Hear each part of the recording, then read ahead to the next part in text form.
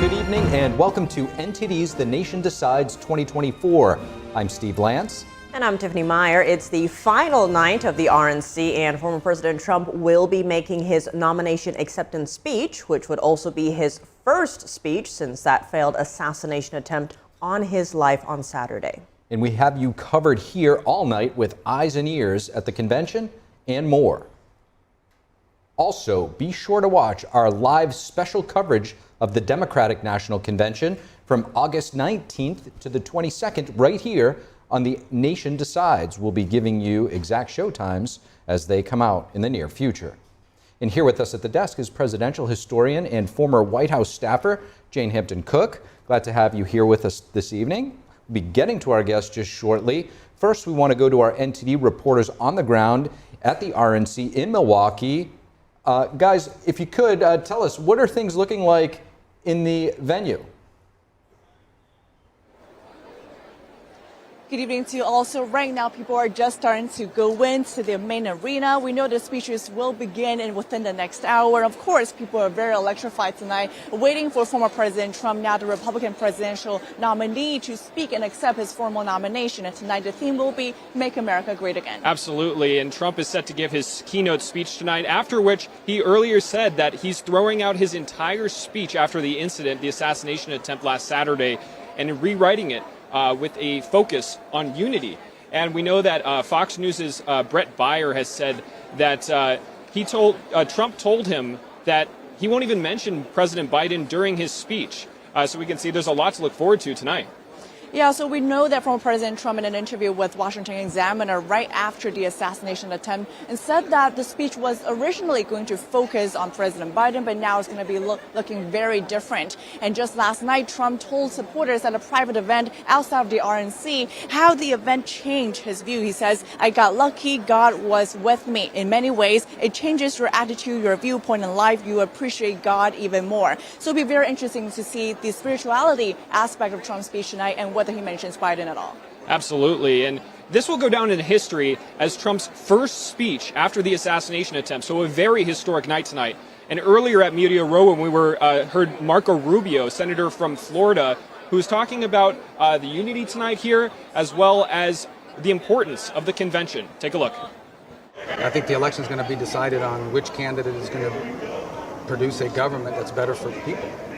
And I think that the issues are, who do you trust to ensure that your paychecks aren't eaten up by higher prices, to keep our country safe, secure our border, things that every American wants. That's what the election will be decided on. That will hold the convention.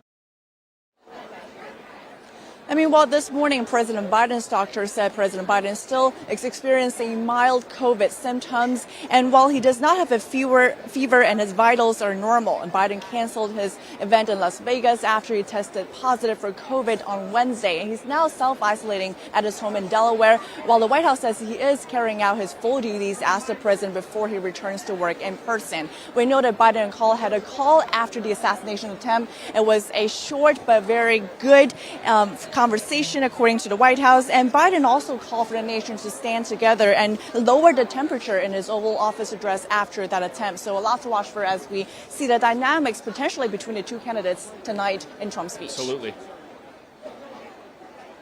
And Jack Bradley, live at the venue, will be checking back in with you both throughout the evening. And let's go now to the Data Hub with NTD's Dave Martin. Dave, what do you have prepared for us?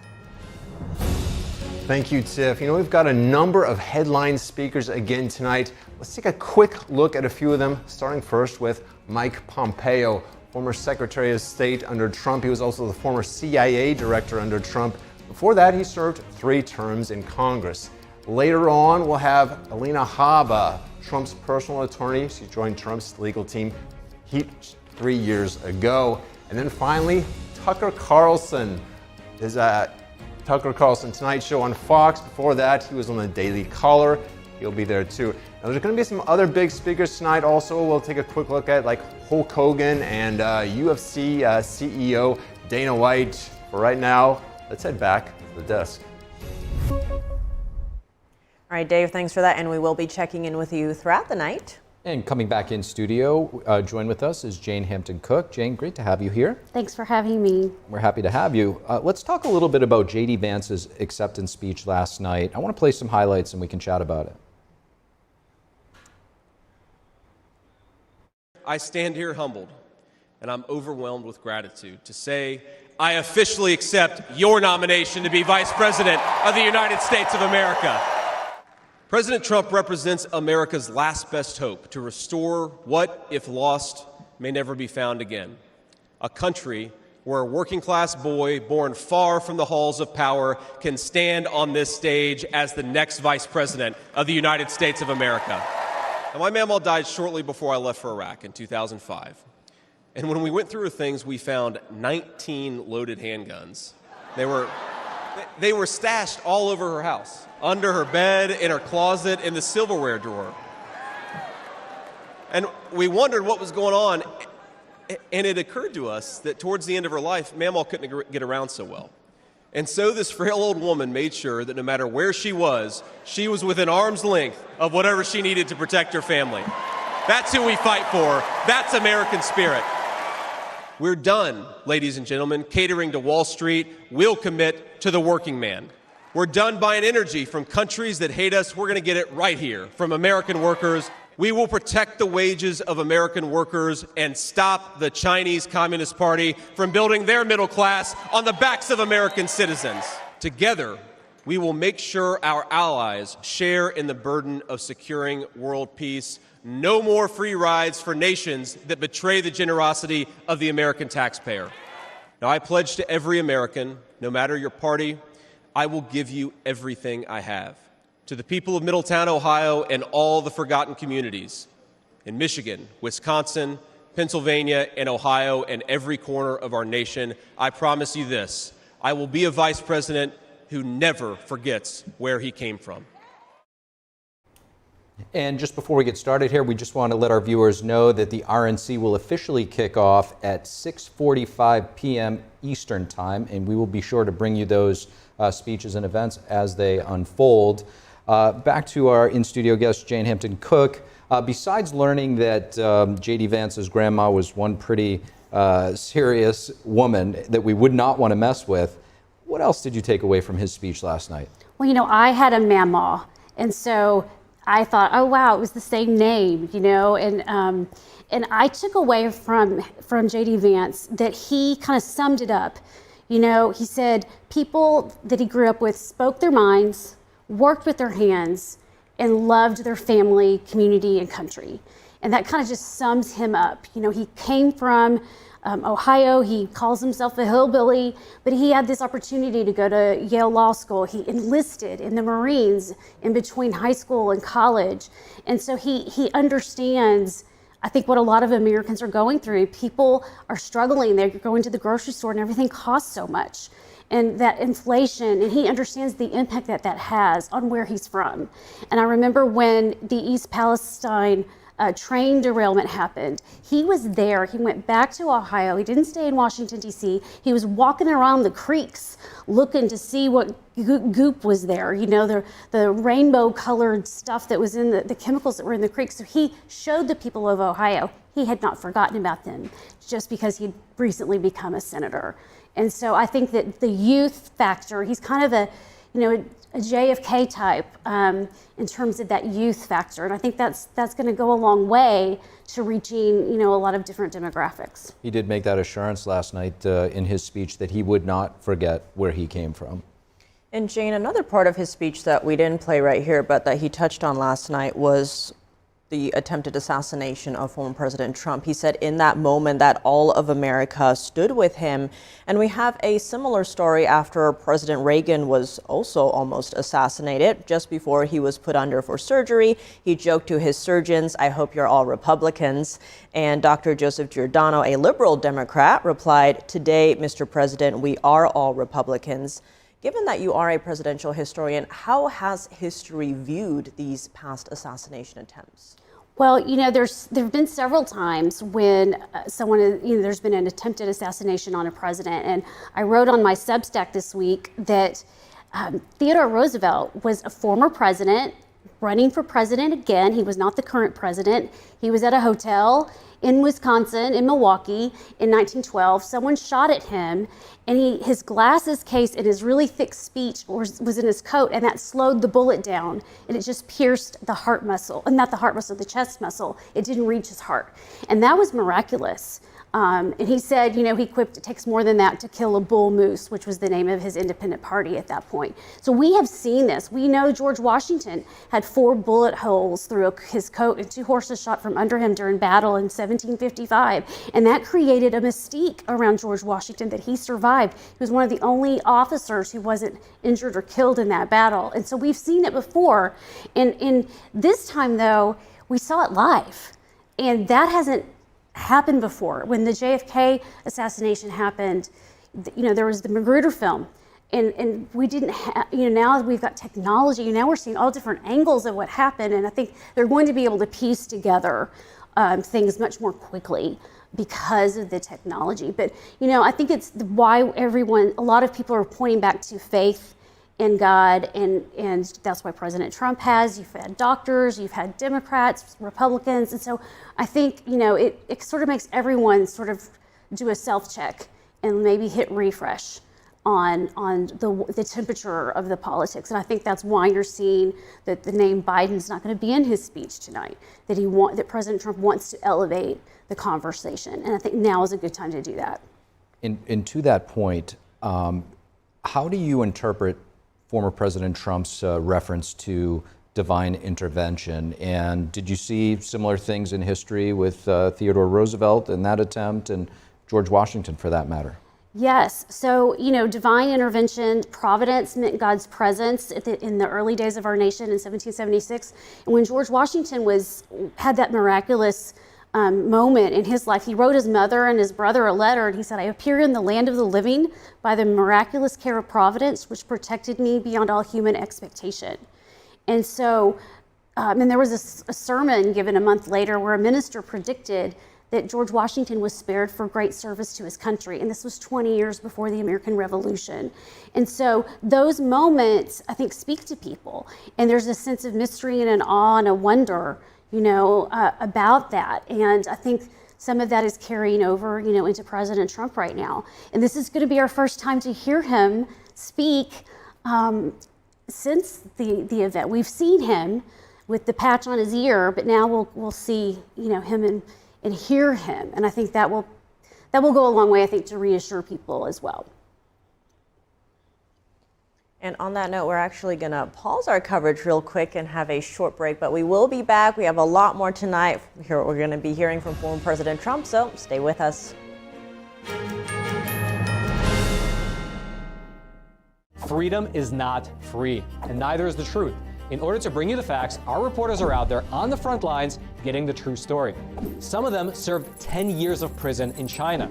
We've been censored on social media. Our Hong Kong printing offices were set on fire, and we've been repeatedly attacked by the Chinese Communist Party. But no matter what, we believe that you deserve the truth, and so we continue to bring the truth to life. Head on over to getepic.com and try honest journalism that is based in truth and tradition. We'd love to have you on board.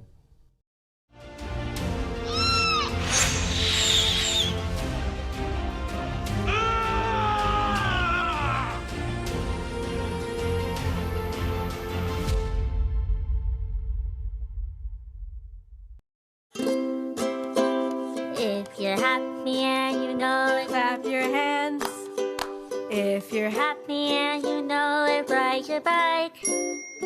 If you're happy and you know it, then your face will surely show it. If you're happy and you know it, smile big and bright. Thousands of kids just like me are happy every day. And it's all because of generous people like you who support Shriners Hospitals for Children every month. All you have to do is call the number on your screen or go online to loveshriners.org right now with your monthly gift. Because of people like you, Shriners Hospitals for Children is able to make an everyday miracle happen for kids like me. If you're happy and you know it, dance around. If you're happy and you know it, play a song.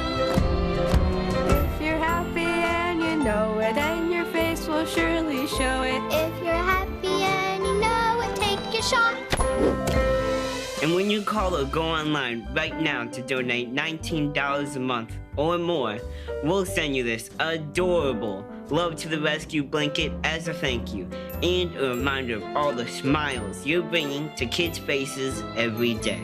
Will today be the day you send your love to the rescue? When you call the number on your screen right now and give as little as $19 a month, just 63 cents a day, you'll be making a life-changing difference for a child, just like Sarah.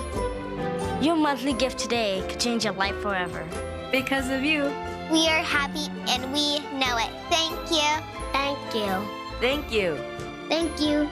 Please call or go online right now to give. If operators are busy, please wait patiently or go to loveshriners.org right away.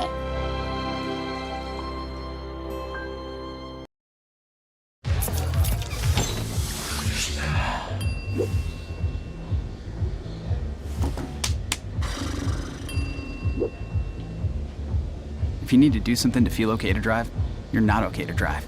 Don't drive buzzed.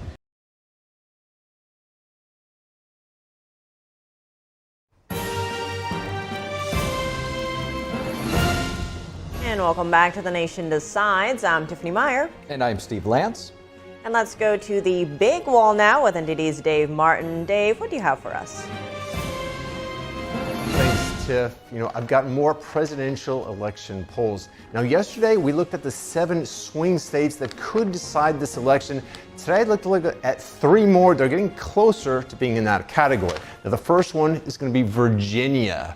13 electoral college votes here. Now, this is a very comfortable Biden win 4 years ago, 10%. But recent polls show that Trump has made up that margin, less than a 1% lead here. Now, this state, Virginia, has gone Democratic each of the last 4 presidential elections.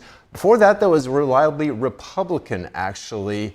A lot of people, though, attribute the shift, though, to people in D.C. commuting from Virginia, and of course, D.C. very heavily Democratic. Let's take a look at the next state, Minnesota, 10 electoral college votes here. This was a semi-comfortable win for Biden 4 years ago at 7%. Recent polls show it down to a 3% lead, though these polls, I shouldn't point out, they were taken a little bit before the presidential debate. Maybe the numbers have slightly changed since then, but this has been a very reliably Democratic state. Not since 1972 when Richard Nixon won, it has a Republican nominee won here, and he's the only Republican to do that over the last 90 years. And finally, let's take a look at New Hampshire. 4 electoral college votes. This is another semi-comfortable Biden win 4 years ago at just over 7%. Recent polls show this is down to a 1% lead. Now, a lot of independent votes here compared to other states, but this state has voted Democratic 6 times out of the last 7 elections. So let's take a quick look at several of these states. And of course, these are polls that are going over a 6 weeks period. So some before the debate, some after the debate. It'll be very interesting to see, how the events of the past week, especially regarding Trump, maybe change these numbers a bit. So Tiff, Steve, I think these are 3 states that we'll continue to watch in the coming days and weeks to come leading up to the election. For now, back to you guys. All right, Dave, with the polls, and let's come back to our guest, Jane Hampton-Cook, and also with us at the desk now, political strategist and national trial attorney with Mills and Edwards, Dante Mills. Good to see you both. Thanks for joining us. Now, tonight's theme, Make America Great Once Again. Jane, what are you looking out for in tonight's convention? Of course, we have Trump's speech, but what else are you looking out for? I think the personal stories that we saw last night with President Trump's granddaughter, I think I'm looking to see if there's something similar that comes out that humanizes him. And I think that really helps an image that sometimes is tarnished in the media and whatnot. And so I think that's what I'm looking for, is the humanizing side of President Trump. And Dante, we've heard that President Trump has said that, former President Trump has said he's not going to go after President Biden as he was initially going to do in his speech. He's really going to focus more on unity and just leave out, I guess, the name calling. But what do you see the Democrats looking out for in tonight's speech? Well, I think the whole nation is looking to see who former President Trump is going to be. Not often do you have an opportunity to reinvent yourself, but in a situation where you have a life-altering event because you were almost killed, people will give you that grace. So if he shows up and says, I'm a different person and here's how, people be willing to accept that? So I think everybody is looking to see if he's going to go back to who he was or if he'll present somebody else. From what I'm hearing, he's been doing a lot of dictation for his own speech, and he wants to make sure it's in his words of how he feels in the moment. He scrapped the speech that he planned to give. So there's going to be change. Now, is that change going to be more of the same, or is it going to be a different view of somebody that's coming out of a very traumatic situation, looking at life a little different? And given what we're seeing right now with the Democratic Party, we're hearing more and more calls for President Biden to step down. He has tested positive for COVID. He's back home to self-isolate. With the convention right now, the Republican convention, it looks like it couldn't be more united. You had Nikki Haley speaking, Ron DeSantis, all these like former Trump rivals, if you will. You also had a lot of former Democrats singing Say the Praises. It was looking quite inclusive. You know, there was all these different people. Where do you see the Democratic Party going right now? What can we expect at the DNC? Well, from what I'm hearing at the DNC, change is coming. It may be tonight if they want to cut into the attention that former President Trump is going to get, or it may be this weekend. But from what I'm hearing, President Biden will announce that he's not going to run again. There's also some dust about who is going to replace him, and I don't think it's who we believe or who we naturally think should do it, which is Vice President Kamala Harris. They've been recruiting somebody to fill that spot, and I hear that person is very, very close to accepting that bid, and it will really shake up the election. So I think there could be some excitement coming from the DNC. They need it. They are really in chaos right now, and they need somebody that can excite everybody. And I think we're on the verge of that. It's going to be a busy weekend politically. On that note, Jane, it seems every day we're having another historic moment, a historic, unprecedented development. How are you viewing all of this, given that you are a presidential historian? Well, you know, sometimes there's years go by, nothing really happens, and then all of a sudden we've had a debate that made a difference, and we've not seen that in a very long time. You know, and I've been thinking a lot about how, you know, what could be a good solution for the Democrats. I've wondered, well, you know, could Kamala Harris become president now and then have a more open convention and do a competitive, you know, bid at the convention? I've wondered if that would be a way to kind of help unite the Democrats and kind of get through some tricky waters there. But, you know, we are living history, and just the past 3.5 weeks have just been multiple things have happened that we just didn't expect when this race started. Yeah, and it's interesting because I don't think you can go election cycles without a shakeup where it's kind of pro forma. And the debate did bring some change here, but it wasn't because of somebody's political views or their platform. It was because America had an opportunity to see President Biden for an extended period of time and recognize that there are some issues there. I think the Democratic Party and specifically the people close to President Biden has understood that there have been some issues for a while, and they hoped that he can contain it and hide it until as long as possible. I think that's what put them in this tough position, because he didn't make it quite far enough to the next election, but he made it past the beginning of that primary cycle where they would have put other Democrats up to see who the nation preferred to represent them. So we're kind of in this weird middle ground where they're going to be forced to make a choice, and we'll see what that option is. And Dante, to that point, there's this notion out there that the Democrats have essentially waved the white flag on the presidential race, and that this shift to try to get Biden to drop out is more about the down ballot races in the House of Representatives. What are your thoughts on that? Do you think there's some truth to it? I don't think they have. I think there's a candidate that's out there that they are trying to convince that will put them in, give them an opportunity to win. It has to be done carefully because we haven't seen anything like this. Do they have to have the name recognition? You have to have the name recognition. So this is just, I've had a lot of conversations today with people within the party. Just my opinion, I will tell you that the perfect candidate for this upcoming presidential cycle would be Michelle Obama. She has the name recognition. She has a force in place. They have people that will rally around them because of former President Barack Obama. He still has his network that's available in a lot of key states that will galvanize and really hit the ground running. She has her own, in her own right, she has her experience. She's a very well-educated person. She's been around enough. And you don't need somebody that's been in politics long. Look at former President Trump, who came in without any political history.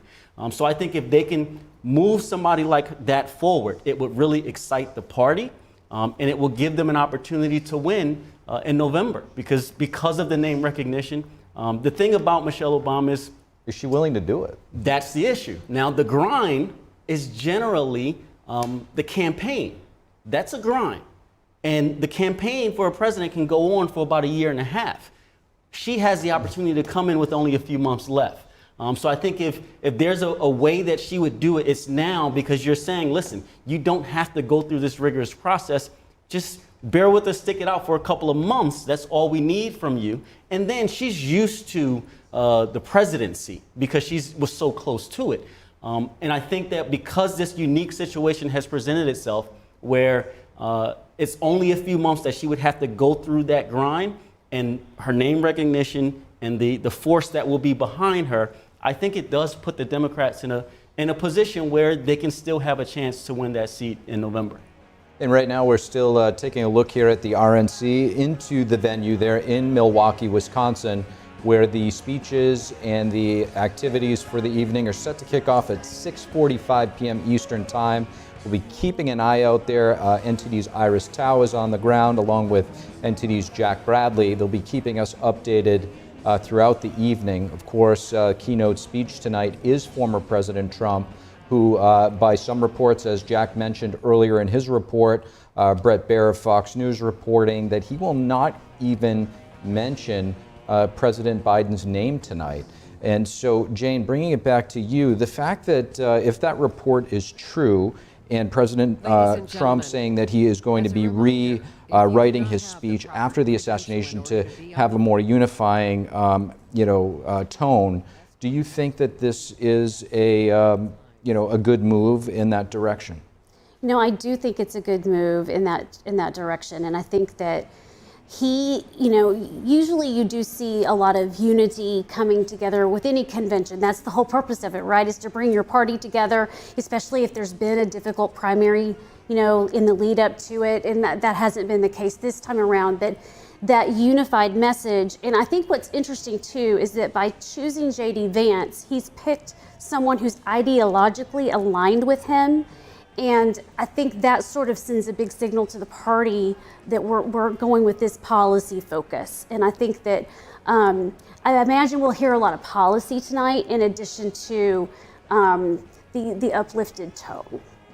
On that note of J.D. Vance, how does he compare to Vice President Mike Pence, besides the name on the sign? But what does he bring? Yeah, because know, right? for instance, with Mike Pence, many were saying, oh, Trump really needed him to reach the evangelicals, a massive vote, right? But now it almost seems like the opposite, where J.D. Vance is really going after these battleground states, more Rust Belt, maybe more Democrats potentially. But how do you see that difference? No, I do think there's a difference. You're right that Mike Pence brought in the evangelical vote. He also had been a former governor. And so that gravitas, with especially back then, President Trump was the outsider to politics altogether. So there was kind of this steady hand. And again, it was sort of also a signal to the party that I'm breaking down some doors here, but I've also got my conservative friend, as my VP. And then with J.D. Vance, you have, I think, a really strong focus on that Rust Belt and that Western Pennsylvania and in Michigan, and it's that outreach. And now that he has a vice presidential running mate, that's the person that can become the attack dog. We've only really seen President Trump do that. And it could be that the shift in tone is that President Trump's going to be more uniting, uplifting, and then maybe J.D. Vance fills in the attack dog later down in the election. And so that could be what we see as a shift here, especially tonight, but maybe even moving forward. They're in a different, Donald Trump is in a different position when he was running for president the first time and this time. He needed, I think, Mike Pence to solidify that. Dante, we're going to come right back to in studio in a moment. Right now, NTD's Jack Bradley is on site with an interview waiting for us. Jack, who do you have? Hey, yeah, we're here at the RNC. I'm joined by Congresswoman Michelle Steele from the great state of California. And Michelle, Congresswoman Steele, what do you expect to see tonight with this electric crowd? You know what, it's an amazing convention because since 1996, this is my 8th convention. This is, I think, best one. We are totally united and we have a very strong feelings that, you know, we're gonna take back the White House. And tonight is the most exciting night because, you know what, everybody's united. I've never seen like this because a lot of volunteers and a lot of those delegates, and they're very much opinionated. But this time I didn't see it. They love Vice President Pig, they love Trump, and this is the night that, you know, we're gonna have very exciting. There are a lot of new delegates, like you said. What does that say about the America First approach that the Republican Party is transitioning to? You know what, we always said, you know, America first, but we're always working with the allies too. America first means that we have to have a strong defense. America first means that we work with the allies. America first means we defend our allies and work together. So this is the perfect platform we have, and we all working together. And this has nothing to do with like fighting. This is the unity, and this is the perfect convention. And I am just so excited. This is the best ever. And as far as the Trump's VP pick, any words about the reactions on Senator J.D. Vance of Ohio? You know what, he's young, dynamic, and how can you choose better than J.D. Vance? And he says that the Chinese regime is the #1 threat to the U.S. Thoughts on that? You know what, we all agree because I've been studying and I've been on, you know, Select Committee on China, Executive Commission on China. China is the biggest threat, not just the United States, but the whole world. African countries, you name it, Indo-Pacific, South Americans. They've been spread so much. We are the one who can stop it. Congresswoman Michelle Steele, thank you so much. Thank you so much. All right, back to you guys. Jack Bradley on the floor at the RNC with Congresswoman Michelle Steele of California. Bring it back in studio. Dante, just to get your thoughts on J.D. Vance's speech last night. Obviously, much of what he was saying are targeting the Rust Belt voters. What do you think the Democrats' counter is? I mean, everybody's fighting for those votes. What is the counter to what he was saying? I don't agree that J.D. Vance is there to bring that Rust Belt. If you look at the vote in Ohio, when he won his seat in the Senate, it wasn't by a large margin. He's not somebody that the Rust Belt is kind of behind and, you know, is their guy. That's not him.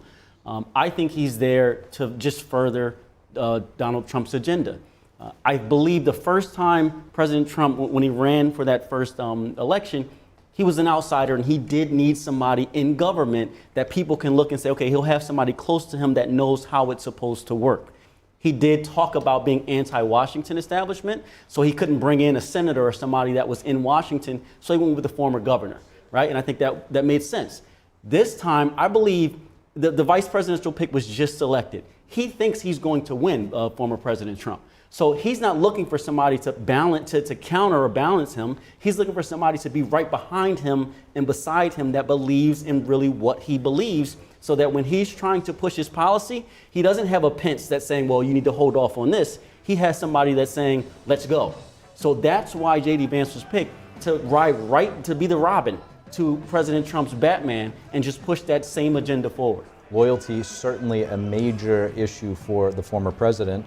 And that was highlighted in J.D. Vance's speech last night, that he would be loyal to President Trump for entrusting him with the role that he was selected for. With that said, we'll be back after a very short break with more of our special coverage of the 2024 Republican National Convention. Stick around.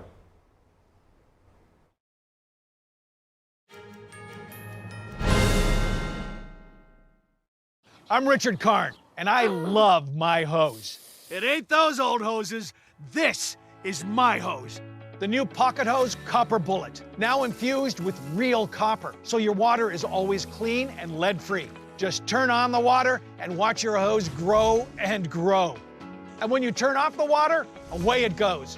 Our new inner tube uses 3 layers of high-strength latex on the inside. Then it's wrapped in a new polymer filament jacket, 3 times stronger than the other hoses. But my favorite part of our new hose build, the oversized, easy-to-grip fittings. Get the super light 25-foot pocket hose Copper Bullet today for only $29.99. But wait, call now and get our copper spray nozzle with our exclusive thumb drive free. This is an exclusive release of our newest pocket hose. Order now. Call 1-800-960-8919. That's 1-800-960-8919 or visit copperbullet.hose.com. Order now.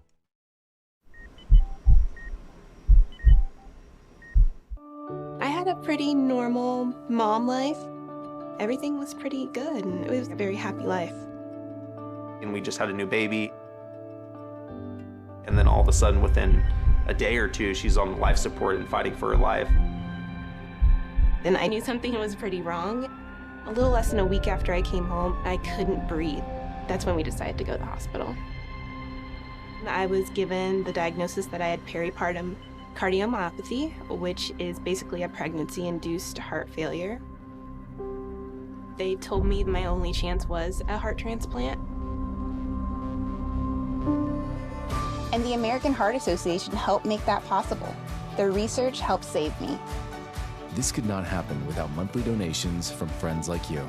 Your sustained support helps fund life-saving research that leads to medical breakthroughs, like those that gave Jen a second chance at life.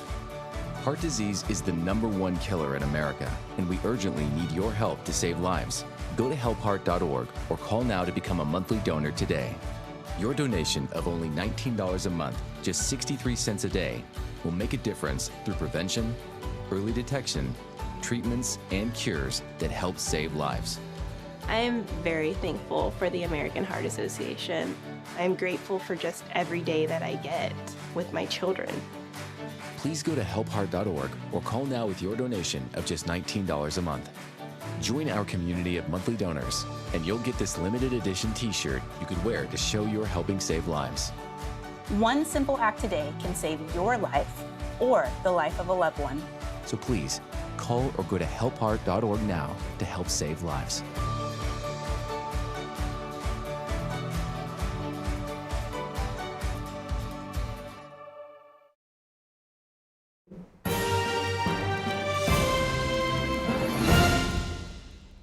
And welcome back to The Nation Decides on NTD News. I'm Steve Daines. And I'm Tiffany Meier. And back to our in-studio panel where we have Jane Hampton-Cook and Dante Mills. Guys, I want to get your thoughts, Jane. How has the Republican Party evolved and changed over the years to the one that we're seeing right now?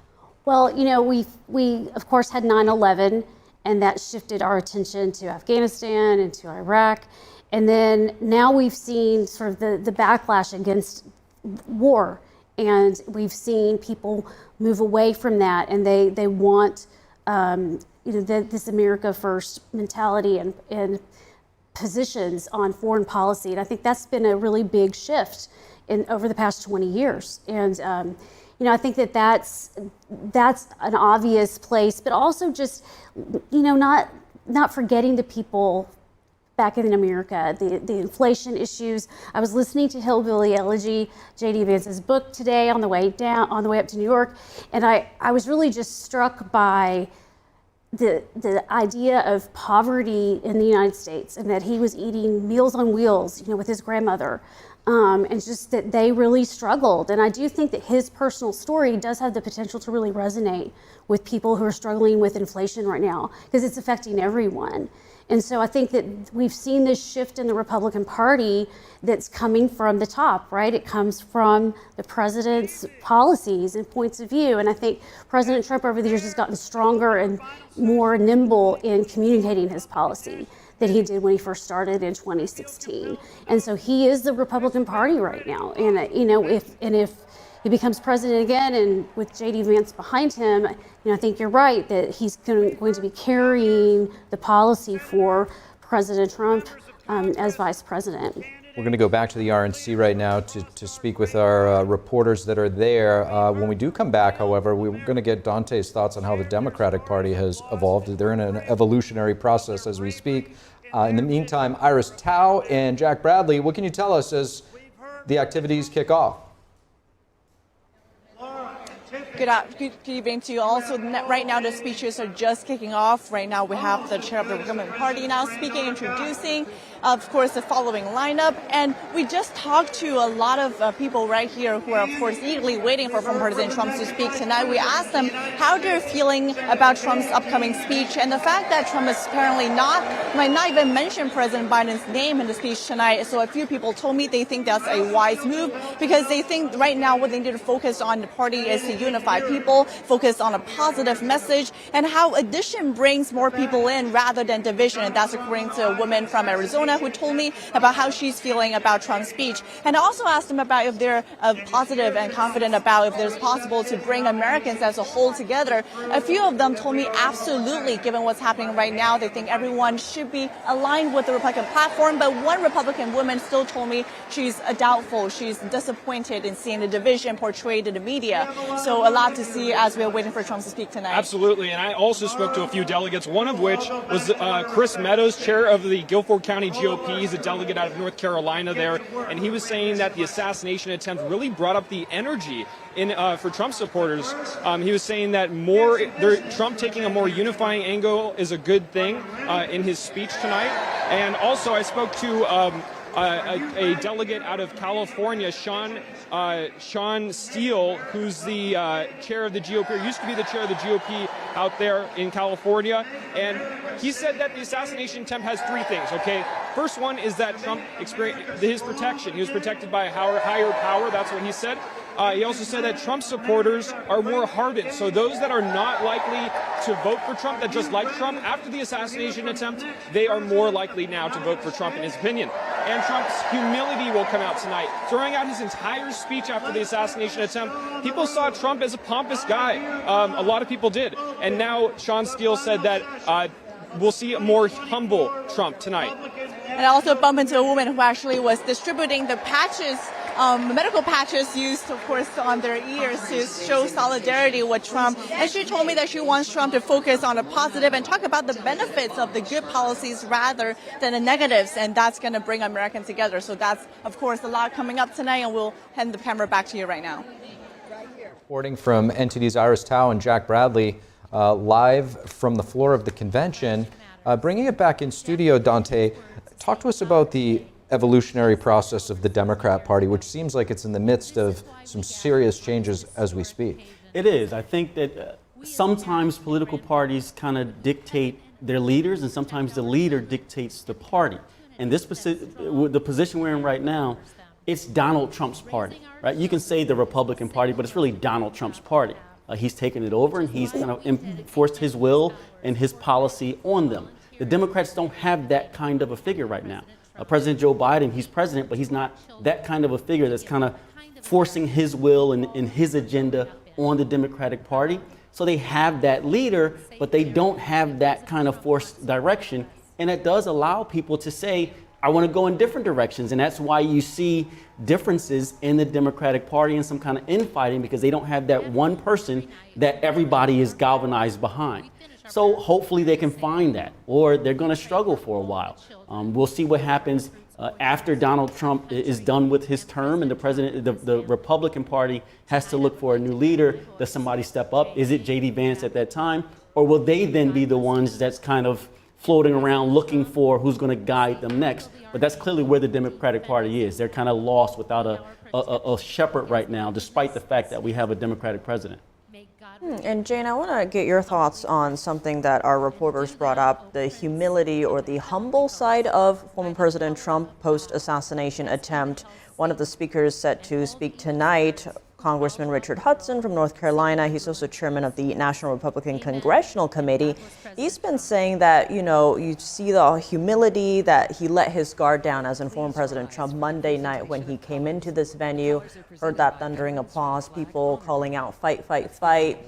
just so happy to see their president still alive. We would be having a very different conversation right now. But given that, how do you view that, the humility, if you will?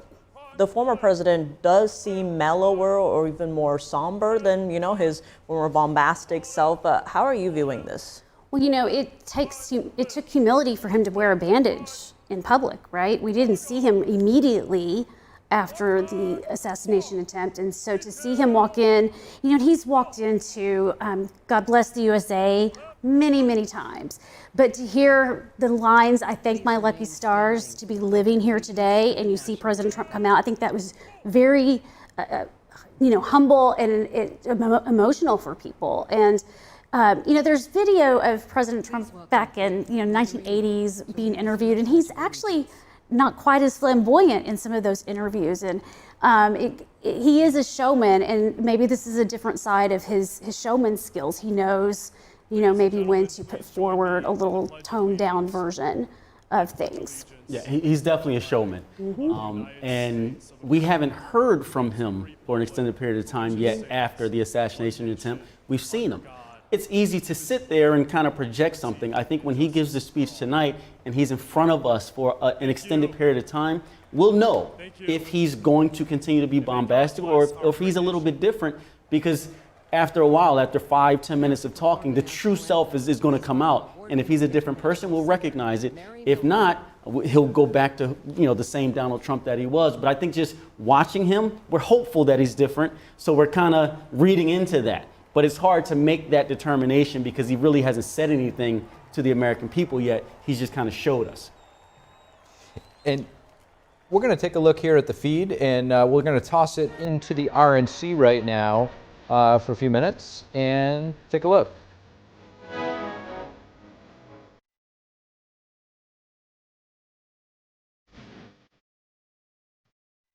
Oh, say, can you see?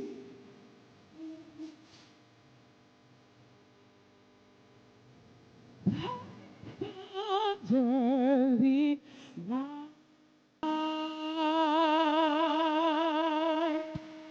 it's so perfectly breathing.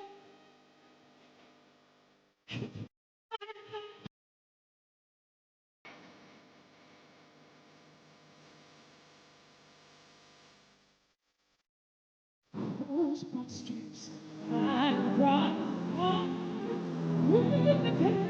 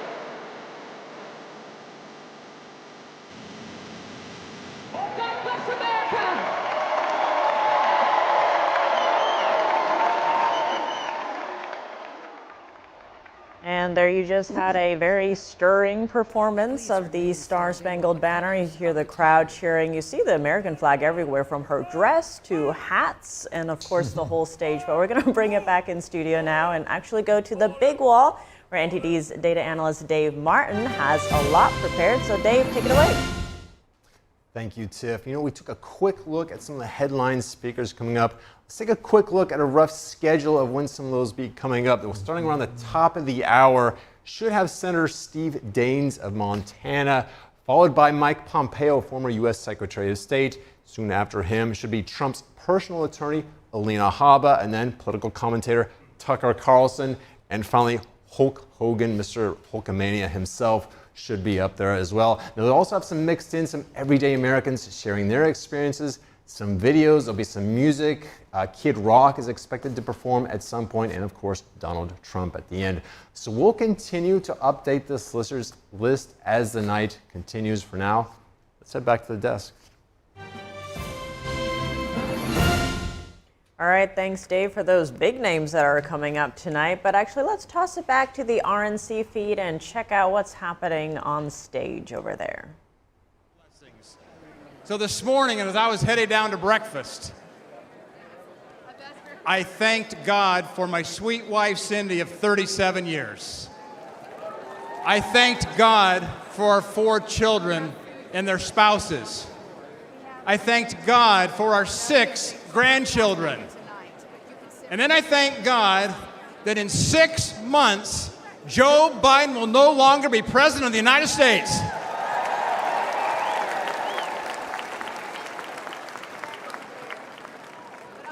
Now think about this moment we're in here this evening. It was just 5 days ago. We were a quarter-inch away from having a memorial service instead of a nominating convention. And we thank God here tonight for protecting President Trump. But we have important work to do, because going forward, we must fight, fight, fight. And I will tell you, as chairman of the National Republican Senatorial Committee, I'm working with President Trump to win the Senate majority and to fire Chuck Schumer.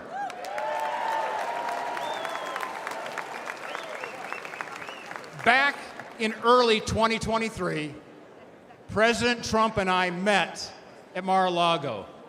We agreed our highest priority is electing an America First Senate majority that has his back. Senators that will stand with President Trump. And tonight, I want to speak directly to the voters of West Virginia, of Montana, of Ohio, of Pennsylvania, of Nevada, of Michigan, Wisconsin, Arizona, Virginia, and New Mexico. And here's why. Because your Democrat senators are lying to you. Look, they talk like moderates, but they vote like radicals. You know, they say they're with you, but they vote with Joe Biden. Never forget, these liberal senators voted to impeach President Trump twice. And I will tell you, an America First majority will stand with President Trump. These liberal senators allowed millions of illegal immigrants into our country. An America First majority will secure the border, and we're going to build the wall.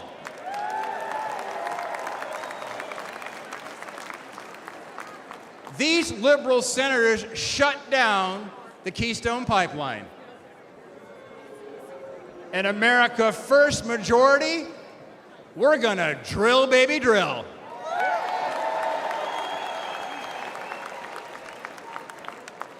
These liberal senators want to take away your Second Amendment rights.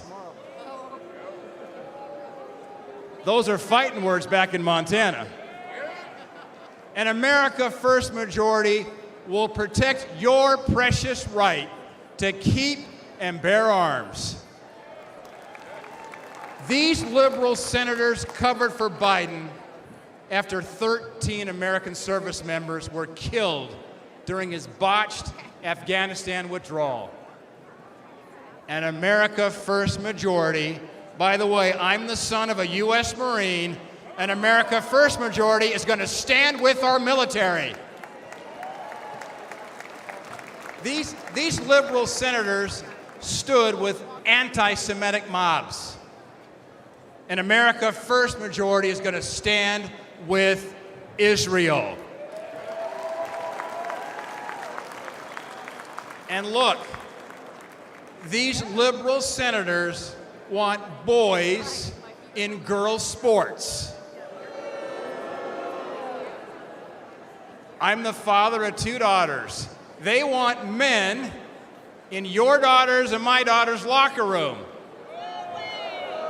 And you know, they can't even define what a woman is. But let me tell you something. Back in Montana, we know the difference between a bull and a cow.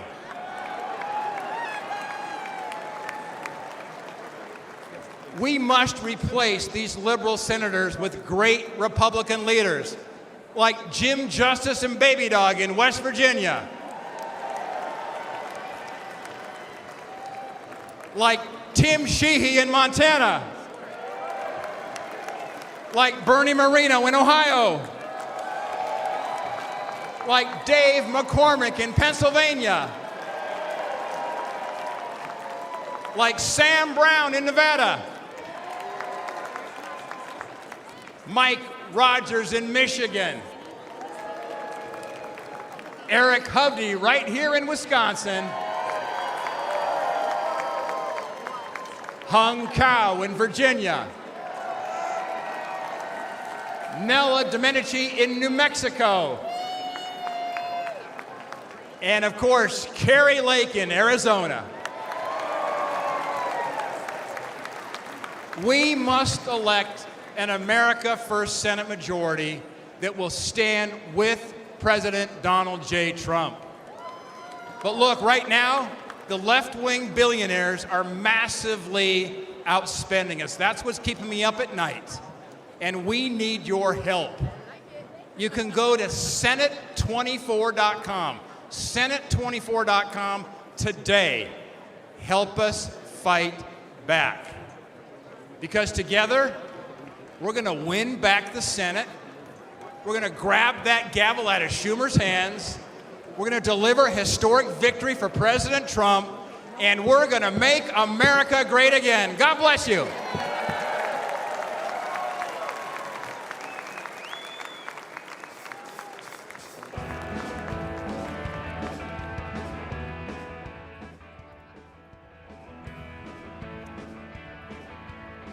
And we'll be coming back to the RNC convention in just moments. Right now, we're going to take a short break and be right back.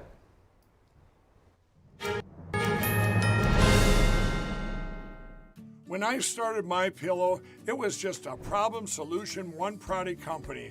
Well, since then, with the help of my dedicated employees, we now have hundreds of products, some you might not even know about. To get the word out, we're having a $25 extravaganza. 2-pack multi-use MyPillows, $25. MyPillow sandals, $25. And for the first time ever, our 6-pack towel sets, you guessed it, just $25. Our brand new 4-pack dish towels, $25. And I've never done this before. Premium MyPillows with all new Giza fabric, any size, any loft level, even king size for only $25. And there's so much more. So go to MyPillow.com or call the number on your screen. Use your promo code for our $25 extravaganza.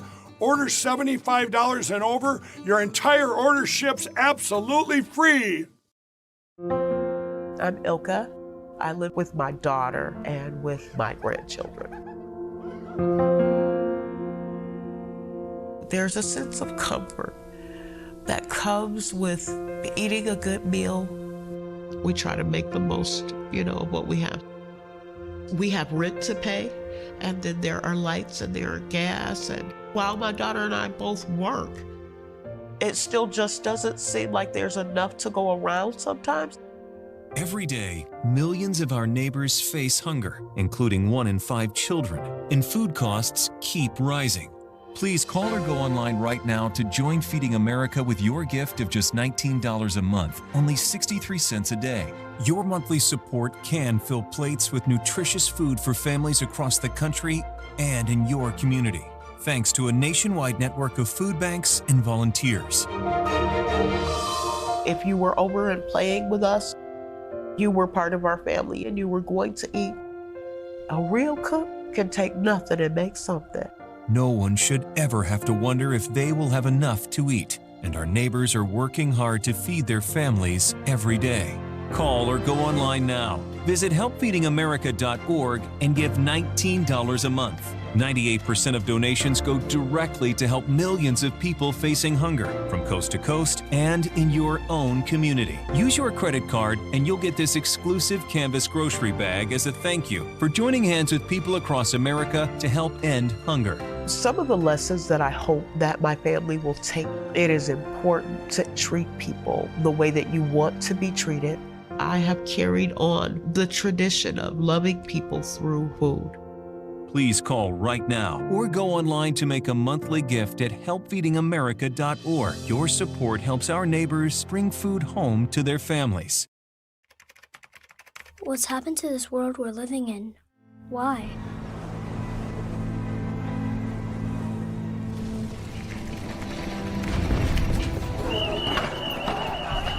For the 4 years he has been on this earth, he has known nothing but war. Wherever I go, the things I see, I just want to turn away.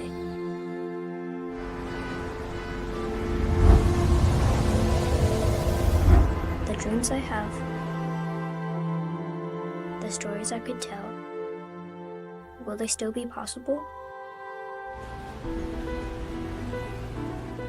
This year, more than ever, I need a brand new world, a clean world.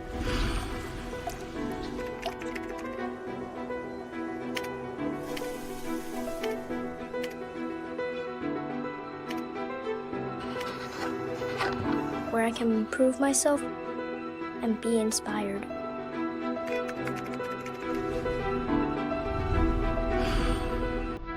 My stage can be anywhere and everywhere. But it begins here.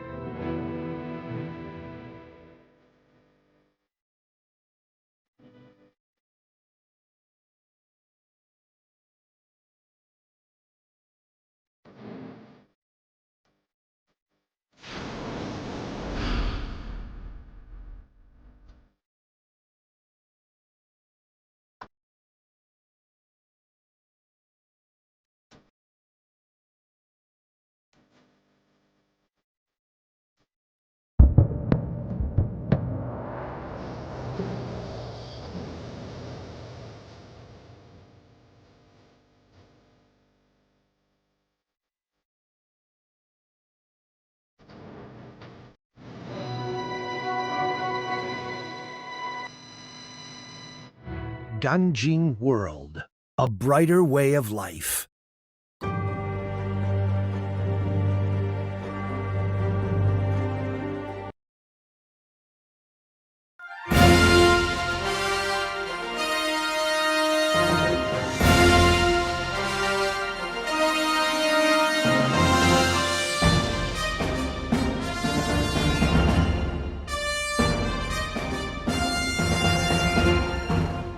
And we're back with our special coverage of The Nation Decides 2024. It is night 4 of the RNC, the final night. We're just getting started over there, but the big focus tonight will be on the speech by former President Trump. He said he's thrown it out, he's rewritten it, it's going to be focused on unity. He said he's not going to mention President Biden by name, so we'll be watching out for that. But now let's bring it back in studio here. We have our guest, Dante Mills and Jane Hampton Cook. Great to have you both with us. Now, we were talking earlier about how the two parties are changing. And on that note, how do you see more broadly the whole nation? We've heard a lot recently with people just bashing the media for really dividing America, but saying that actually America's a lot more united than the media paints us. It's maybe not so left and right. There's a lot of topics, a lot of issues, a lot of values that both sides agree on.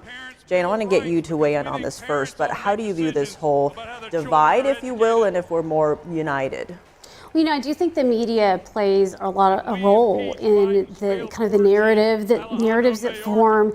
And then when people maybe have a chance to talk to each other, sometimes they can get to the things that they have in common.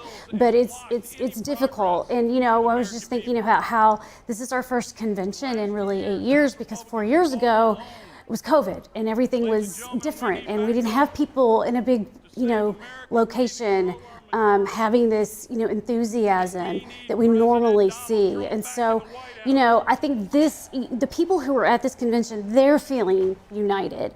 And I think they will go out and carry that back with them to their homes. And, people are watching things on podcasts now, and the media has really shifted. And so I think there's a lot of incoming that is different than it used to be. There's just there's a sort of a parallel economy, in a sense, that's built up. And I think people can kind of get to that unity and having those conversations through those kinds of means. I mean, the truth of the matter is most of us live in the middle, but that's just not exciting, right? You're not going to run a news story on, hey, everybody agrees on this, right? That's just not going to make the news. So the news is going to focus on the extremes. And it seems that when you highlight that, you do bring some people that were initially in the middle to an extreme. So yes, the media can add to that extreme list, but they are just picking up what's out there and what people kind of want to hear and looking for stories. So I think if we understand that we are one nation, most people just want to be happy, be able to feed their families, be able to take care of their children. That's the basics of who we are. Right? Treat people how you want to be treated. If we just live by that and accept that most people want that, then we can figure out some of the fringe stuff and try and keep people from going too overboard with those kind of policies. We're going to disagree on certain things because you have a country that's a melting pot, right? And we're from sea to shining sea. The East Coast is going to vary from the West. The middle is going to be different. But if we just have that fundamental belief that we just want to be safe, we want to be able to make money to feed our family, and know that we can take care of them, I think it'll just go a long way. And Trump has the opportunity to kind of make that the focus of his party and his platform right now. And to your point, Dante, the assassination attempt on former President Trump, it's obviously looming large in the backdrop of this convention. We know that it's likely going to motivate, it's been a bit of a rallying cry for the Republican Party. But for the Democrats, where do you see, because the whole discussion of voter turnout is going to be a major issue here. What do you see the Democrats rallying behind? Is it going to be this potential new nominee? Or if President Biden were to stay in the race, is there something else the Democrats can get behind? No. If President Biden stays in the race, nobody is going to be excited to get off of their couch and go stand in line to vote. It's just not going to happen. They have an opportunity if and when President Biden says he's not going to run again, and if they fill that spot with somebody that is exciting, they have an opportunity to get people motivated. But as of right now, it's just not going to happen. We know former President Trump, he has people that will ride with him no matter what. And that list is even bigger now because of that assassination attempt. People are going to get out and vote for him. Biden does not have that. So the Democratic Party is in trouble because they don't. And their one opportunity is to bring in a fresh candidate. It's going to be tough because they don't have a lot of time. So it has to be somebody that will already walk into that room exciting people because they don't have time to build up excitement. And I don't know how many people can do that other than, what we talked about earlier. So Jane, when it comes to putting this assassination attempt into a historical context, there are certain few people in somewhat recent history, we think of Ronald Reagan, but there's actually been a lot of American presidents that have had attempts on their life. Could you sort of refresh our memory? Well, sure. So Andrew Jackson was president. He was walking with the cane. He was in the Capitol, and a man took out his Derringer and shot at him, and it misfired.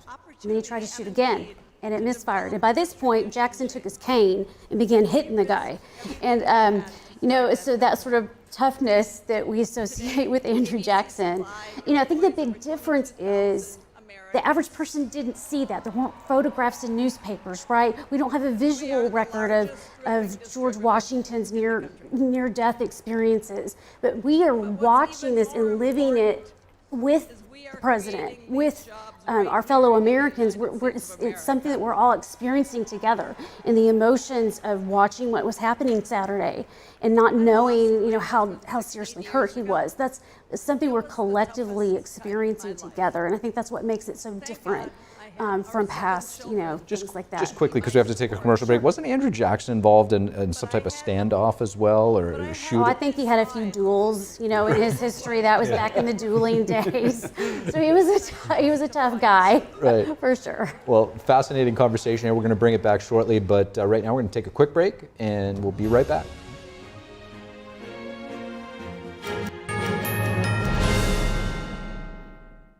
Shen Yun Creations, the streaming platform from Shen Yun, featuring world-class dance, past programs, and all original music.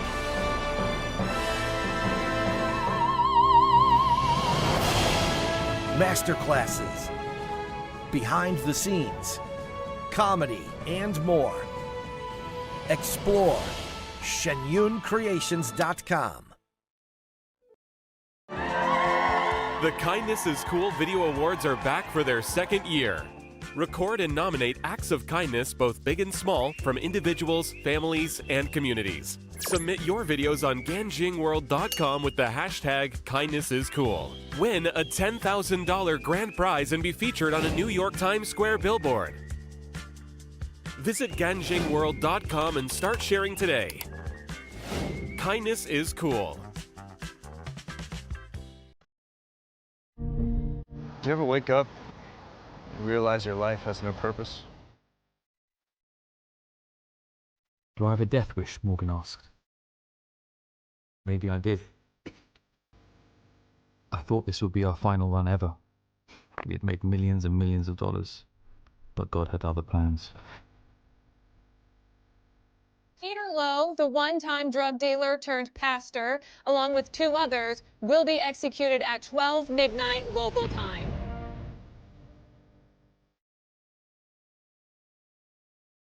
The next day, something strange happened. Someone came up to me and gave me this flyer about Jesus.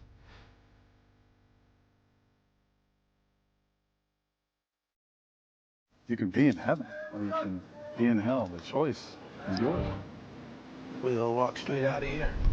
Pretend to be the media. This pathetic maggot got caught trying to escape my prison. Nobody escapes my prison.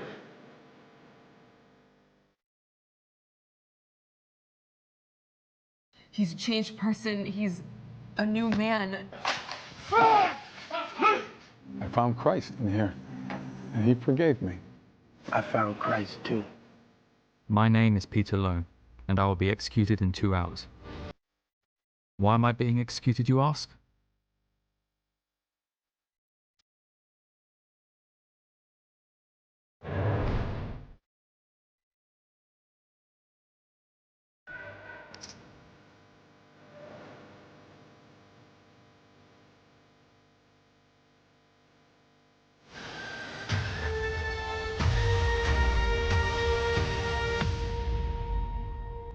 Jesus is for free, and salvation is a gift.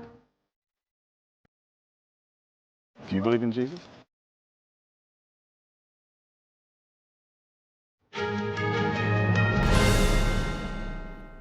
And welcome back to NTD's The Nation Decides 2024. I'm Tiffany Meier. And I'm Steve Lance. And be sure to also watch our live special coverage of the Democratic National Convention from August 19th through the 22nd right here on The Nation Decides. We'll be giving you the exact show times in the near future. But for right now, let's go check in with NTD's Dave Martin over at the Data Hub. Dave, what do you have for us?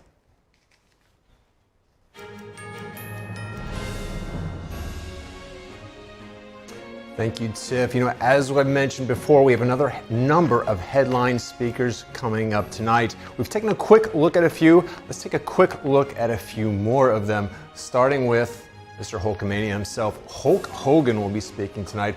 Former WWE, WCW wrestler, also starred in the reality series Hogan Knows Best about his family. He's also been in a number of movies.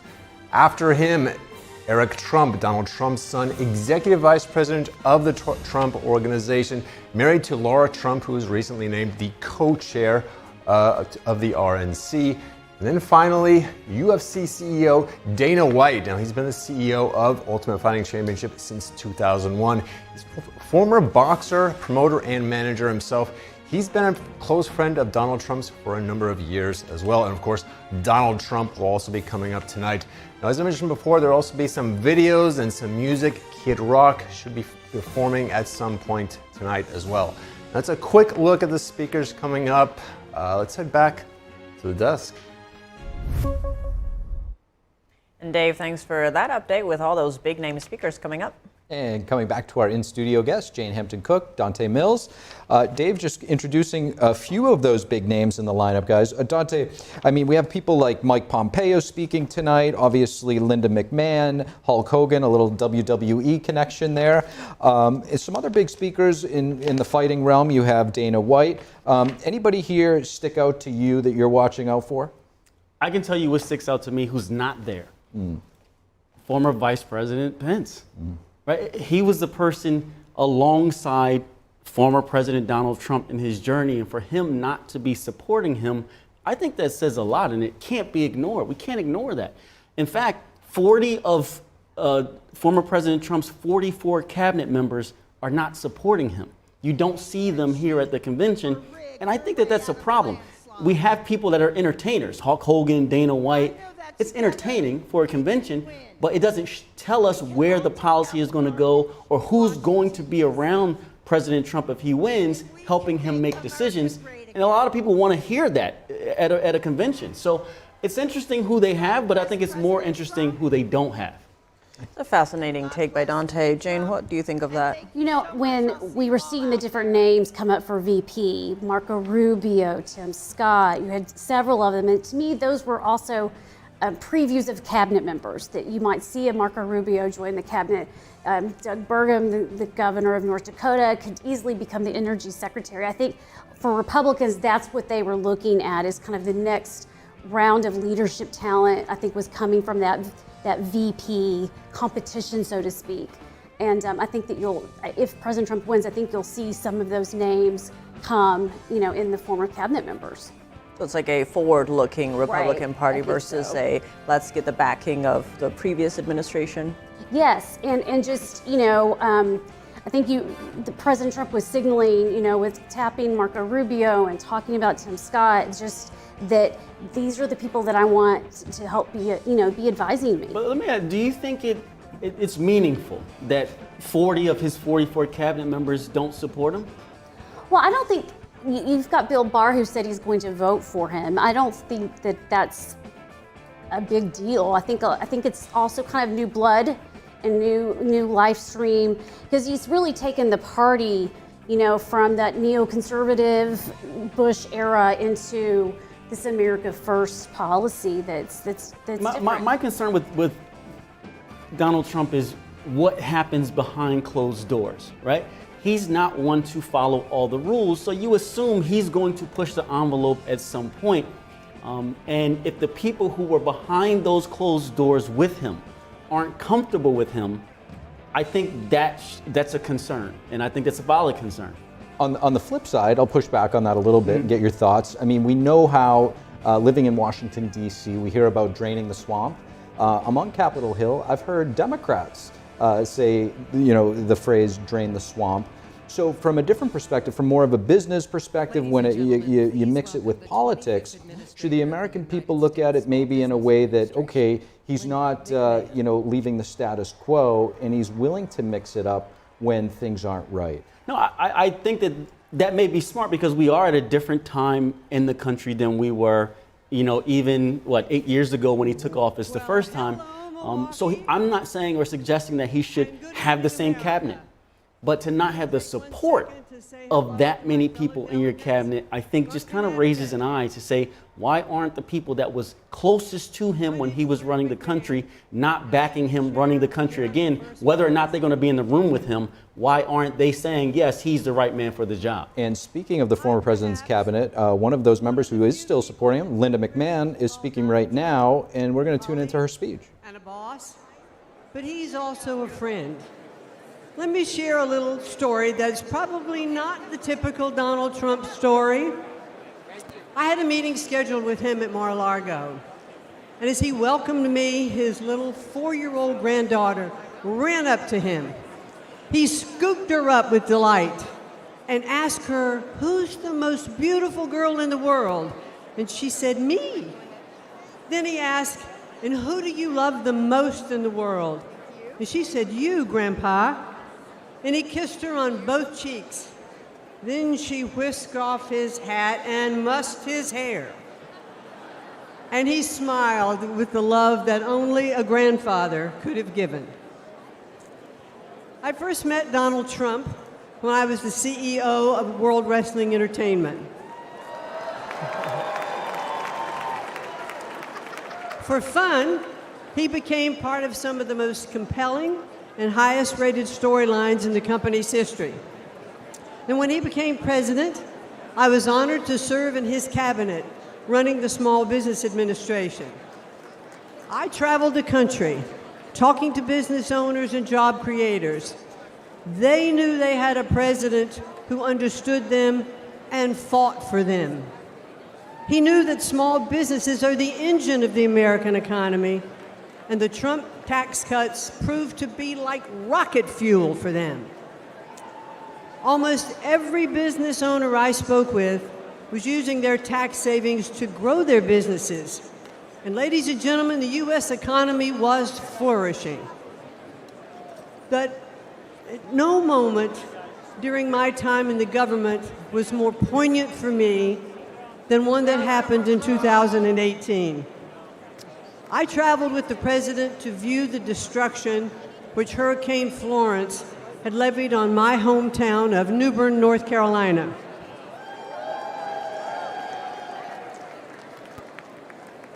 I stepped off of Air Force One and walked side by side with the President of the United States through the hangar where my father had been a shop foreman and my mom had been a budget analyst. I watched Donald Trump walk through neighborhoods of my childhood, comforting those who had suffered such great damages. Because he was a builder, he talked to them about what it would take to rebuild, what kind of materials they should use. And he didn't just show a personal interest, he was one of them. But now Joe Biden and the Democrats want to penalize small businesses again by hiking their taxes. But when he's reelected, Donald Trump will make those tax cuts permanent. And he will also offer new tax cuts like no taxes on tips. Instead of taxing American companies, Donald Trump put tariffs on China that raised billions of dollars and protected American industries. And if reelected, he'll do it again. President Trump is a job creator and the best friend American workers have ever had in the White House. He is a champion of the forgotten men and women as I have experienced firsthand. But the media doesn't like to acknowledge that very often. Donald Trump is not only a fighter, ladies and gentlemen, he is a good man.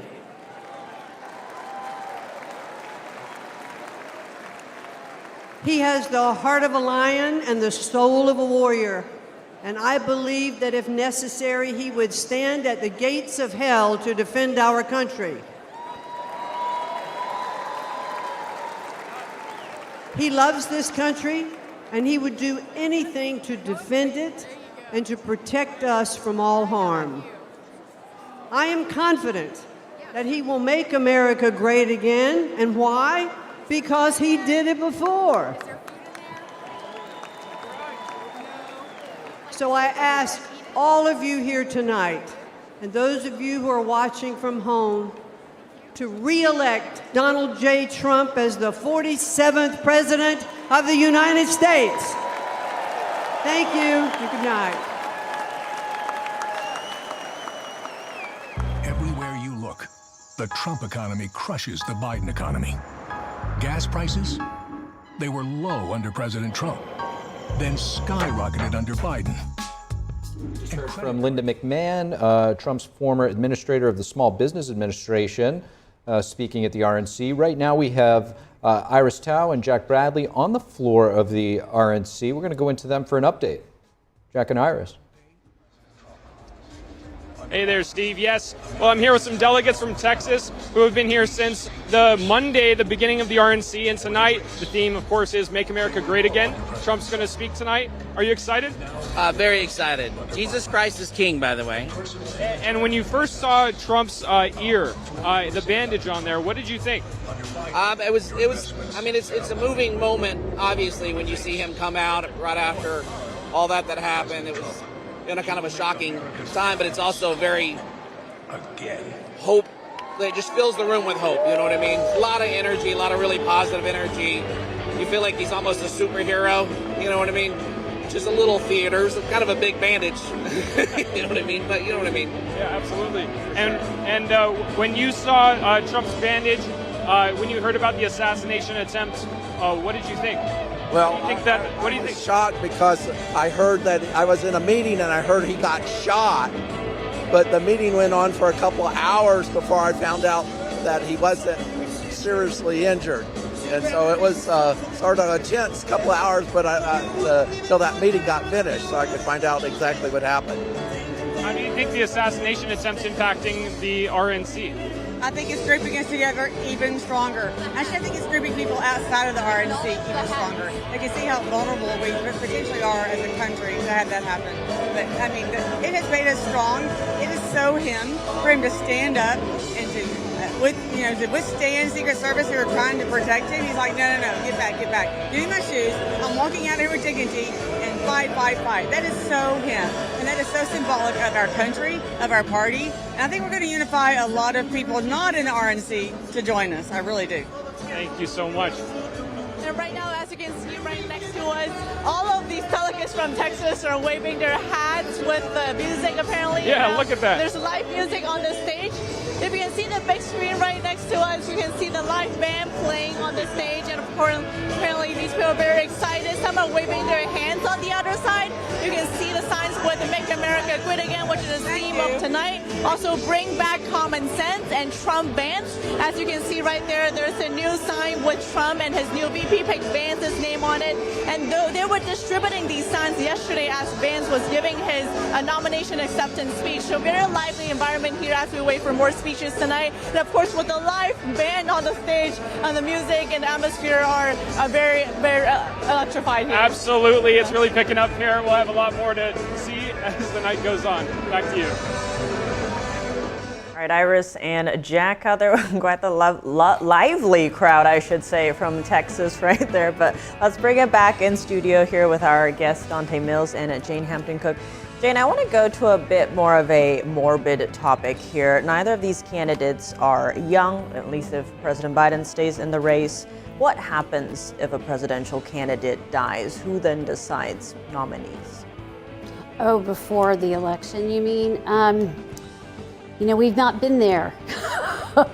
I think it would probably be an issue for the party, and it would, yeah, that would create a lot of chaos if either side, experienced that. I mean, we would be in a very different position today if the assassination attempt had gone the other direction. And I think we've seen Americans express concern, for President Trump. And with President Biden's recent diagnosis of COVID and just his health, and people were concerned about him after that debate, just genuinely concerned about him. And it is a fact, that we obviously know that the vice president steps into the presidency if that happens, but we've not had a major presidential candidate die before an election. And so that is a morbid topic, but it's something that I'm sure that's crossed everybody's mind, in the past week. What would we do in that situation?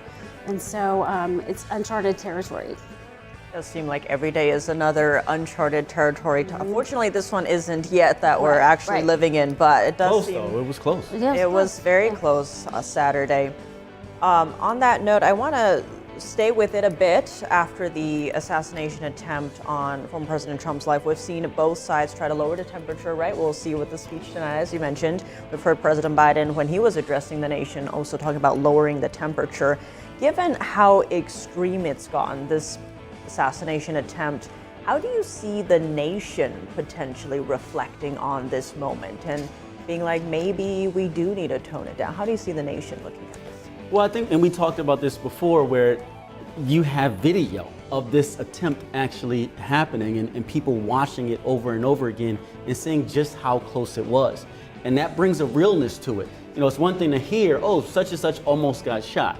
That's traumatic. But when you see it, you will hope that people understand that we cannot be anywhere near there, any kind of level of violence that matches that moving forward.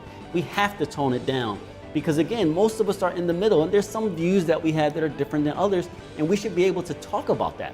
Disagree, maybe argue about it, maybe somebody gets a curse word or something like that, but then you move on and understand that we just want to be happy, right? And it should not ever escalate to a point where we have violence. I do, though, want to just go back to what we just watched at the convention with Linda McMahon with the Small Business Administration, because I think that's also important. And that's the strength of former President Trump's platform is economics. And I think that she did a phenomenal job in that role. I think small business, when former President Trump was in office, was really booming. And it allowed for more hirings to happen, for expansion and growth in that small business platform. So one of the ways that you counter that kind of rhetoric is by making people happy, right? Putting money in their pocket. So I think the two have to go hand in hand. If you make the economy better, if you take away some of that fear, I think people are less likely to go and be dramatic and extreme. So I think one way that you counter that is by pushing policies that will make everyday lives better for people and they can remain in the neutral. Please welcome the 70th. On that note, kind of to counter it, how do you see the Democratic Party tackling that, right? We're hearing all these surveys coming out potentially, or polls, and all these different... Actually, sorry, well, let's go back to the RNC because Mike Pompeo is taking the stage. We'll leave the economy for later, but let's tune in. Good evening, my fellow Americans. It's great to be with you. A special shout out to Kansas over there, my good friends from Kansas. I had the incredible privilege to serve as President Trump's CIA director and Secretary of State.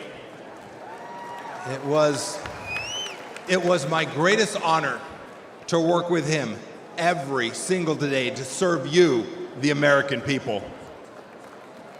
Now you all are paying attention, so you know what the Trump administration achieved, but it's worth going through a few of these accomplishments. Let's start with this. There were no new American wars.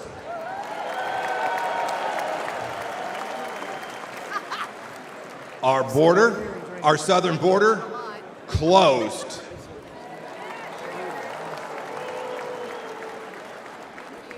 It may seem like a long time ago, but when we took office, there were people's heads being cut off at the beaches.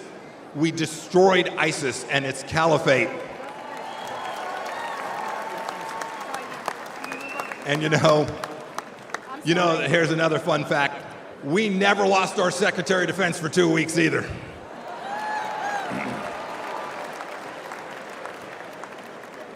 You'll remember, for those 4 years, the evil of Vladimir Putin was held at bay.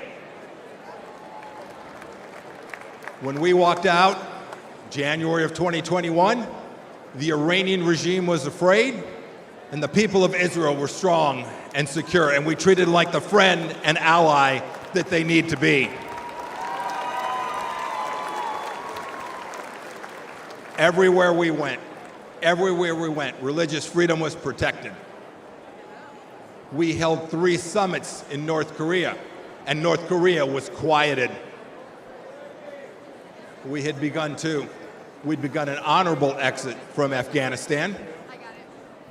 And not a single Chinese spy balloon flew across the United States of America. 4 years. Had I been the Secretary of State and a Chinese spy balloon flew across our country, I would have been the former Secretary of State, and rightfully so. You know, under President Trump, the Chinese Communist Party, which to this day presents the greatest threat to our nation from outside of our country, we confronted it like never before. Look, ladies and gentlemen, in short, we put America first every single day.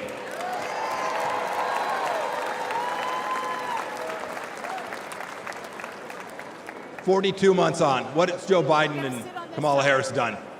And their leftist handlers, what have they delivered to us for security and prosperity? Almost nothing. Let's start with this. You saw some of them last night. 13 new Gold Star families from Afghanistan. As an Army veteran, I want to speak to everybody who served in Afghanistan. I'm disgusted by the Biden administration's incompetent pullout from that country.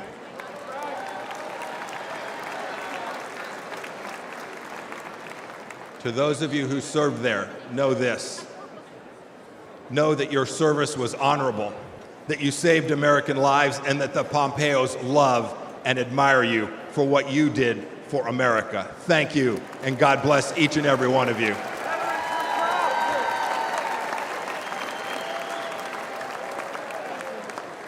Every one of you has served in uniform, and the families of those, you deserve a president who will not check his watch while he is honoring our fallen brothers and sisters. It was indecent.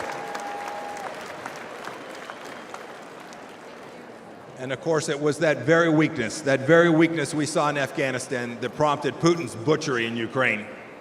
Last week, we saw what it meant. A children's hospital bombed, innocents killed. It did not have to be. And now, of course, a second war in Gaza. President Biden won't even talk about the fact that Americans are still being held there by the Iranian regime. Contrast that with what we did when Americans were wrongfully held. President Trump sent me to North Korea to bring home 3 American pastors. We brought them home.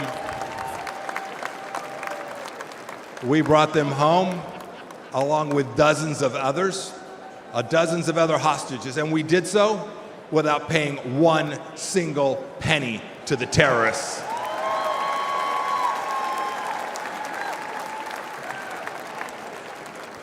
And what about Iran today? When Joe Biden eased up on President Trump's maximum pressure campaign, we gave money to the Ayatollah so he could cut more checks to the genocidal maniacs who conducted barbaric attacks in Israel. And now, of course, closer to home, a massive national security challenge. Our southern border is a welcome mat. It's a welcome mat for Islamist terrorists, drug dealers, Chinese spies, and violent criminals. Ladies and gentlemen, President Biden sold out our citizens and our security and our sovereignty, and we need to get it back, and I am confident that we will get it back.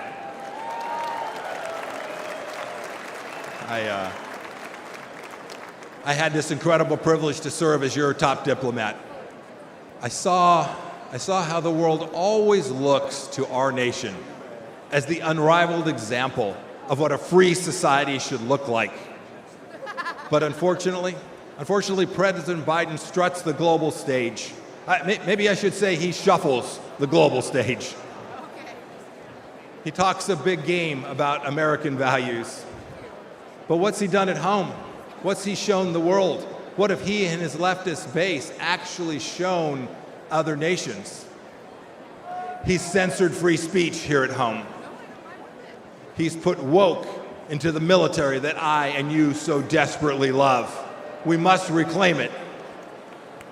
He put it in our schools as well. He's weaponized the justice system against our political opponents. And even to this day, as we sit here today, he and Vice President Harris are providing appeasement to the pro-Hamas radicals on our streets here inside the United States. And even worse, today this administration treats illegals better than our own citizens. That is indecent. And the entire administration has failed to tell us the truth that we all know and is so dangerous to our nation. The truth that Joe Biden can't handle that 3 a.m. phone call. Indeed, he won't take a phone call after about 4 p.m. My call to you tonight is really straightforward. It's really simple. We can't trust the Biden administration, and that means we have work to do to uphold American values. It is up to those of us in the room tonight and those of you watching tonight. Donald Trump will every day, I saw it firsthand, he will put America first. So let's do what's right and what's important. Let's elect a president who isn't ashamed of our nation and will never apologize for our country. And when we do, we will put a strong America First leader back in the White House. We'll re-elect Donald J. Trump, and we will make America special, exceptional, and of course, great again. Thank you. God bless you. God bless our veterans and the United States of America. Thank you all. Thank you so much. Ladies and gentlemen, please welcome Pastor Lorenzo Sewell from Michigan. Sewell. That's how you say that. Sewell. And there you heard former Secretary of State Mike Pompeo still in, talking about praising the former president. He also highlighted a lot of, things that were contrasting the differences. He said there were no new wars. The border was closed under former President Trump. ISIS, the caliphate was taken out. Putin was held at bay. Iran is afraid. And North Korea quiet. Jane, I want to get your thoughts historically when it comes to North Korea. I think a lot of people, especially in America, are very fascinated by that country because it's, they call it the hermit kingdom, where you just, information is even harder to come out of there than it is China. And that is quite the statement. Going back to the summits that former President Trump had with Kim Jong-un, how powerful were those in a historical context? Well, they hadn't been done before. That President Trump was the first to try that approach.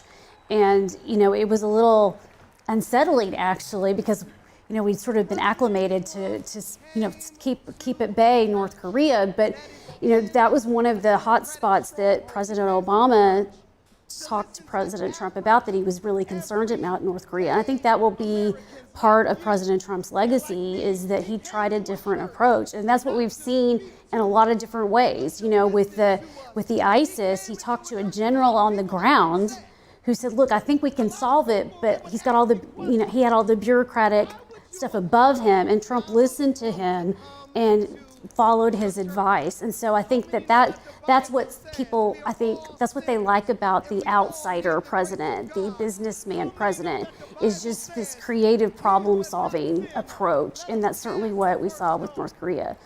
Yeah, you hear that. I mean, business as usual, right? It's in politics, everything takes a long time for change to happen. But when you have an outsider come in who really, they don't know how it's supposed to be, they just go with what they think will work.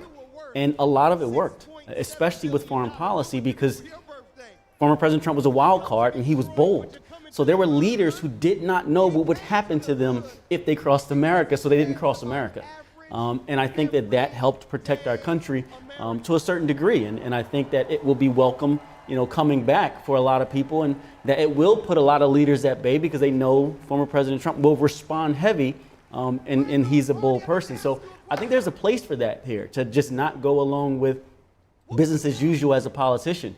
And that's something that former President Trump really he shines in that capacity, because he doesn't come from just a political stock. And, he's an outside businessman who just wants to get results. And to Dante's point, I think I'd have to say one of the most memorable press conferences, and I know former President Trump gets a lot of flack for his bombastic nature, but when he, in that presser, said that Kim Jong-un would see fire and fury like the world has never seen before, with such unequivocal determination, it does make you think if that's what kept him in check. Of course, and we're sitting here saying, well, that's not presidential. You're not supposed to say that.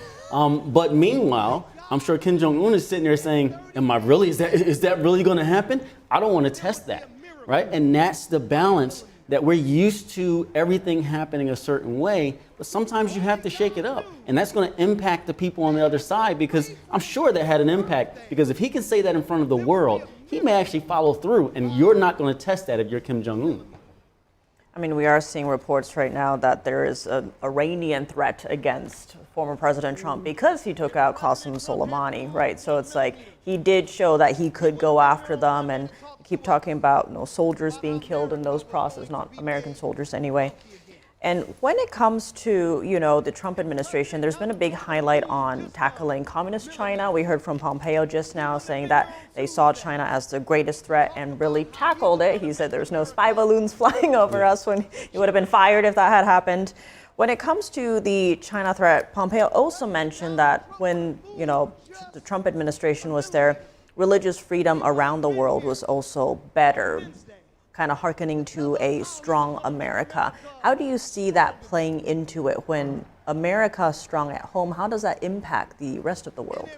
Well, I think the rest of the world respects America when America is strong, and they look to America for leadership. And that's something that's, been a hallmark of presidential leadership, is that, we've only been a superpower since World War II, right? Most of the time we were an underdog in American history, but we've been this superpower. And I think trying to find our footing post 9/11, post Iraq War, post Afghanistan, there has to be a difference in the way we do things. And, I think that's part of the whole, the Mad Men theories, which you were just referring to, just kind of keeping people off balance. But, I think Kim Jong-un really enjoyed having the camera share the camera with President Trump. I think he kind of liked that, so it's an part of a big picture. We are a new nation, right? And people tend to forget that. We are a new nation, a new superpower, and we're still figuring out ourselves here, how to operate amongst each other. And part of it is we can't be hypocritical. If we want to say we want religious freedom around the world, we have to be welcoming to other religions here, right? And not try to force one particular religion on anybody, and kind of be accepting of different ideologies. So it's important that we take care of home, treat each other right, and then I think that projects on the world, and it allows people to feel like they have the power to be themselves, and they shouldn't have to live under a regime or everybody be the same kind of way. And I think us as a nation thriving, it does help the world and move them forward. So we have a role to play. We have to do what we need to keep our position, and that includes the economy, it includes our strong military, but I think it also includes just high morals, that we can show other people the way to go.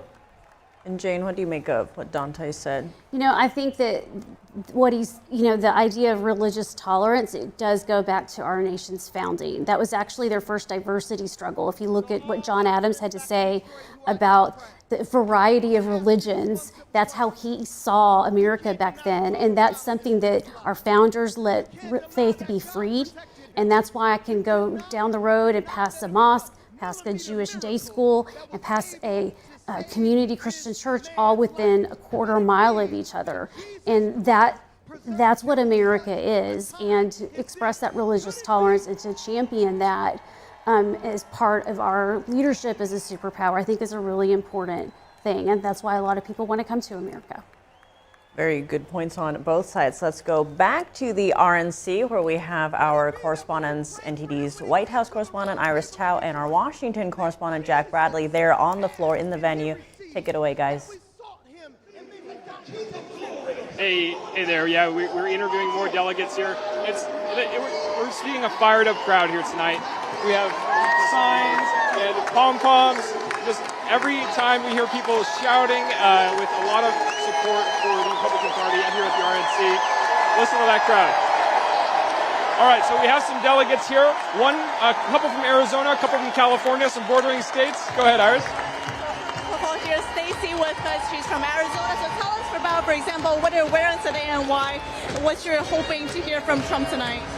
Well, I'm wearing a Trump dress because President Trump will be speaking later this evening.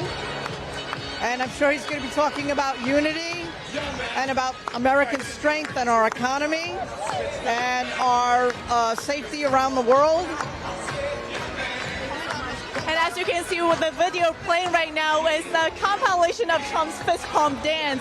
And as you can see, the crowd is actually dancing with him too. And many are waving their signs, and some waving their hats, and some doing right there, that gentleman right there, you see him doing the fist pump dance along with Trump. And that's apparently a very distinctive feature of the former president that his supporters apparently like a lot. Right, and if you've been to any of Trump's rallies, you know that this is one of his signature songs. Take a look. All right, I'm joined by some delegates now from California, Santa Clarita, California, Southern California. Electric stuff tonight. What are you looking forward to most? I'm looking forward to seeing Elon Musk, I'll be honest. Trump's going to speak tonight. He threw out his entire speech for a message of unity. How does that resonate with you? We have to unite, and this is such a diverse platform this year, the Republican Party. It's very exciting for all of us, especially myself being a legal immigrant. I came to this country by myself in 2008. I'm a dentist. I own 4 businesses. This is the American dream, and he's the only one that can keep it fulfilled. Thank you so much, and a lot more to look forward to here tonight. Guys, we'll toss it right back to you. Iris and Jack for us there with a very lively crowd in the background. Seems like they're having more fun than we are here. But bringing it back in studio here, we just heard from the crowd is just very happy. But actually on that note, Dante, I want to contrast a bit. How do you see the next 4 years under, I guess, the Trump administration? I don't know what the other one would be. Is it still a President Biden administration? Show us. We're going to just take it back to the RNC here, where former President Trump's making his way in, and this is the final night where he's going to be speaking, and looks like he's going to take in some of the speeches before he actually speaks. So we'll watch him make his way in there to the platform that he sits at, with flanked by. It's actually interesting to see who he's flanked by. Recently. A few folks that have been very close to him outside of his family members are Senator Marco Rubio and Doug Burgum, both on his short list to be vice president picks. So it makes you wonder if there could be a potential cabinet position for either of them. I know Jane mentioned the potential Secretary of Energy for Burgum, and some people are floating perhaps Secretary of State for Marco Rubio. And on that note, on the very first night when the former president came in, I think the first person he shook hands with was Tucker Carlson, who's set to speak later tonight, I think shortly right before Trump, perhaps. So I think he's probably preparing his speech right now. I don't see Tucker Carlson right there in that box, but it's another big name. We haven't really seen much of him since he had that interview with President Putin, who gave a short history of his version of Russia's history for, 30 minutes? Yes. And there you see Senator Ted Cruz, the Texas senator who spoke earlier in the convention. A few Senate candidates, Sam Brown, military veteran who suffered tremendous injury in, I believe it was Afghanistan. He's running for Senate in the state of Nevada. And last night we had JD's mom there. Don't forget that. The whole crowd was chanting JD's mom. JD Vance, when he was speaking, was mentioning how I think January next year his mom will be 10 years sober. So that was a big milestone. It's a very human moment. Yes.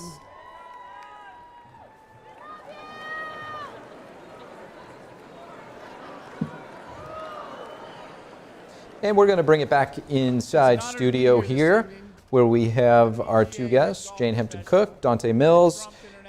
Jane, on the issue of humility and spirituality after a near-death experience, how can such an assassination attempt lead to a profound personal transformation? You know, I think for Ronald Reagan, and he wrote in his autobiography after his, he was shot, he was injured, he was in the hospital for a while. I think he really did reassess how he wanted to lead. And I think that he really did reach out to Tip O'Neill, Speaker of the House. He invited him over to their private residence in the White House. They would have dinner together.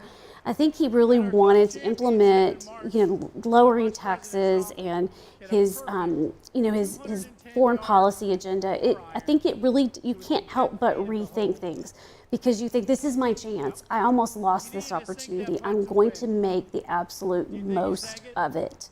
And I think that's what people do when they've had that close call. And they do get in touch with their faith because they realize their humanity could have just been snuffed out like that. And so I really would expect there to be that soul searching, and I'm going to make the most of this if I have the opportunity to lead America again. There's the other side to that, though. And I agree with that 100%.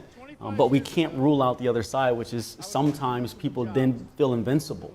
Like there's nothing that can stop them, nothing that can get in their way, and that they're going to go forward with who they are with more vigor than ever. So we may see a former President Trump, if he becomes president, who is now saying, I was right all along, and now I'm going to make sure what I want to happen happens, and there's nothing that can get in my way because I survived everything from assassination attempt, criminal charges, everything that they threw at me, I survived. So he could come back with more of a bombastic persona, or he can have humility and say, this was a near-death experience. I want to make sure my life is, has this kind of meaning and kind of shift a little bit. But we're just going to have to wait and see. You did mention that at the top of the show, right? We'll have to see how Trump fares in his speech tonight, the one that he has rewritten, according to reports, without mentioning President Biden. We'll see how that plays out. But from what you've seen so far, not just tonight, but also the other 3 nights, what are your final thoughts on how the RNC has been going so far? I think the RNC has been good for the Republican Party. They're doing what they wanted to do, which was mix a message of unity because of the events from Saturday, but at the same time separating themselves from the Democratic Party and saying, here's how we're going to be different. At times that has to be combative because they do want to highlight the differences. And I think the economy is what they're really strong on, and they've focused on that a lot. Making America safe again is one of their other strong platforms that they focused on.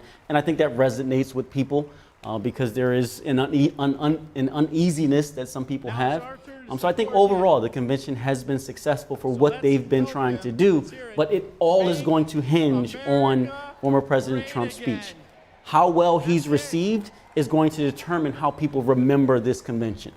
He has an opportunity to really shine here. And if he does, then people may say this is one of the best conventions ever, right? If he misses his moment, then this convention can be forgotten and people can kind of move on and it don't have the lasting impact that they hope for. So I think it's all going to come down to tonight.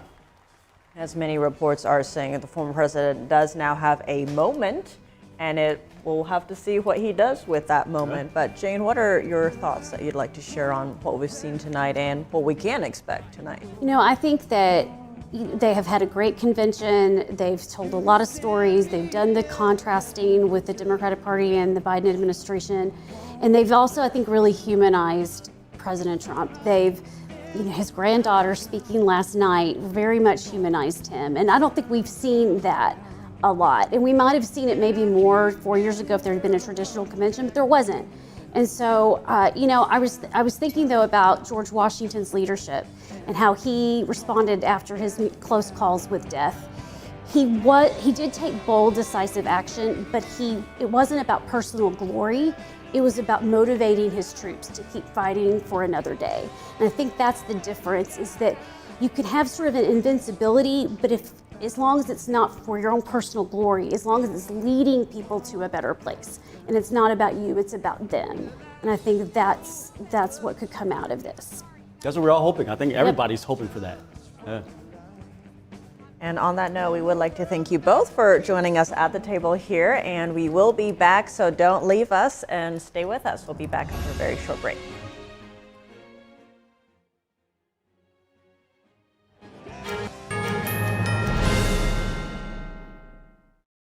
I'm Richard Karn, and I love my hose. It ain't those old hoses. This is my hose. The new Pocket Hose Copper Bullet, now infused with real copper, so your water is always clean and lead-free. Just turn on the water and watch your hose grow and grow. And when you turn off the water, away it goes. Our new inner tube uses 3 layers of high-strength latex on the inside. Then it's wrapped in a new polymer filament jacket, 3 times stronger than the other hoses. But my favorite part of our new hose build, the oversized, easy-to-grip fittings. Get the super light 25-foot Pocket Hose Copper Bullet today for only $29.99. But wait, call now and get our copper spray nozzle with our exclusive thumb drive free. This is an exclusive release of our newest Pocket Hose. Order now. Call 1-800-960-8919. That's 1-800-960-8919 or visit copperbullethose.com. Order now.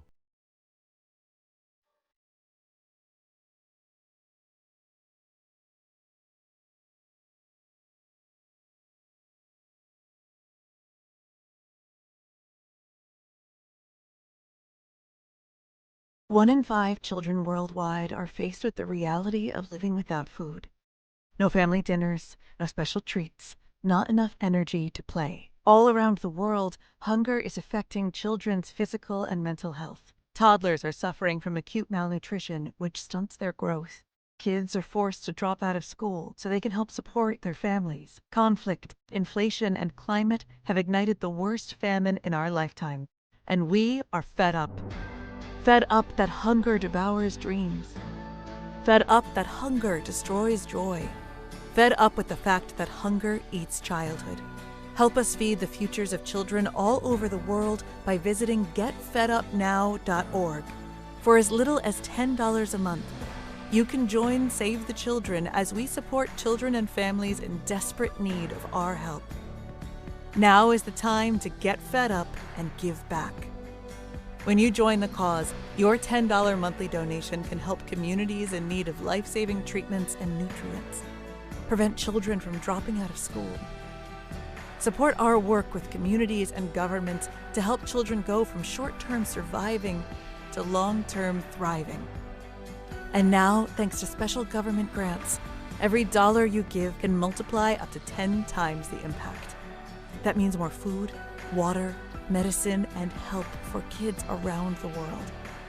You'll also receive a free tote bag to share your support for children in need. Having your childhood eaten away by hunger is unimaginable. Get fed up.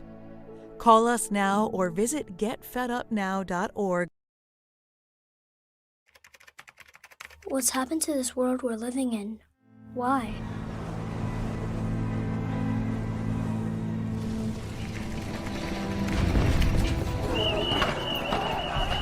For the 4 years he has been on this earth, he has known nothing but war. Wherever I go, the things I see, I just want to turn away.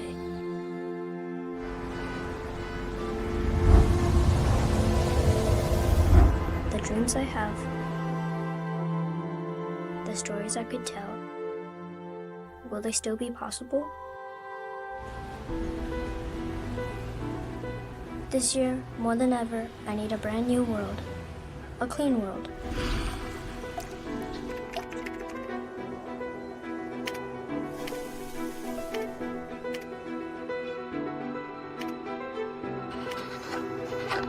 Where I can improve myself and be inspired.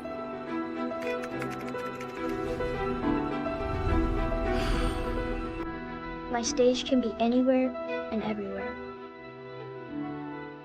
But it begins here.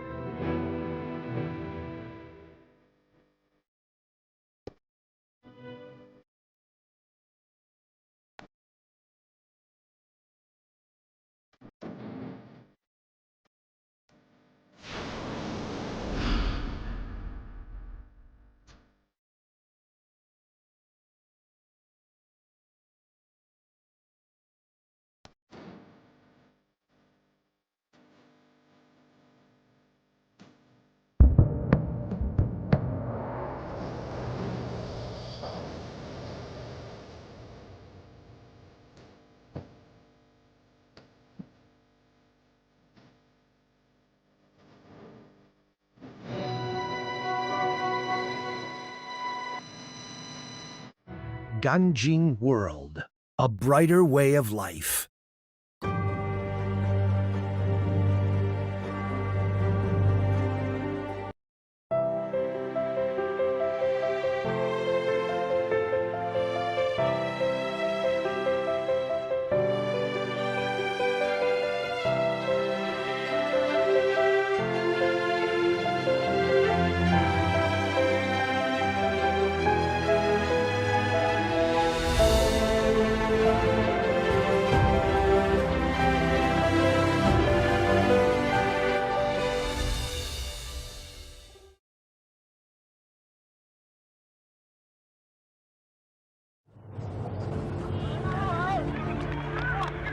There are real consequences to controlled media.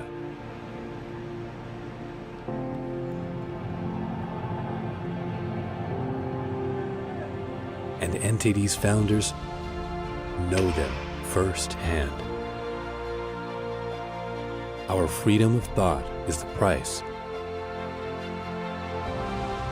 This is the lesson that guides us in everything we do. So there's the tear gas there.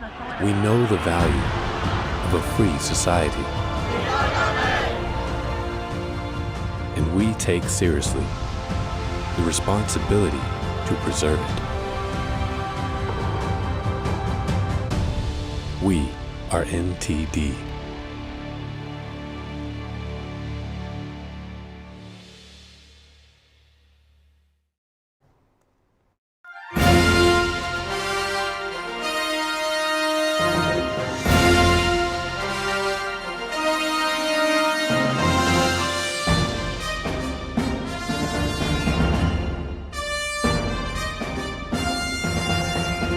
Welcome back to our special coverage of the RNC right here on The Nation Decides 2024. I'm Steve Daines. And I'm Tiffany Meier. And be sure to also tune in to our live special coverage of the Democratic National Convention. That'll be from August 19th to the 22nd right here on The Nation Decides. We'll be giving you exact show times in the near future. And here with us at the desk is NTD data analyst Dave Martin and NTD legal correspondent Arlene Richards. Glad to have both of you with us. We're going to come back to this panel in just a moment. First, we're going to go back into the RNC feed and take a look and see what is going on in Milwaukee. Or ignore someone's story or concerns. Everyone he meets gets a family member's embrace from him. I have felt that warmth so many times over the years.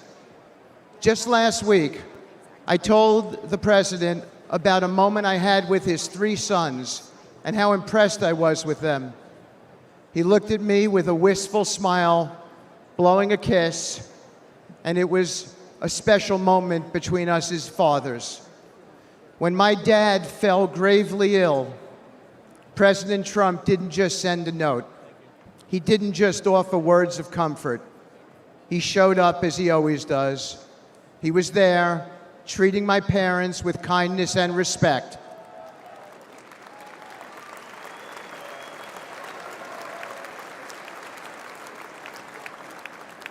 Including my mom, who's 91 and here tonight dressed in red and is going to be voting for the president.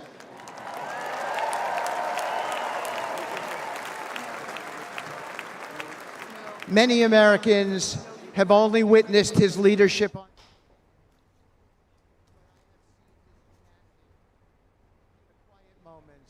And coming back to our in-studio guests, we have NTD data analyst Dave Martin and NTD legal correspondent Arlene Richards. Great to have you both with us. Obviously, tonight we can see there's a lot of still big names coming up. You have former President Trump's attorney, Alina Habba. You have Tucker Carlson, Eric Trump, among others. Arlene, Alina Habba, obviously, you've been covering a lot of the former president's different trials, and she's been basically his spokesperson when it comes to a lot of these legal matters. What do you think that she is going to be focusing on in her speech tonight? Well, I think she is a strong supporter of President Trump, former President Trump, both inside the courtroom and outside of the courtroom, and that is why she is now his senior advisor of the campaign, because she is really has a lot of admiration for former President Trump. And I think that tonight she's going to express that in her own way, you know, how great he is to her and to the nation. I think she wants all the people to know, you know, what her experience has been like working with him and how proud she is, you know, to support him and help him with his legal battle. On that note, she did post on X that she'll share a different side of Trump, the man behind the headlines. And when it comes to those stories of Trump that maybe we don't know, another big name coming up tonight, Dana White, CEO of UFC. Now, it seems his relationship with Trump goes all the way back to at least 2001. You know, he was saying a lot of venues didn't want them. And then once it was legalized, Trump was like, hey, just come to my place, and then really put in a lot of money. And then, you know, MMA fights are back. So how do you read that relationship? What can we expect from Dana White? Yeah, it certainly sounds like it starts off as a business relationship. 2001, new ownership takes over. The Dana Whites knew the owners. They took over. They make him president. He used to be a promoter and everything. And you can almost say at this point, UFC has become more popular than boxing. Now, Trump has plenty of experiences using his venues for boxing matches. And when, you know, UFC first started, it was considered very raw and kind of dangerous, and so they had trouble getting venues. So Trump opened. They also kind of made it a little bit more safe. They started having weight classes. There wasn't too many rules when it first started, but they kind of assuaged their fears, and now it's much different. It's very popular. You could say it's exceeded boxing's popularity. And it's funny, you know, you watch Trump when he comes into those UFC matches or whatever. He gets almost a similar reception to when he comes into the RNC convention. Very popular there, both with the fans and the fighters. You've seen maybe their biggest star, Conor McGregor, has thrown his weight behind Trump. It's a much different league, and Dana White himself is known for being, you know, kind of anti-woke, which is much different from sports leagues that you see today. Very much contrasted, like the NFL, the NBA, Major League Baseball, which there was some hesitancy visiting the White House after those leagues, you know, would win titles, as is the custom. The UFC, much different. They clearly take on Dana White's personality. So it's very interesting to me, you know, how their relationship is going. So I'll be very interested to see, you know, what he says tonight. We're going to go back into the RNC live feed here and listen to businessman and developer Steve Witkoff. And put it in a closet somewhere. He put it right out front at his Trump International West Palm Beach property, where he and I both see it whenever we walk in and play, and where everyone who walks into that beautiful building sees it as well, as an acknowledgement to my boy. A sacred tribute to a true friend who's gone, and a cause that remains: opioid abuse.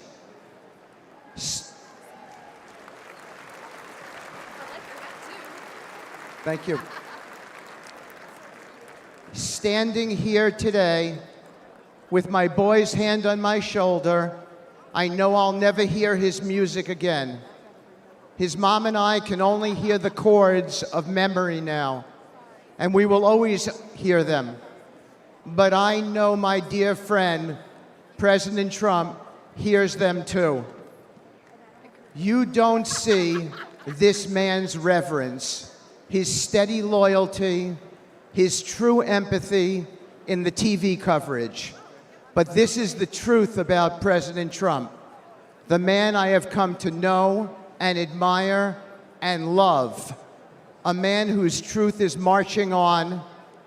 It is a dark hour for America, but there's nobody I trust more in this moment than this man. A man who in the darkest hours shows up, listens, cares, and always acts. The kind of man we need now to be the 47th President of the United States.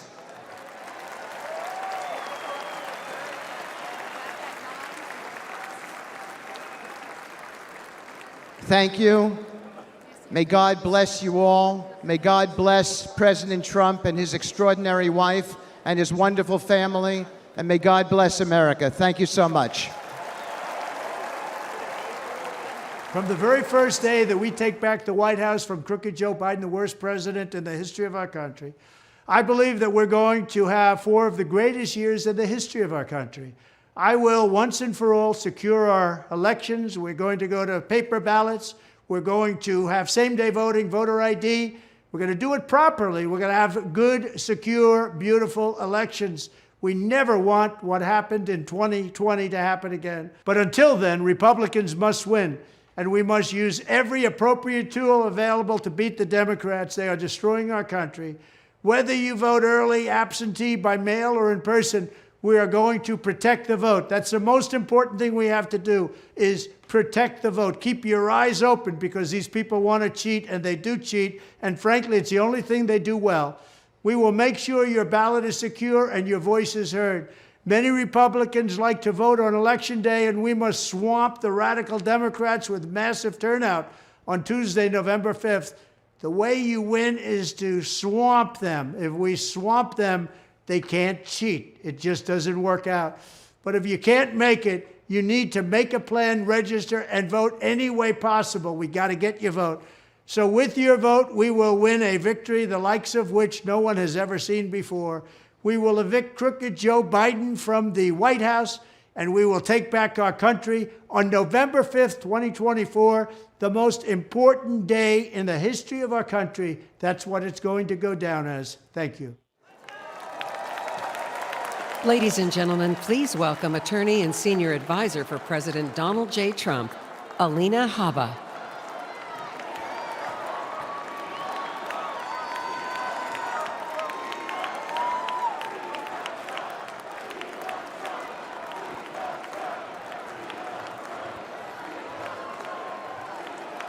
Good evening, America.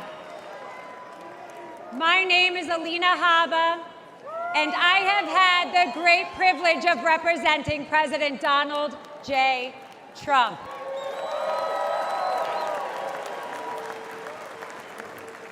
Now, I know you're all used to hearing me shouting outside a courthouse, but tonight, I want to take you behind the law and behind the headlines, and share with you a side of President Trump that reveals his character, his kindness, and his commitment to saving this great country.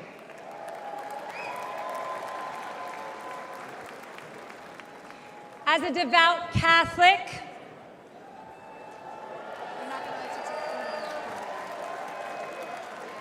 a proud first-generation Arab-American woman, and a feisty Jersey girl who is fed up with far-left corruption in Washington. President Trump championed my journey, empowering me to be who I became today. His unwavering support not only shaped my career, but has inspired other young women with big dreams. President Trump loves this country. He does. And he lifts up those around him. To my children, Luke, Chloe, and Parker, he's the man with one heck of a golf swing that lets them ride in a golf cart with some of the world's most famous golfers so they feel included in mom's job. And by the way, he can kick some of those guys' butts. Ken. To my husband, whose family members have survived the Holocaust, he is a champion of the Jewish faith. To my Iraqi parents, he is a mentor to their daughter. But to me, he is my friend.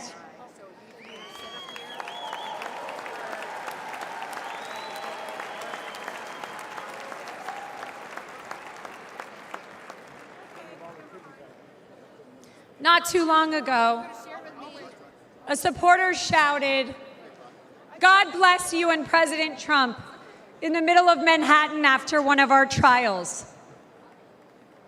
Little did that man know that I was on the phone with the president himself. And he immediately asked me to pause, give the man my phone, and spent time speaking to him and thanking him for his support.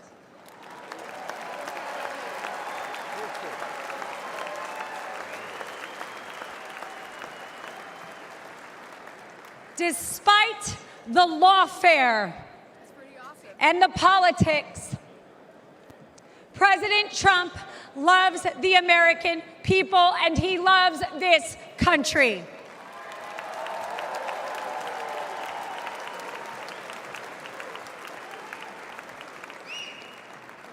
For decades, the Trump Organization transformed skylines and created thousands of jobs. His buildings and businesses are a testament to his commitment to excellence and his drive to turn dreams into reality. But his greatest construction project was yet to come. The left has tried to demolish President Trump, but there is no bulldozer big enough or strong enough to remove the legacy that he has built or the future he is creating.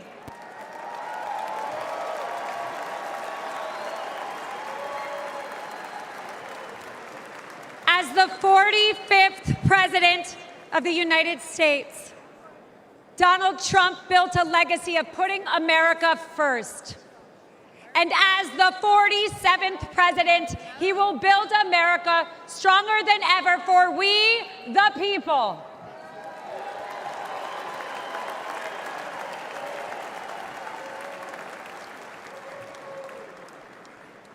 As we stand on the brink of a new chapter in America's story, I am reminded of the country my family fled 4 decades ago. A place marked by religious persecution, oppression, and a lack of freedom. They came here because America is a beacon of liberty and opportunity.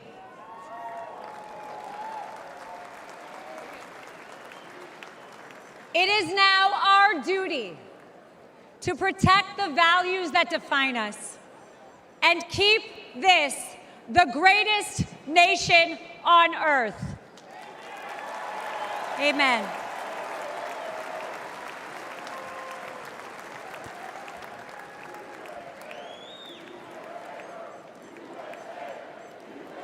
That's right.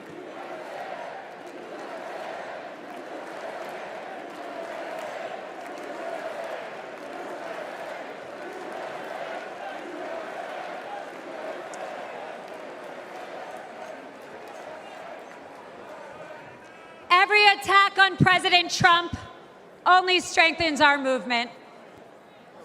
The left's madness is only a sign of desperation. Sham indictments and baseless allegations will not deter us. Because the only crime President Trump has committed is loving America.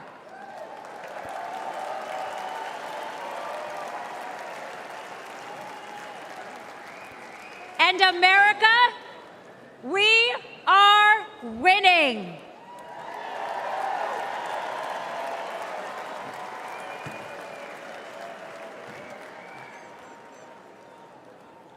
Outside of his family and our country, President Trump also has another love: music.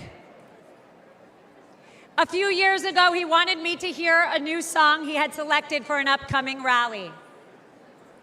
I could hear it blaring in the background at Mar-a-Lago. He landed on a song called "Hold On, I'm Coming."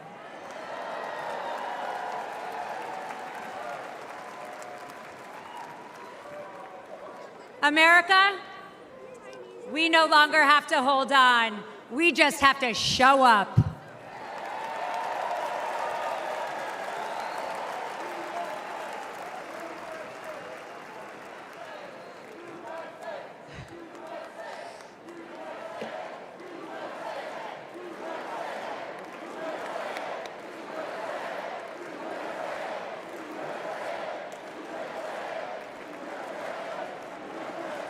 So if you're ready to end the Democrat destruction, and if you're eager to unleash the best America has to offer, then let's send Donald Trump and J.D. Vance to the White House in November.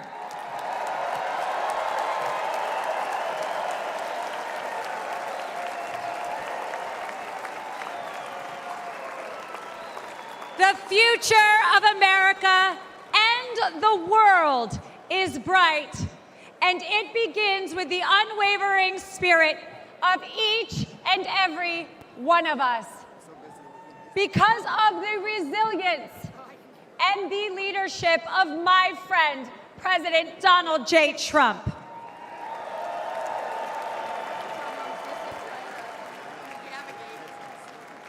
So let us not forget that President Trump did not just take a bullet in Butler, Pennsylvania. He has and will continue to take them for each and every one of us. God bless President Trump. God bless you all. And God bless the United States of America.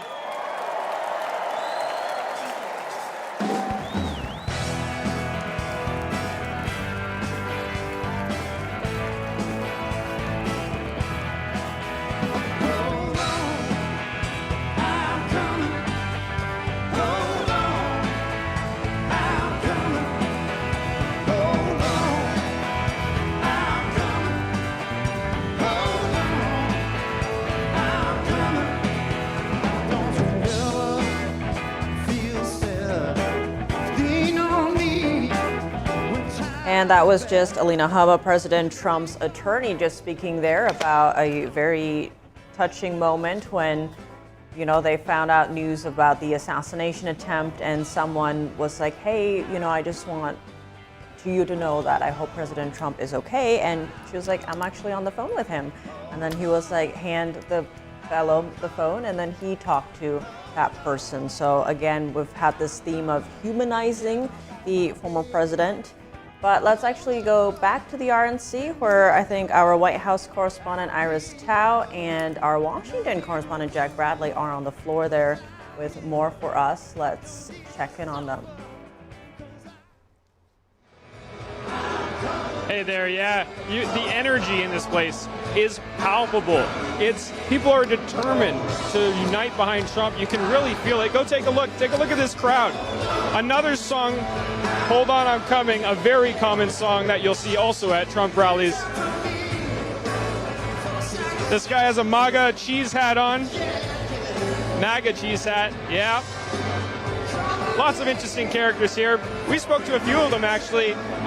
You were at the assassination attempt in Pennsylvania at the rally there. You saw that firsthand. I spoke to a guy in the front row earlier. He wears the brick suit. He goes to every single Trump rally, I believe, every single one or almost every one that I've been to. I've seen him there when I'm covering those rallies. He told me that from his experience, it was 30 seconds of confusion, 2 minutes of anguish, and then just incredible relief after that. Iris? Well, that was the sense we got to at that rally. We first heard screaming and yelling, but then immediately after Trump got back okay, the crowd was cheering. And like tonight, a lot of them are cheering because they're seeing a Trump here back. Of course, during the speech, he was standing up, clapping, and doing his fist pump, so the crowd is very encouraged upon seeing that. And I also just talked to your former House Speaker, Kevin McCarthy. I asked him, what did he think about Trump's speech tonight? He told me that's going to be a very unifying speech. He also told me that he believes Americans can unify and come together after all this. He also mentions how the reports is saying Trump tonight will not even mention Biden's name. He says that's less negative and that it would be unifying factor in his speech. So a lot to watch for as we wait for Trump to give his speech tonight. As you can see, the crowd is very excited as we're getting closer to that moment. And right now, as the live band is playing on the stage, the crowd is waving their signs and hats along with them, and really just waiting for that big moment when Trump accepts the nomination. And now we're going to talk to one of the delegates here. Congressman from Alabama, thank you very much for joining us here. Oh, great to be here. It's a great evening, don't you think? Absolutely. The energy here, it's off the hook. Oh, we're just getting started. It's going to get much better.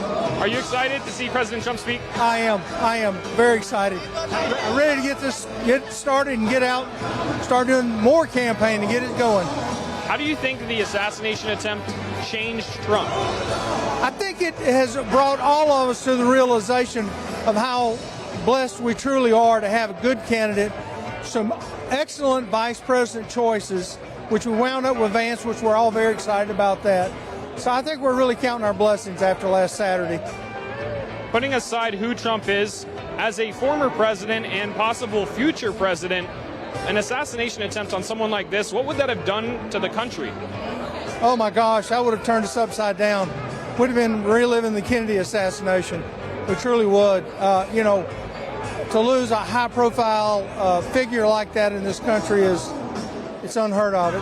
It's every 50 years. So we need to keep Trump where he's at. It's not over yet. Well, thank you so much. I really appreciate it. God bless. All right, guys, right back to you. Great, Jack Bradley for us there with a surprise interview and the very lively crowd behind him. But let's bring him back in studio here. And Dave, why are you at the desk with us? Don't you have something at the big wall? You know what? Let's go do that, all right? York, come ahead and follow me here. I've talked about some of the headline speakers going on tonight, and we've taken a quick look already at the schedule. Let's take a look. Now, we've already heard from Senator Steve Daines, Mike Pompeo, former U.S. Secretary of State, and we just heard from Alina Habba. Up next should be Tucker Carlson, political commentator, and after him, Hulk Hogan, Mr. Hulkamania himself. And then after Hulk Hogan, we've got several more still. Franklin Graham, the CEO of Billy Graham Evangelical Association. We've got Donald Trump's son, Eric Trump. We've got Dana White, the CEO of UFC, who we've already talked about several times. And then, of course, former President Donald J. Trump will be speaking in about an hour and a half. It'll finally end then with Christopher Macchio, the opera singer. Now, they're also going to be still mixing in some everyday Americans and some video and music. And, I guess I'm gonna keep talking as I head back to my chair here, guys. Tonight's almost out of like a sports thing. We've heard from several golf pros. We've had, of course, UFC CEO Dana White, and soon we're gonna have Hulk Hogan. I'm actually very interested to see when he comes in. If he rips off his T-shirt, like he's at a wrestling match. I mean, I assume we'll get, one of these with the crowd. He's always been a crowd pleaser. I had no idea that he would be speaking at this event. As a sports fan, this one caught me off guard a little bit, I must say. So I'm actually interested to hear what he says. The guy certainly knows how to work a WWE crowd, so we'll see how he can work an RNC crowd here tonight. So. When it comes to Hulk Hogan, he did condemn the assassination attempt on former President Trump, calling it deeply disturbing. He wrote on a post on Instagram, quote, "No president, past or present, should face such a horrific act," adding, "Our thoughts and prayers are with President Trump, law enforcement, and the Secret Service who bravely protect and uphold our shared values." So even there, there's this theme of uniting throughout the past 3 nights, and supposedly tonight with the former president's speech, he said he's rewritten it to focus on unity, and he's going to leave out President Biden's name, supposedly. We will look out for that. But we did just hear from Alina Habba, and Arlene, I know you've been covering and following President Trump's legal cases. What stood out to you in her speech? It did seem she was saying she was going to reveal the man behind the headlines. We've seen her, fighting for the former president, but what stood out to you? Well, I think she did come through as I thought she would, to bring more of this humanness of former President Trump. She has spent a tremendous amount of time with him and working on these cases. I'm sure she's put in a lot of hours, and she choked up a little bit when she talked about her husband and that he was her good friend. And in a marriage, you have to have someone that's supporting you and behind you when you're involved in something like this, as far as working with former President Trump. I'm sure it's a huge undertaking for her, and she's been through a lot, but she also is very loyal to former President Trump, and you can tell that she really cares about him a lot. And right now we're going to go into the RNC feed where Tucker Carlson is about to give his speech. What are you doing? Justin Wells. Thank you, guys. Okay. Can I just say, Peter Navarro is back. Welcome to Peter Navarro. Suffering the fate that has happened to so many who are friends with Donald Trump. Thank you for having me. I have been to many conventions. I have never been to a more fun convention or a convention with better vibes. They literally let Navarro out of prison. First of all, thank you. This feels a lot different from what I thought it was going to feel like. I can't hear you, but I know it's something good. So I watched the video of what happened in Butler, Pennsylvania about 50 times. I think I was one of about 8 billion people around the world who watched it.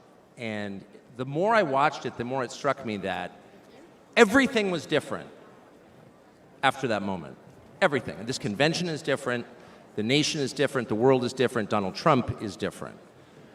When he stood up after being shot in the face, bloodied, and put his hand up, I thought at that moment, that was a transformation. This was no longer a man.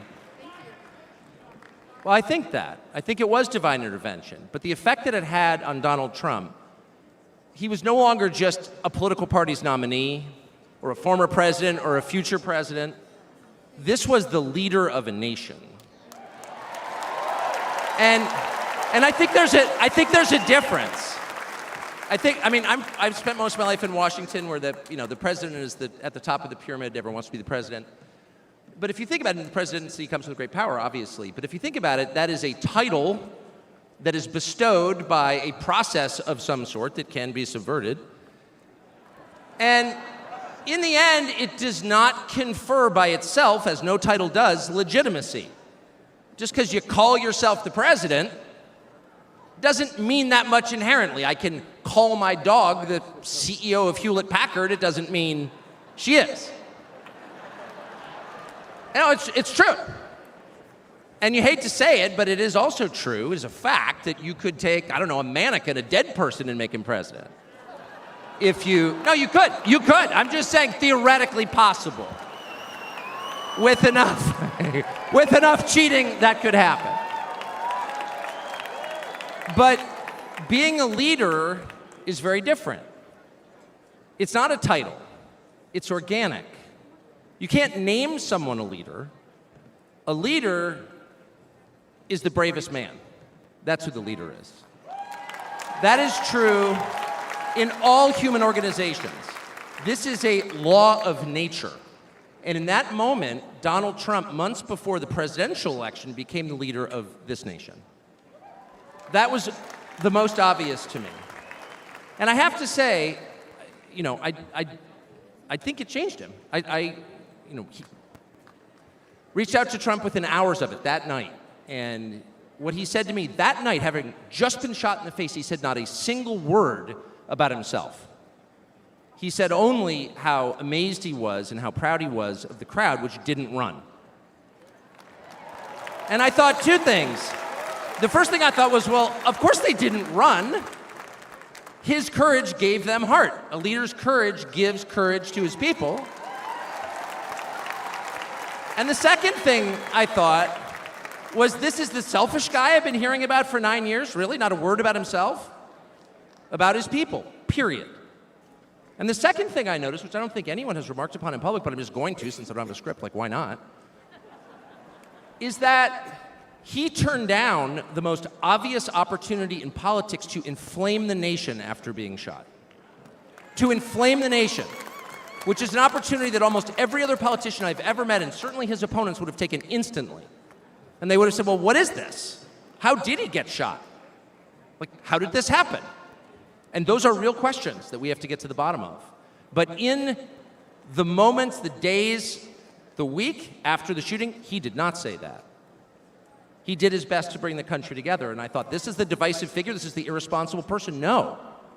This is the most responsible, unifying behavior of a leader I think I've ever seen. So the question is, where is he leading us? And I could go on for hours, but let me just sum it up. I do think the entire point from the famous escalator ride 9 years ago until today of Donald Trump's public life has been to remind us of one fact, which is a leader's duty is to his people, to his country, and to no other.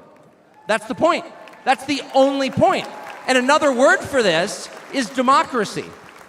Democracy, in case you're a little sick of being beaten in the face with democracy on television, actual democracy is the proposition that the citizens of a country own that country. They're not renters, they're not serfs, they're not slaves, they are the owners of the country.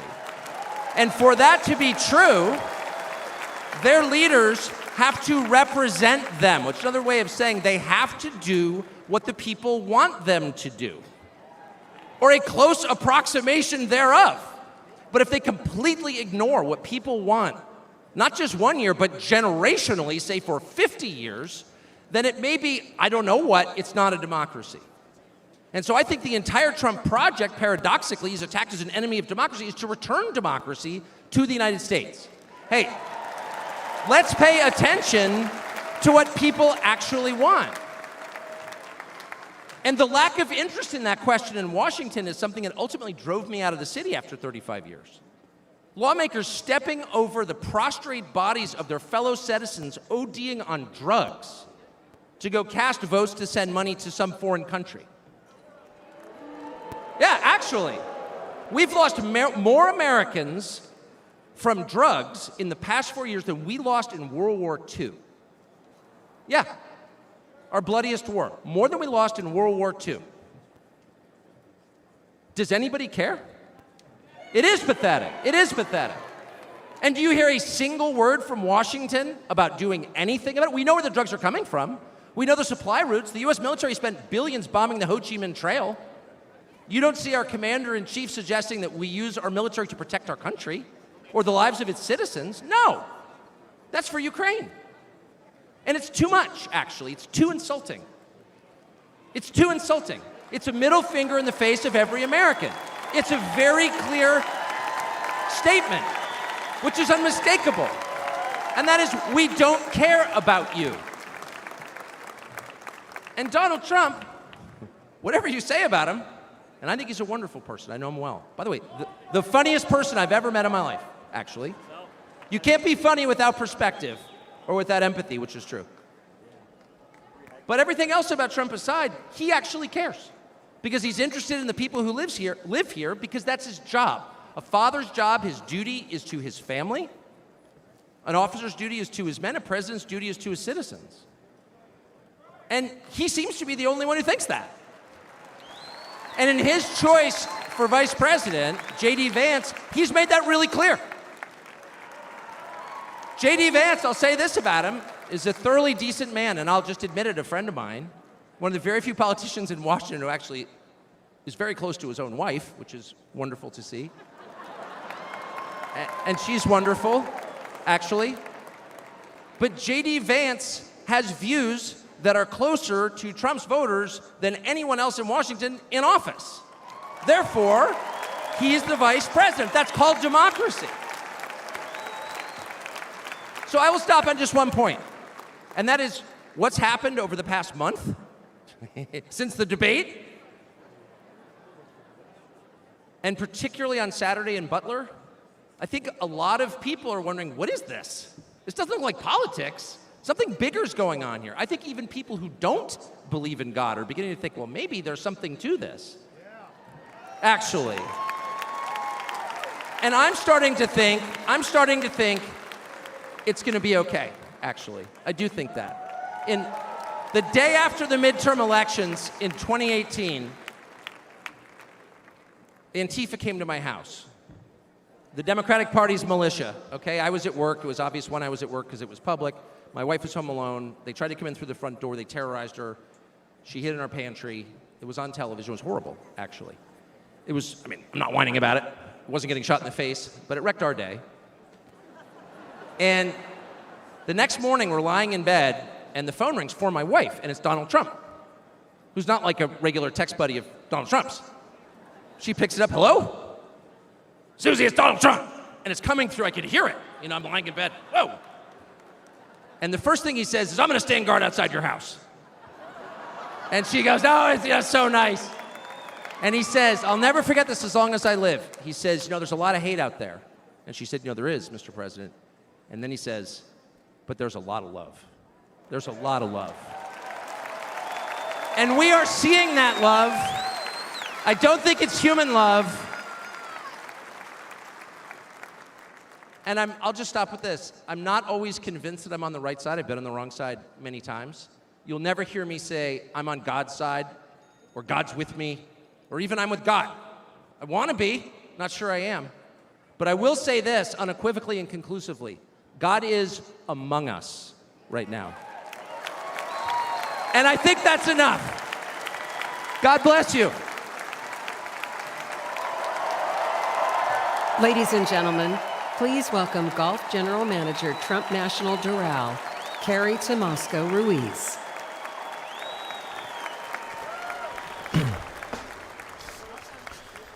And bringing it back in studio with our panel, entities Dave Martin, Arlene Richards. Quite a speech there from Tucker Carlson, former Fox News host, now running the Tucker Carlson network independently. A lot of personal anecdotes tonight where people are really humanizing the former president. He talked about his wife after that mob of people stormed their house, and how the former president called his wife and said something that he'll never forget, that there's a lot of hate, but there's also a lot of love. And he left us on a note, Tucker did, saying that God is among us. Arlene, do you think that this is really, a turning point for our country, where he also said earlier in the speech that everything is different, and that he thinks that people that didn't believe in God may be looking and thinking and wondering right now. So do you think this could be a turning point in the country spiritually? I certainly do think that is a possibility, because we've heard it so much throughout this convention, and we've heard it also from the people that we've talked to in the streets. And, people are really a little dismayed by where the country is going right now, and they feel that the only way we can get it back on track is to turn to God at some point. And they've brought us former President Trump. He was saved on Saturday. It could have, turned out really badly, and people realize that. They see that this is a man who really cares about us. He really cares about our country. And we need to get closer to God. We really do. I think they understand that. Dave, we even heard, from the Democrat side, Vice President Kamala Harris giving her first public statement, acknowledging that when she first heard that former President Trump was shot at, her and her husband said a prayer. Seems, that something good can come out of something so bad. Yeah, I've seen that a lot from both sides. It almost reminds me, it almost reminds me of 9/11 in a way, the sense of Americana that came out after that. It felt like for a while there, everyone was so much more compassionate for each other. I also wanted to mention those first few minutes of Tucker's speech, Tucker's speech about what a leader is. I thought that was the best thing I heard. The most logical anyway this whole week. It wasn't divisive at all or any politician. It was just, you can name someone a president. But he was saying, to become a leader, you have to do basically what Donald Trump did, almost like he was a natural born leader. I thought that was the best thing I heard this comment. It seemed like you could hear a pin drop in the whole place while he was talking there. I thought Vivek Ramaswamy had a great speech the other night too. You could almost not hear anybody else doing anything while he was speaking. I thought that was the best speech that I've heard so far this week. Well, it's been great having both of you with us. We're going to go to a short break, and we'll be right back.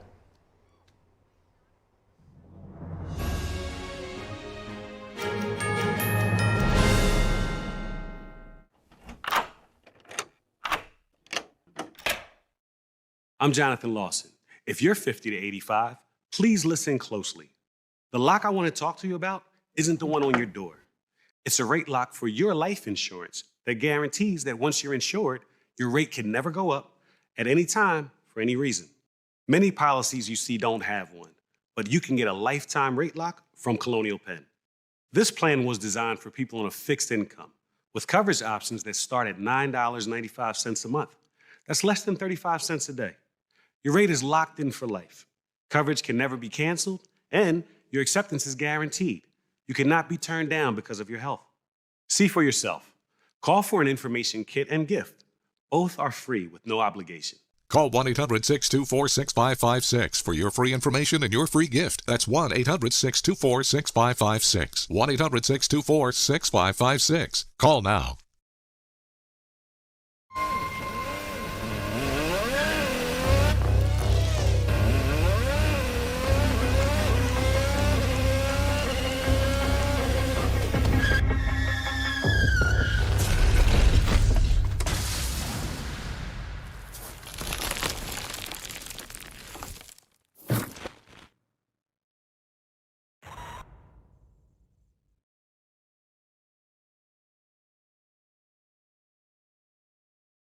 According to ancient Chinese medicine, purslane is considered a medicinal herb and is used to help lower cholesterol, improve vascular functions, and prevent diabetes. Perilla seeds can nourish the lungs and spleen. It is used to treat asthma and improve pulmonary functions. Puritan green vegetable omega-3 is made from purslane and perilla seeds from Hwangmae Mountain in South Korea. It contains over 90% of omega-3, 6, 7, and 9, the highest concentration possible without chemical additives. The soft gel is made of natural seaweed. It is 100% organic and vegan. Both adults and children can take it with peace of mind. Ancient recipes were passed down from heaven to bring prosperity and longevity. Puritan green vegetable omega-3. Hi, I'm Tim Che, the director and writer of The Firing Squad. You can participate in our Million Souls campaign, inviting everyone you know to Jesus. Listen, we all face some kind of firing squad in our lives, and yet faith in the Lord, that challenge can lead us to true peace in this insane world. We can't do it without you. We're competing with big Hollywood movies, so we're relying on your voice to spread the word. Thank you again for supporting this important movie.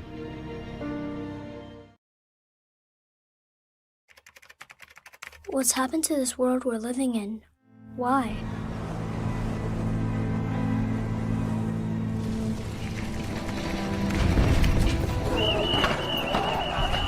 For the 4 years he has been on this earth, he has known nothing but war. Wherever I go, the things I see, I just want to turn away.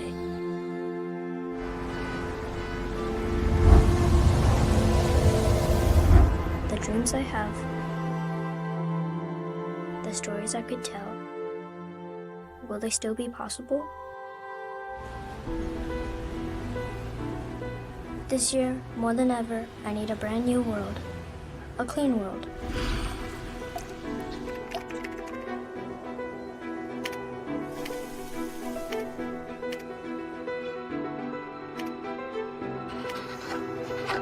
Where I can improve myself and be inspired.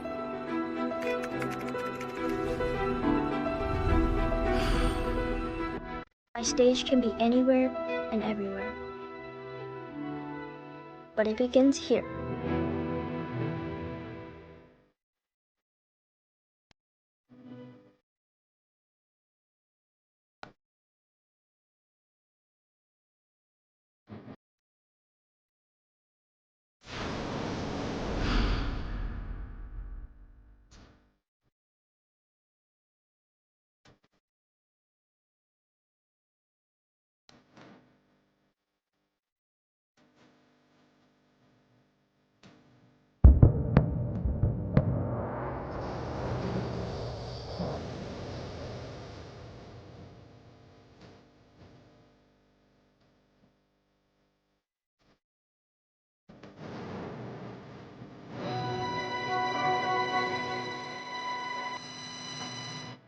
Ganjing World, a brighter way of life.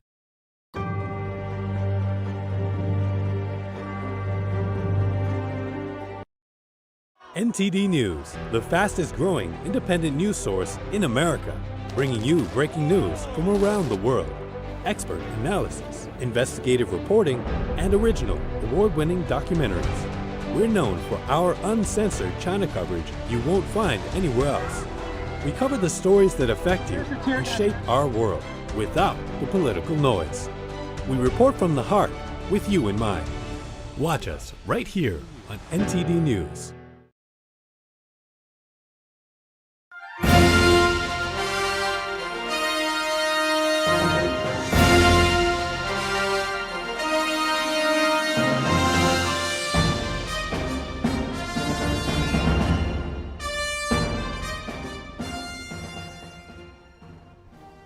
And we are back in with the live feed at the Republican National Convention in Milwaukee, Wisconsin, where former President Donald Trump is scheduled to speak later this evening. We'll bring you that speech in full when he arrives. And we're going to come back in studio with our new panel. We have former presidential campaign policy advisor Bart Marcois and founder and CEO of the U.S. Hispanic Council, Javier Palomares. Great to have you both. Thanks for having us. So, Bart, tonight so far, a lot of, I guess you would say uplifting. The theme has been quite uplifting. A lot of spirituality. We heard Tucker Carlson just close out there saying, God is among us. Do you see this as a potential inflection point where America, both Democrats and Republicans, we also said Democrats, Vice President Kamala Harris, reflecting when this first happened, saying a prayer with her husband, the assassination attempt on the former president, a possible kind of resurgence of spirituality? I do. And everybody in America is talking about it all over the country. I'm hearing from people, even people I haven't heard from in years, are reaching out to me because they know I live in Washington, and they're saying, we are praying for political leaders, all political leaders of America, to return to a position of faith. Whatever their personal faith is, we're praying that they will embrace that and that they will embrace what unifies us rather than what denies us. You can't look at that footage and conclude anything but that there was, I can't conclude anything but that there was some kind of divine intervention at that point. To have that, split second turn of the head, had it not been for that, it would have been a really grisly outcome. And Javier, former President Trump, if elected, will be the president of all Americans. He's seen an outpouring of support from not just Republicans, not the love fest at the RNC, but also many Democrats, from President Biden on down. Do you think that that kind of outpouring of support will reflect his tone and tenor tonight when he addresses essentially the American people? I hope so. Absolutely, he has been softened. What we saw yesterday, Kai talking about her grandpa, and the way in which she spoke lovingly about him, the anecdotes she shared. You heard Donald Jr. talking about his dad, JD talking about, the former president kissing the boys and them kind of shying away from the kiss. And it really humanized him. That coupled with obviously the attempted assassination, it has softened him and it has made him, I think, more of a human figure. I'm also seeing, very strategically, and I'm very impressed with it, an outreach to kind of the other half of the United States. When J.D. Vance spoke yesterday, he made no mention of tax cuts.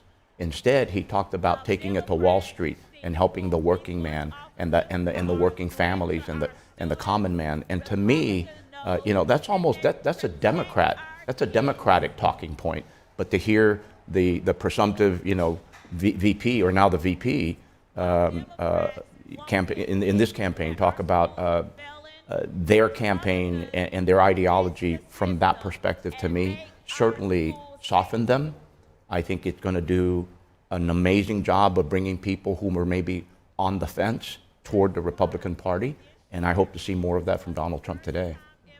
Expanding on what we're talking about, we did just hear from Tucker Carlson, and he was talking about his thoughts after that assassination attempt on the former president. And he first mentioned that he thinks Trump has changed during one of his own stories. He was on the phone with the former president, but then he says, what he saw was a leader of a nation. And then in that call, he realized that Trump never mentioned himself in the entirety of the call. He was really focused on the crowd. He said, wow, I was just so grateful that the crowd didn't run. And Tucker was thinking to himself, of course they didn't run, because you were channeling strength in that moment and the country was looking up. And he was saying how a leader's duty is to his country, it's to his people. But he was also touching on one of the factors that I think unites a lot, we were talking about this a lot yesterday, but that as fentanyl or the opioid crisis. He didn't mention fentanyl by name, but he said more people have died from drugs than World War II. There's some reports that say it's actually more than World War I and World War II combined. Just the number is massive. And he called it, as in Tucker Carlson, called it our bloodiest war. And we know from China's unrestricted warfare that drug warfare is actually a type of warfare. So given that, Bart, when it comes to tackling something like the fentanyl crisis, which some countries do see as a war, how does a strong leader fit into ending a war like that? Right now, we're not really calling it a war besides Tucker Carlson. But it really is a war, and it is something that has been talked about on this side of the aisle for several years. I hear almost every day, I hear somebody talking about 108,000 deaths per year from fentanyl and opioids alone. It's shocking. And the precursors for fentanyl and all of its chemical analogs are made in China. And they are shipped to the drug cartels in Mexico. And the drug cartels make them into fentanyl and bring them over the border. We know how to stop things coming across the border. We know how to go to other countries and say, you have to stop this, but it takes real political will. It will take real political will facing down Xi Jinping, and it will take real political will facing down the polity, the government of Mexico, and it will take real political will to close the border to this. We have a very efficient border guard. It's just not on our side of the border. It's not our government. It's the drug cartels that are policing our border. They're the ones deciding who gets in and what gets in, and we have to take that on with a full frontal approach. We did hear from former Secretary of State Mike Pompeo earlier talking about how the Trump administration tackled the China threat, seeing it as one of the greatest threats out there.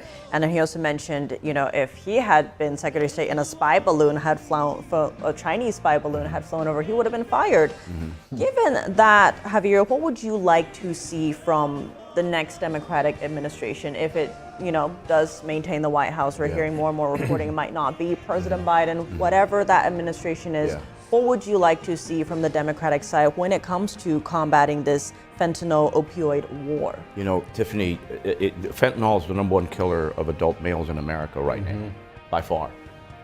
Think about that for just a moment. We refuse to call it a drug war. There was a time when that was a very commonly thrown around term, in former years. This is a drug war. We need to make it a drug war. And that war is predominantly with China. This stuff is coming from China, and the cartels are being scented by China and encouraged and compensated very well by China to move these products into the United States. We have, the problem is both in terms of, an appetite for those drugs in our country. We can deal with that. But first and foremost, we need to deal with it at the border and at the source. The border in Mexico and the source in China. The fact of the matter is, we find ourselves at every turn with China looking behind us and frankly outsmarting us a lot of times, outplaying us a lot of times.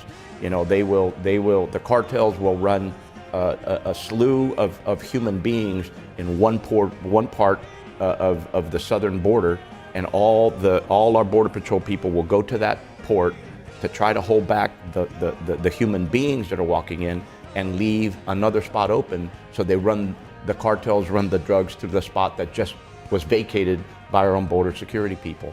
And it's a game of trying to constantly catch this mouse. We need to get serious about it. Both parties need to work together, and I don't care which administration wins. Obviously, I'm a Democrat, but whatever party wins the White House, we really need to get serious about the fentanyl issue. We need to get serious about China. They are at the root of many of the challenges our country has now, and it will only get worse as things go forward. They are frankly playing on the chaos that's happening right now in the United States, and that's very troublesome to me and many others in the business community. Many have noted that, when we have a divided country, our adversaries are the ones ultimately winning. The former president has said he's thrown out his previously written speech and think he's taken a lot more charge of this speech that we're expected to hear tonight. He's also said he's going to focus a lot more on unity. We have some big names coming up tonight. We did just hear from Tucker Carlson. We have WrestleMania Hulk Hogan coming in. We'll see if he rips off his shirt like he normally does. We also have Dana White later tonight, and Eric Trump is expected to speak. He's saying that he was hinting that he might be running in the future, saying that he would like to see Ramaswamy by his side. But actually, on that note, let's go back to the RNC. We have our White House and Washington correspondents there, Iris Tao and Jack Bradley. Take it away, you two. We got singing, dancing, and the CCP is a huge topic here tonight. Obviously, J.D. Vance speaking Trump's top nomination pick for the VP. He is definitely opposed China, saying that it's the #1 adversary to the U.S. Now, earlier we heard from Tucker Carlson, who said at the rally, after the assassination attempt, he called President Trump and talked to him. And what Trump had to say to him was he was surprised that nobody ran. And Tucker said that's because they saw strong leadership. I asked people about that. They said that it was they really support what he said up there. I also talked to a delegate from Georgia. He's Brad Carver. He said that the working class, more and more the working class is supporting Trump because of his policies. Iris? So right now, as you can see, during a break between the speeches, the live band is playing right there on that stage. And of course, the music is making everyone here very excited. The ladies been dancing here for the past 4 days. They've been dancing every time during the music break.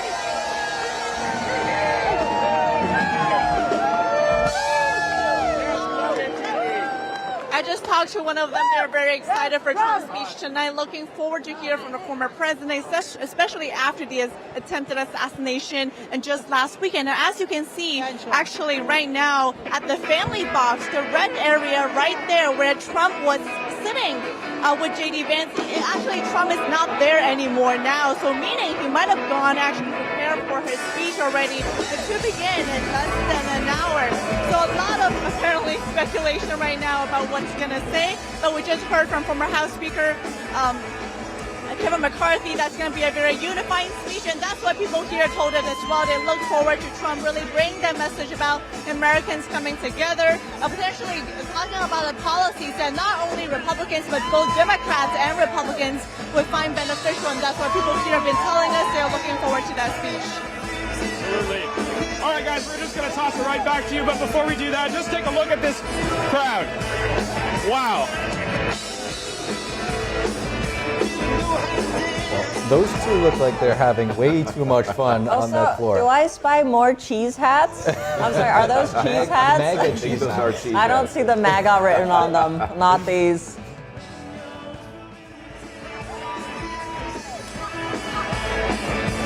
Seems like the energy is already through the roof. Can't imagine when, Trump actually comes in to give his speech. On that note of the former president's expected speech here, earlier we had our Democratic strategist Dante Mills in studio, and he was saying, so far there's been a lot of reporting that former president's been looking a lot more humbled or somber, mellow. And he was like, yeah, well, it's easy when you're just sitting there, right? But he thinks we might see the old Trump come out in the speech tonight. What do you think, Bart?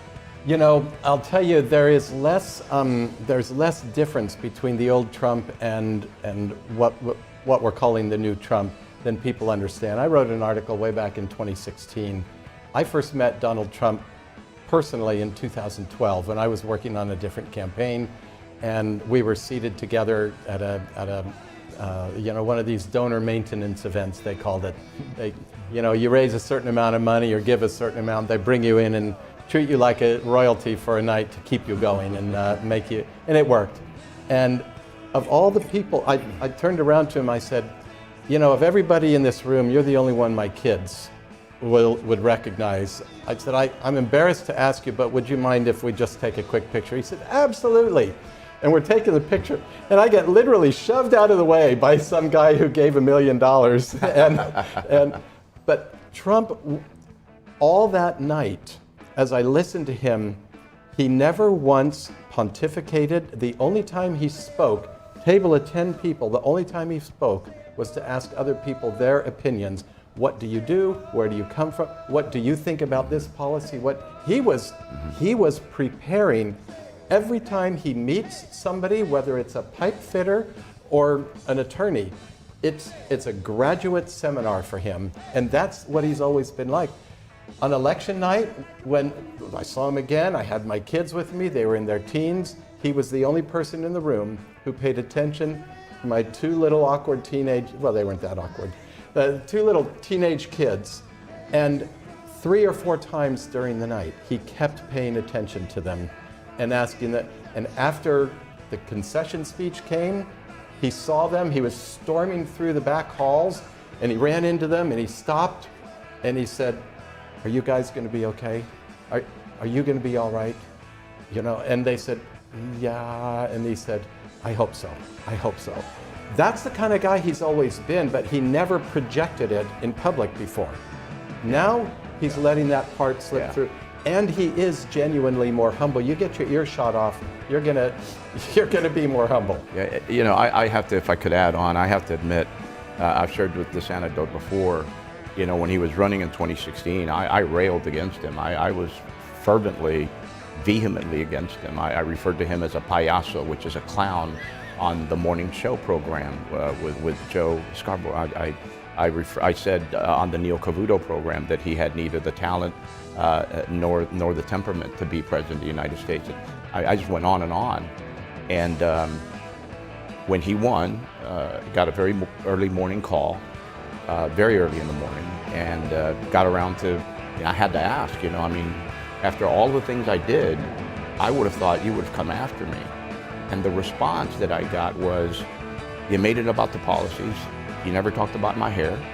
You never talked about my hands. You didn't talk about my family. You didn't talk my wife. You didn't talk about my shoe size. You kept it about what you believed and about your policies." And I was shocked because I had seen him attack vehemently, I mean aggressively, other people that had come against him. But I learned a lesson that day. I learned not to ever underestimate this man. I did not think he would win. He's a mensch. I was floored. I was floored.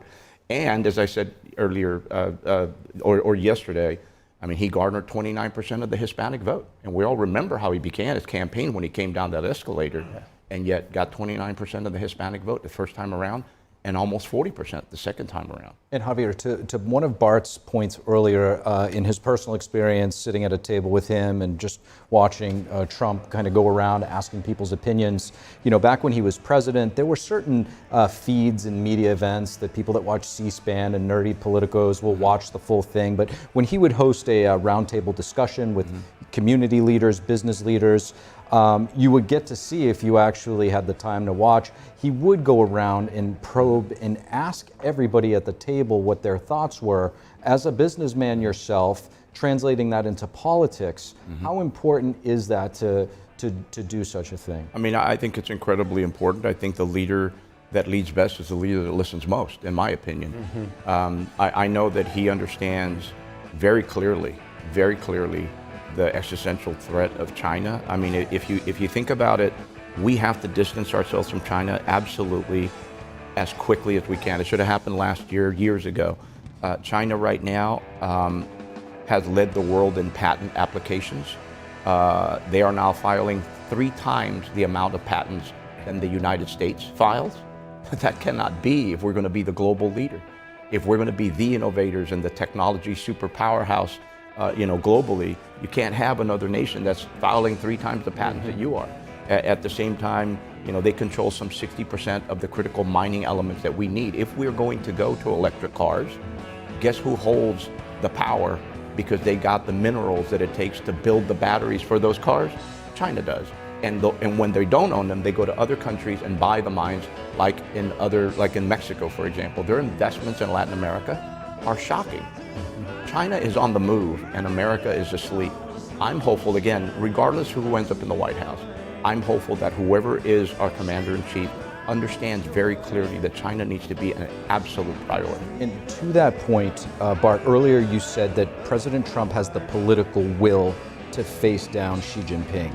What does that political will actually look like when it comes to China versus the policy of strategic engagement that we've seen for the past many decades? Good question. What it means is being able to take the hits. Last time he took on China, the first thing China did was put tariffs on U.S. farm exports because he knows that Trump's supporters are in rural areas, and if he's putting tariffs on Chinese manufactured goods, they're going to put tariffs not on our manufactured goods, but on our farm exports, because that's where he'll really hurt people who vote for Trump. And he said, fine, you go ahead and do that. And he went to the farmers and said, how do we support you as you're being damaged? The traditional Republican response was, hey, it's a little more laissez-faire, and if somebody gets hurt, that's too bad, but let's get through this. Trump said, no, you're being hurt because of a policy I'm doing to protect American manufacturing. We can't sell out the farmers in exchange in a way just to support manufacturing. We have to take care of all of them. And so he came up, Peter Navarro, I think, was the architect of a very complex system to support American farmers and still bring manufacturing back. That's what it looks like. You have to be able to think complex thoughts and think through complex matters. And if I could add, one second, we do have to go back to the RNC where NTD's Jack Bradley is on the floor with former Congressman Lee Zeldin of New York. Yeah, guys, I'm here with former Congressman Lee Zeldin here from New York. Congressman Zeldin, thank you so much for joining us. Yeah, happy to be here. Now, at the RNC, we're having a very electric vibe here tonight.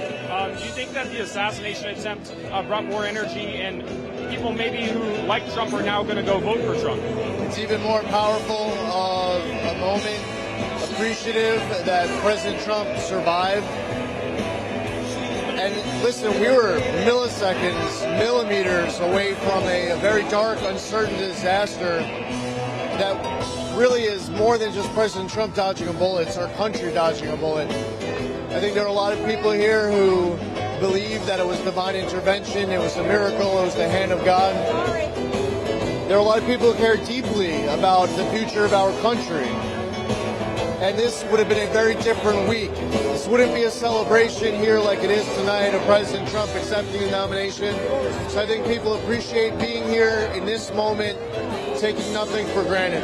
Absolutely. We'd definitely be having a different kind of a vibration here tonight if the bullet had just been a couple centimeters closer to his head. Before that, a few months ago, he held a rally in the Bronx, a very uncommon place for a Republican to hold a presidential campaign rally in the Bronx. What do you think of that? I think it's great for President Trump to get into the cities. He was in South Bronx, and recently he was in Philadelphia, Detroit, D.C., and elsewhere. And I'm sure he'll continue to get into blue areas and reach out to Democrats and independents to bring a message that resonates on issues that matter most to these longtime Democratic voters.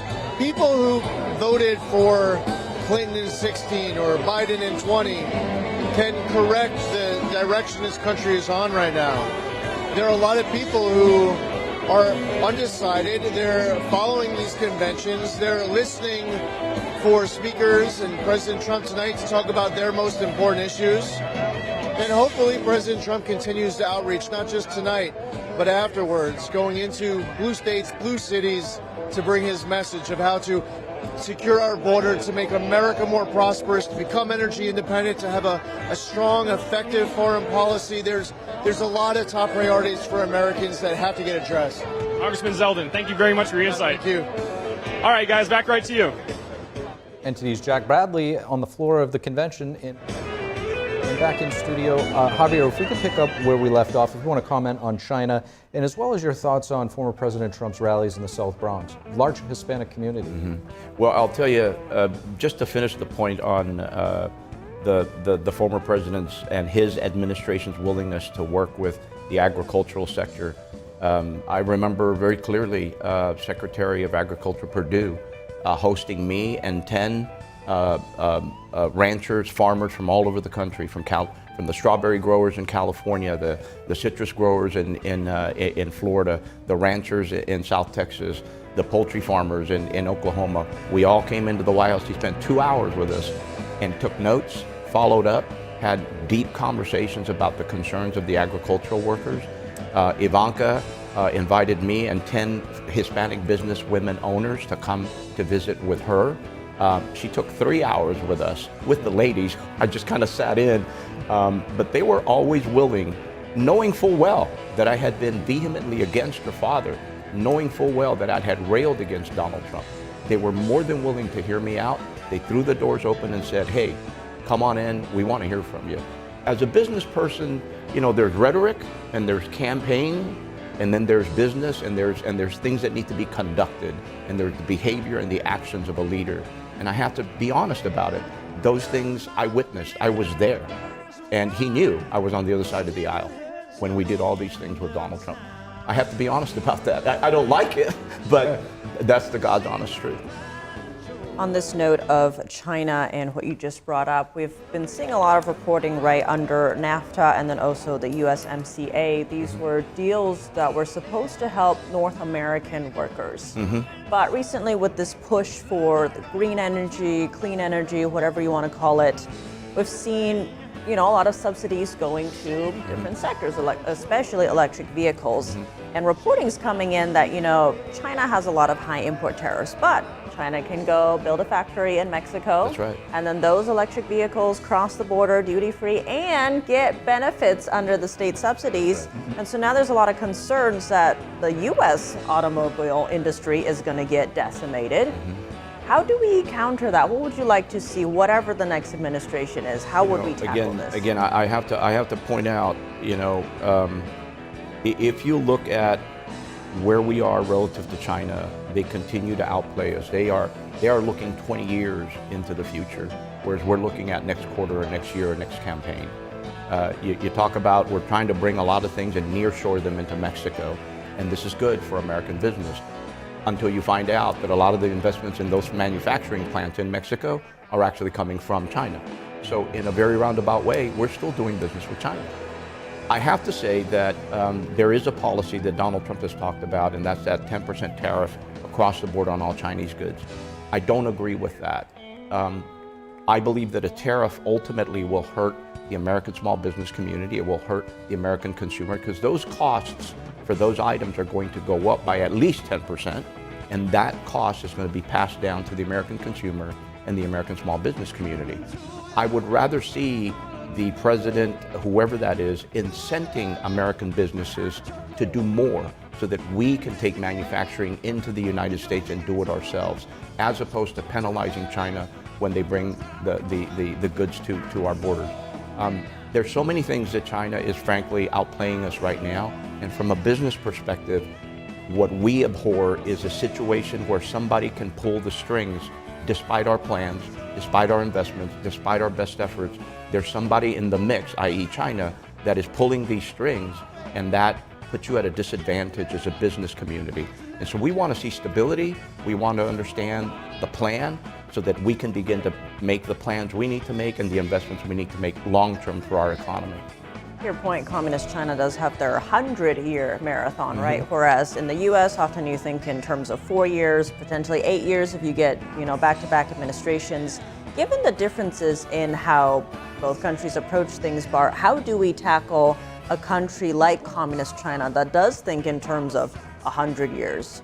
I think we're seeing how to do that with this platform here he comes, between President Trump and hopefully Vice President Vance, to put America first and set the pattern and continue that pattern. And as Bart just mentioned, we are seeing the former president here on screen, re-entering, I should say, the venue tonight. He is expected to speak tonight and officially accept the nomination for the Republican Party as their presidential candidate. There he is going up the stairs to the family box. We were commenting earlier on who's been around him. The first night, I think the first person he shook hands with was Tucker Carlson. We've been seeing North Dakota Governor Doug Burgum around him, as well as Florida Senator Marco Rubio. Both were on the short list for vice president. Obviously, he ended up picking Ohio Senator J.D. Vance, which seems the consensus is everyone thinks that was a great pick, either politically or whichever. Yeah, he's good. He looks like he's flanked by his family members. You saw Don Jr. there and his son Barron. You see who else who might be standing next to him as he prepares for the speech. He's going to be introduced by, or at least preceded by Dana White, CEO of the UFC, his son Eric. And as Tiff was saying, he was earlier flanked throughout the past few days by a few folks. Doug Burgum, who a lot of people, the governor, think may be the next energy secretary. I want to get your thoughts as we're talking about China. There's some people that I've heard float the possibility of maybe Marco Rubio as a Secretary of State. You spent a career in foreign service. Who would you say, Bart, would be a potential good choice to deal with China head-on in that position? Well, I think that the position of Energy Secretary actually is more important for our foreign policy in this administration than the Secretary of State is, because it goes back to what I was saying before, that part of the America First agenda is to produce American energy. You can't have American manufacturing without American energy. And as Javier keeps saying, it's, moving to an electric economy, that is giving all of this strength and power, $1 trillion eventually, to China, to communist China, and taking it away from American energy producers. If we are energy dominant, as we were during the first Trump administration, then the whole world falls into line and does what we ask them to do, and we make energy cheap for American consumers and business and manufacturing. So it looks like Hulk Hogan's about to take the stage. We're going to go to Jack and Iris, who are on the floor, and get an update. If he takes his shirt off, you have to follow. Well, let me tell you something, brother. You know something? When I came here tonight, there was so much energy in this room. I felt maybe. So right now, of course, we have the famous restaurant now taking the stage. The crowd was very excited, chanting USA.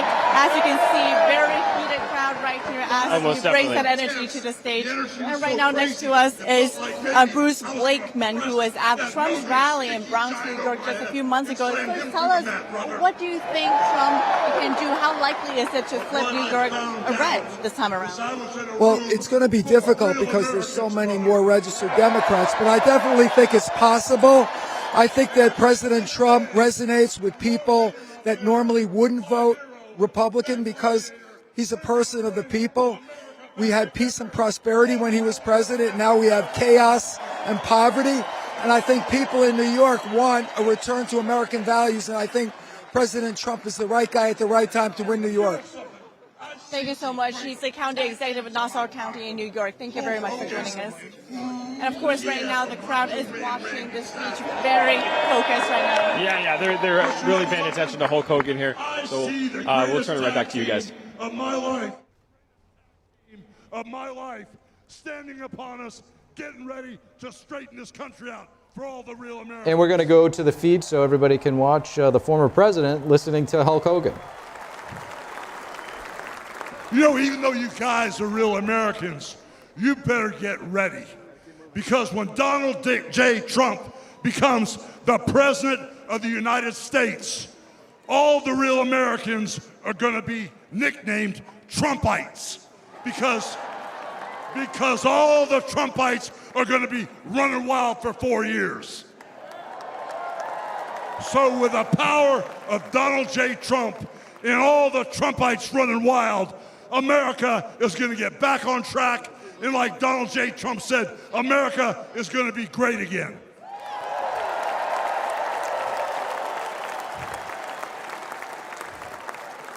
When I look out and I see all the real Americans, I think about how Donald Trump, his family was compromised.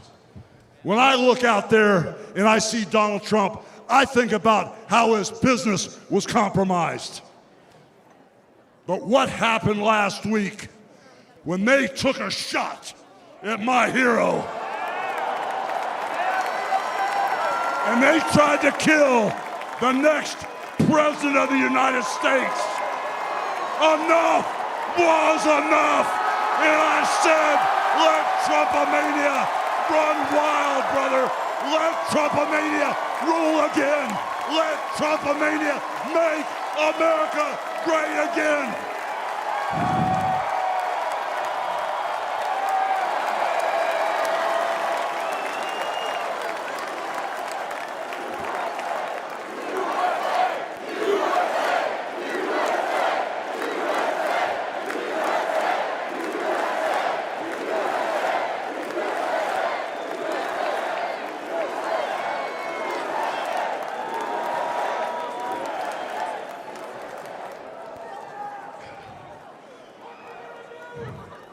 You know something, Trumpites? I didn't come here as Hulk Hogan, but I just had to give you a little taste. You know, my name is Terry Bollea. And as an entertainer, I love you too. And as an entertainer, I tried to stay out of politics. But after everything that's happened to our country over the past 4 years, and everything that happened last weekend, I can no longer stay silent.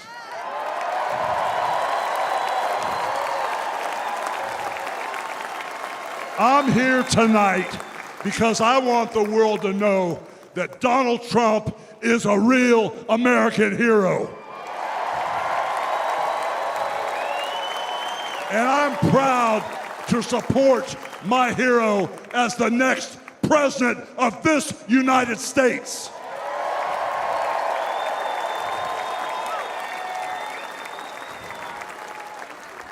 You know, guys, I've known Donald Trump for over 35 years.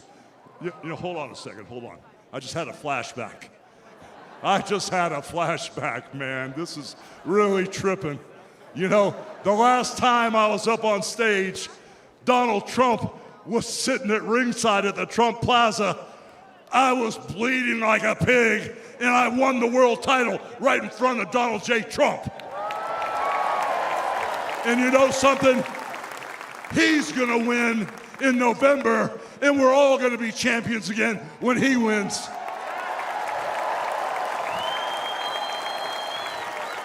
And like I said, I've known that man for over 35 years.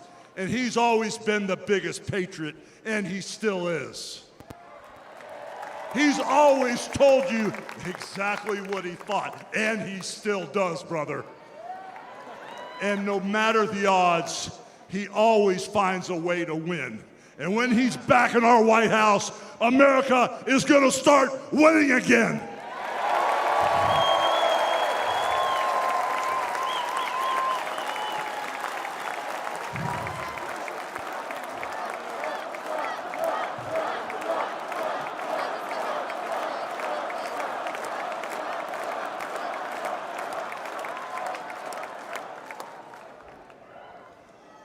You know, guys, over my career, I've been in the ring with some of the biggest, some of the baddest dudes on the planet.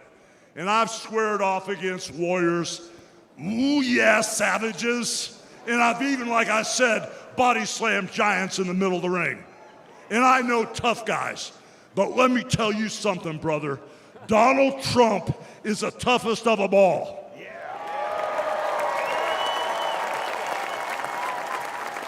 They've thrown everything at Donald Trump.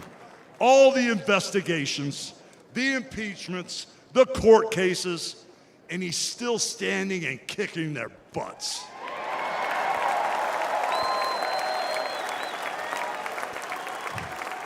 You know, we never had it better than the Trump years.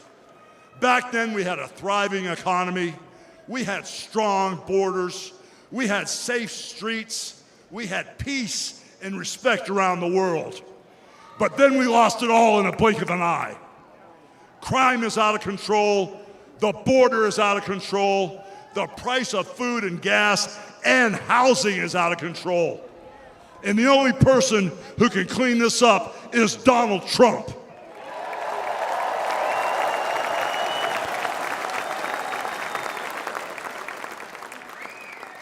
You know, guys, I really, really love this country. And I've lived the American dream. And I want my kids, your kids, and all those little teeny Hulkamaniacs out there to live the American dream too.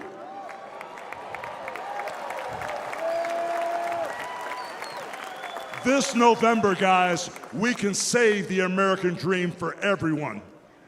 And Donald Trump is the president who will get the job done. So all you criminals, all you lowlifes, all you scumbags, all you drug dealers, and all you crooked politicians need to answer one question, brother. What you gonna do when Donald Trump and all the Trumpomaniacs run wild on you, brother? God bless you, and thank you.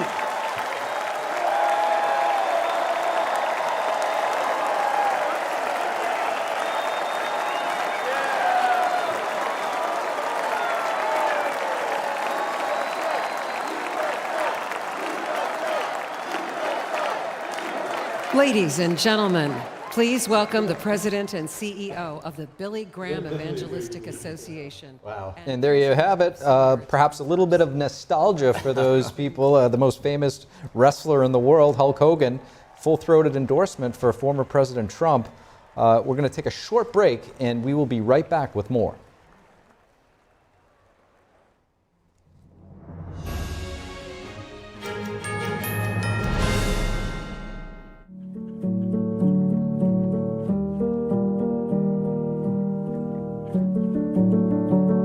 Painting that has true beauty.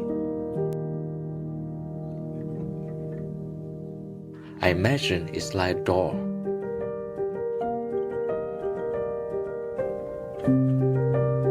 The artist holds the key to open the door and bring people to a purer world.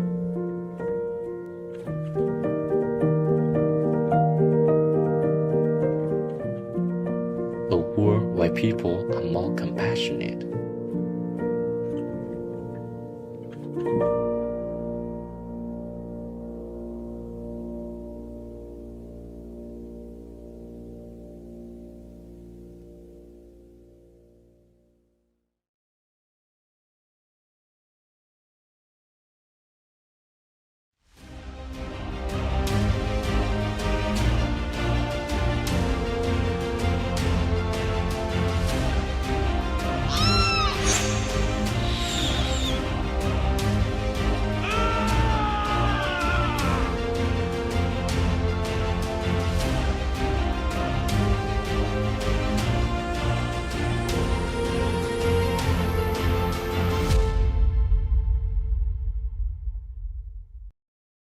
When I drink it, the first thing was I feel the warmth in my tummy.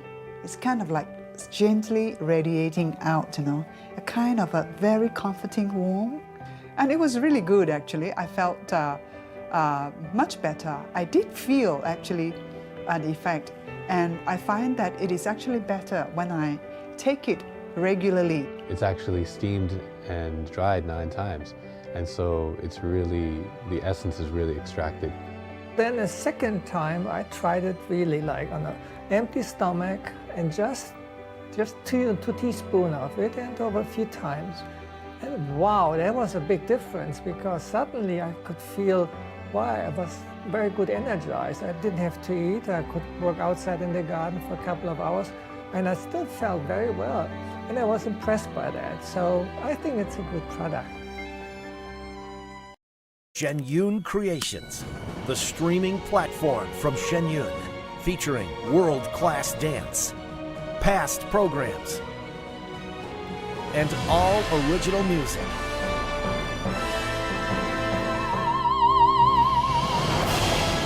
Masterclasses, behind the scenes, comedy, and more. Explore shenyuncreations.com.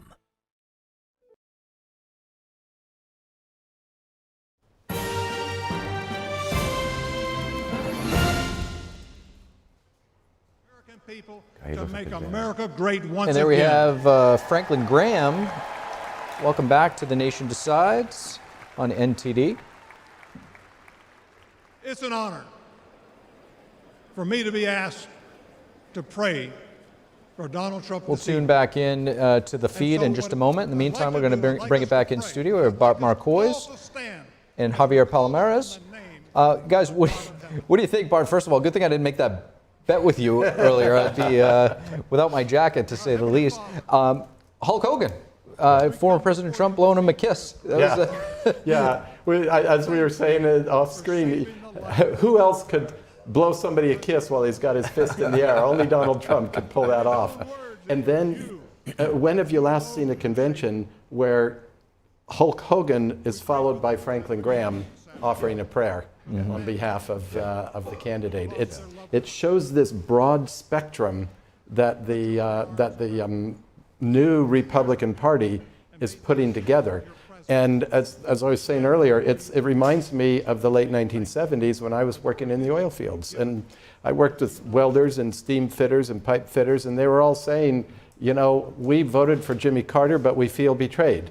And when Ronald Reagan came along, they said, this is what we've been waiting for. And it was this great realignment, and that's where the Reagan Democrats came from. And they stuck with Reagan for the entire 8 years and through most of the H.W. Bush presidency. And that goes back to that realignment that we talked about earlier. You get that. Look, two other groups that people don't realize that Trump is reaching out to. 50 million cryptocurrency investors in the United States. Trump is coming down very strongly on the side of cryptocurrency. And they are paying attention to it, even though we may not be. And anybody who gets tipped for a living. I was at Katz's Deli earlier today, the famous Katz's Deli, and my waiter said he preferred his tip in cash.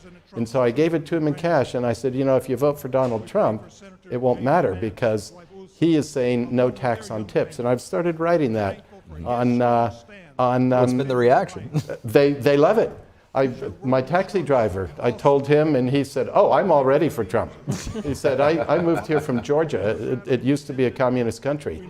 And not the state Georgia, but the one next to Armenia.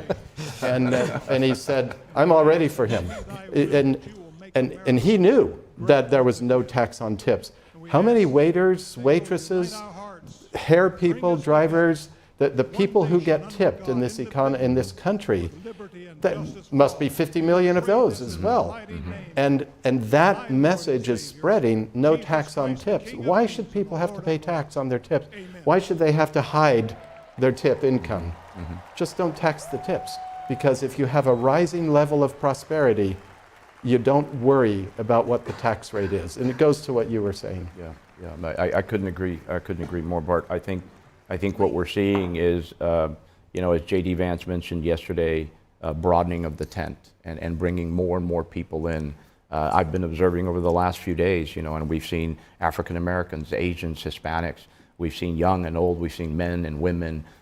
We've seen all walks of life. And I mean, I don't think it gets any more stark that from Hulk Hogan, you know, to Franklin.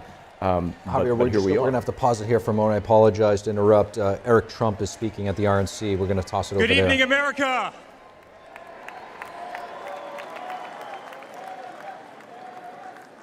Eight years ago, my father sat our family down. He spoke of a nation in decline, of dreams slipping away, of a future endangered by failed leadership and broken promises. It was in that moment I knew my father had made a decision that would forever change our lives. We realized he had chosen to step into the arena, to fight for the soul of America.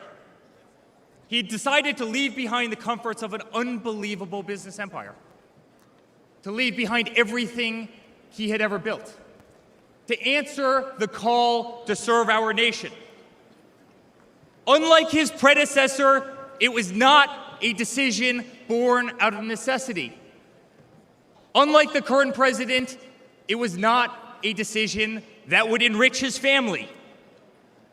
Rather, it was a decision made out of love for this country and a deep concern for America's future.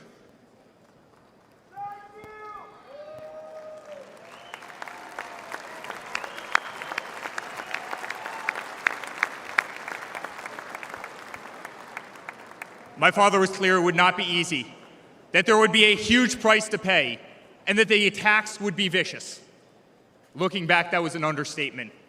The made-up Russia hoax, the sham impeachments, the efforts to destroy an unbelievable company, a company that I run today, the efforts to cancel us, to silence him, to gag his free speech, and to drag him through every radical left courthouse in America, to take his life. Yet through it all, he's shown unwavering courage and determination, not just in public, but in every private conversation with me and our family.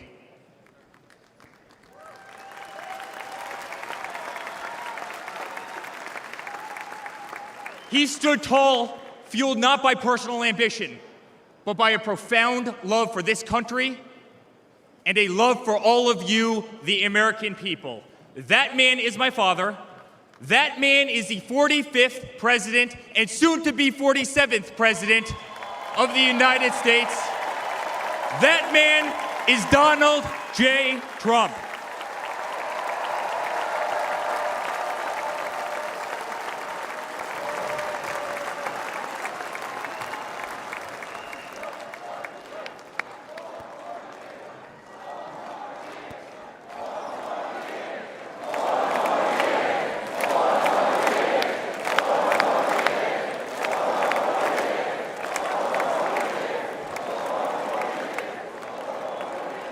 Each time I've stood on this stage, America has been at a dire crossroads.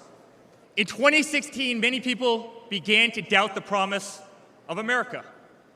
Our economy was struggling, jobs were scarce, our standing on the world stage was weak at best. Veterans were forgotten, our military was in shambles, our educational system was broken, ranked 30th in the world.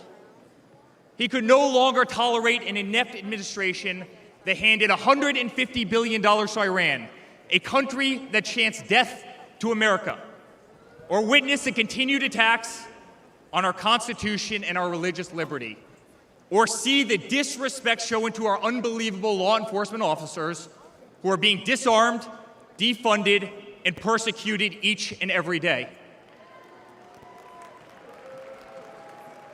He could no longer stand to see words like Christmas stripped from public use, or the Pledge of Allegiance removed from our schools. But my father saw potential where others saw despair. Donald Trump built the New York City skyline. He did so during a time when businesses were turning away from the city he loved. Crime was rampant. The streets were dirty. But he had the Midas touch, and he turned those streets and neighborhoods into gold. He faced every challenge with tremendous vision and grit. As he did during the 2016 election, he rolled up his sleeves. He remained unapologetic. He did not care to be politically correct.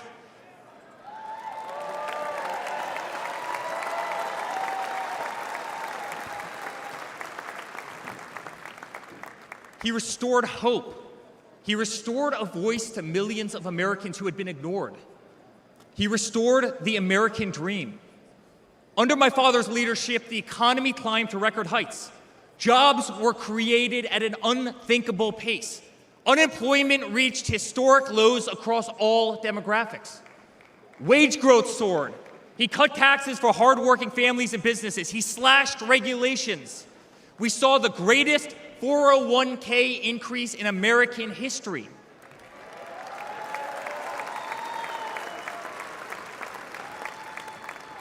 People bought their first homes in an environment that saw 2 to 3% interest rates. They started their families. My father made the United States energy independent with the lowest gas prices in decades.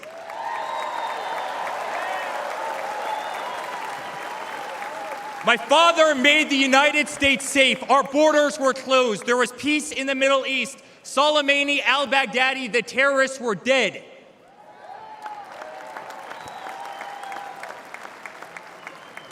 My father made the United States respected again, with the courage to walk into countries like North Korea, with the courage to impose tariffs on China, and with the courage to tear up trade deals that cost Americans their jobs.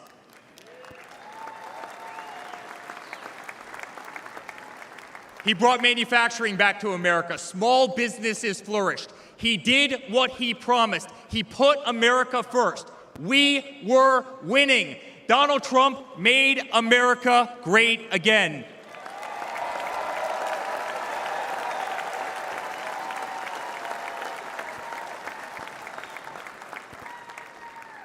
But he also created a movement that threatened the special interests in the political elites, a movement that cast a bright light on the institutions weaponized against the American people. You see it in our schools. God bless the moms who fought back.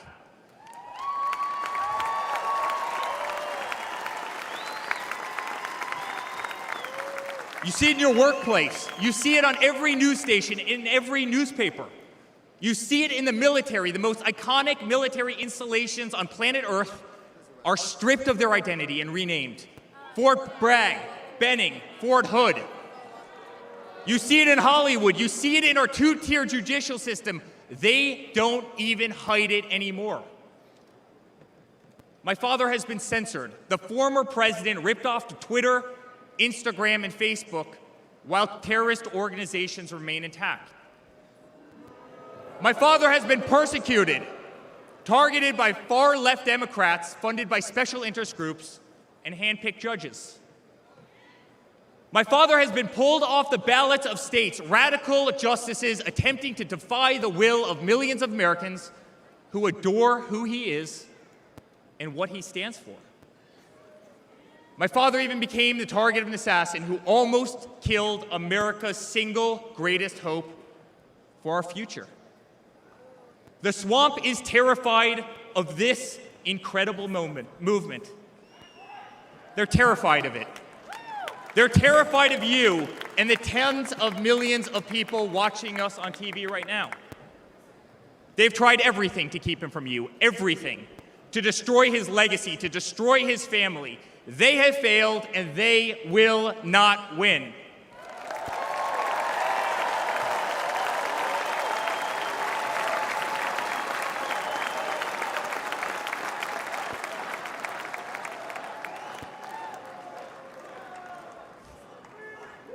I love my Florida delegation right here.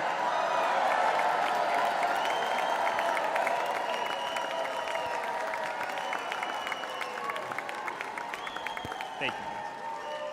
My father stands before you with the most votes of any Republican candidate in the history of our nation.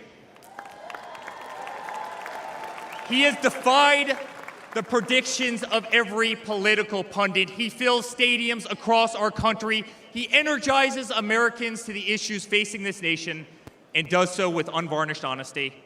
He is not a threat to democracy. He is a threat to those who despise our republic, many of whom are bought and sold, bribed and coerced, people who have never signed the front of a check and who have been dependent on the government their entire adult lives.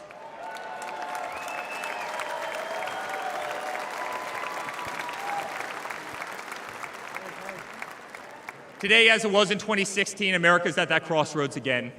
Energy prices are soaring. Interest rates are crippling. Everything is unaffordable.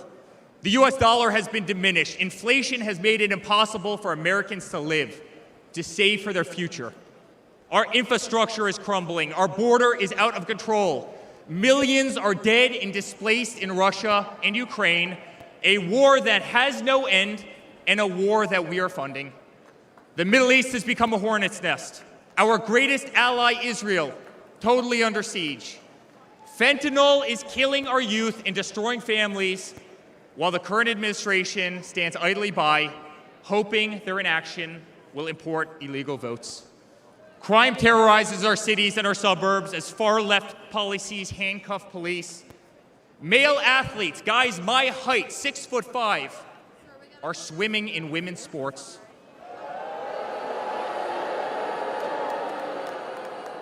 Destroying the dreams of young girls who have trained every minute of their lives. We no longer trust our elections. We no longer trust our judicial system, and we no longer believe that our government is working in our best interest.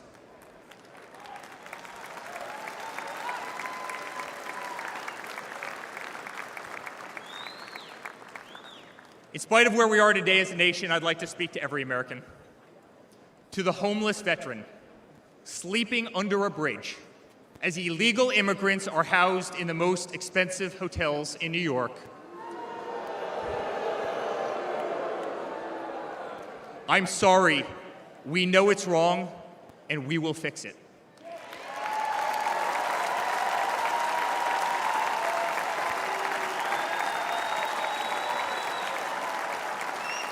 To the single mother who can no longer afford her rent, afford groceries, and has been forced to work 3 jobs, I'm sorry. It does not have to be this way. To the parents who lost a son or daughter to fentanyl, including the incredible woman that spoke the other night, while an administration does absolutely nothing, I'm sorry. Your government can do so much better, and it will.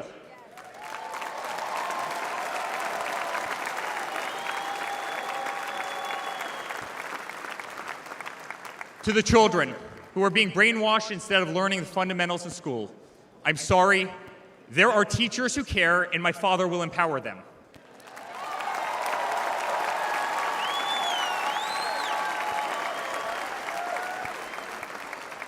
To the law enforcement officers, our brave Border Patrol, Secret Service agents who work every single day to protect our communities, knowing damn well that the system will throw you under the bus, I'm sorry. We will stand behind you.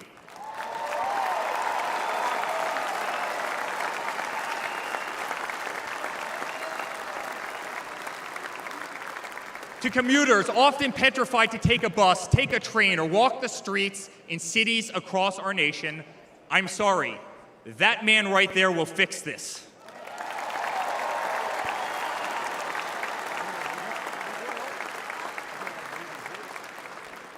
To the construction workers, to the middle-class families, to the families with children with disabilities, families who can no longer afford medical benefits or to take a vacation, I'm sorry.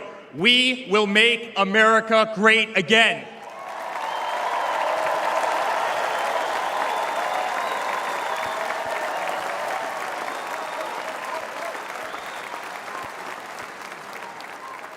And to my father, who has been ruthlessly silenced, slandered, and attacked by a corrupt administration, I'm sorry.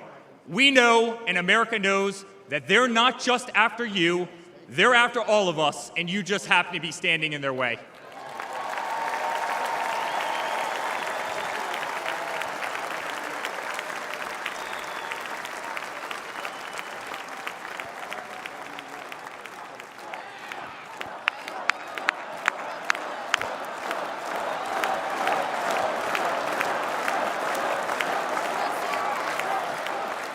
To all Americans watching tonight, the greatest retribution will be our success.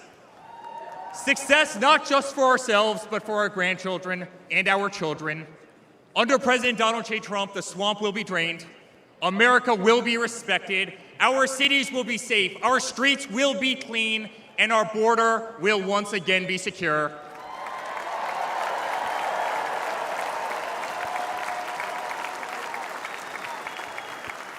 We will have peace. We will have prosperity. Your hard-earned tax dollars will enrich a better America, not be squandered in corrupt foreign nations. Education will be handed back to the states. We will no longer be 30th in the world. We will be first.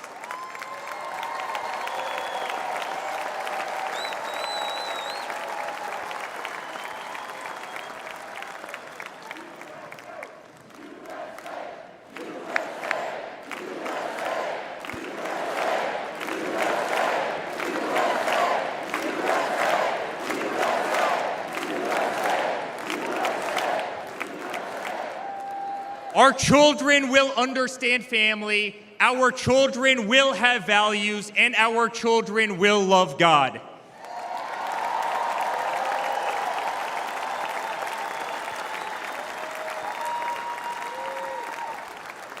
Our country will prioritize free speech, respect freedom of religion, and honor our Constitution.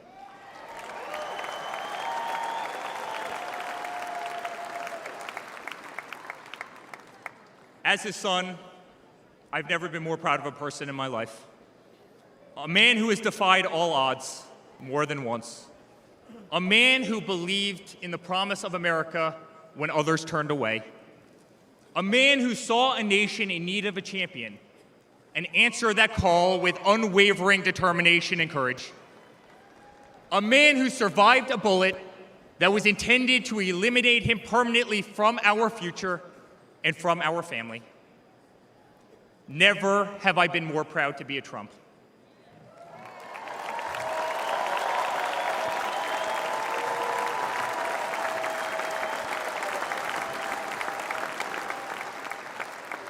Never have I been more proud to stand by my father's side. I remain incredibly honored to be part of this journey, a journey with all of you. A journey to save the greatest country on earth. A journey with the most incredible people I have ever met. Dad, 5 days ago, Laura, Luke, Carolina, and I held our breath as we saw blood pour across your face. By the grace of God, divine intervention, and your guardian angels above, you survived.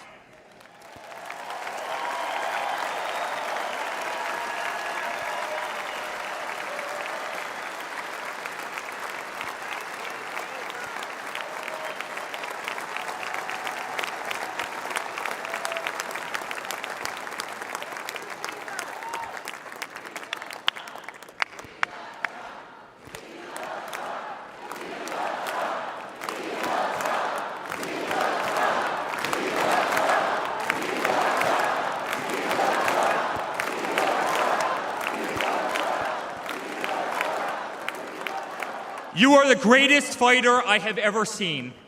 You are strong, you are full of life, and you are unapologetic. Your optimism is contagious. Your backbone is unbreakable. Your conviction to fight for what is right and against all that is wrong is truly next level.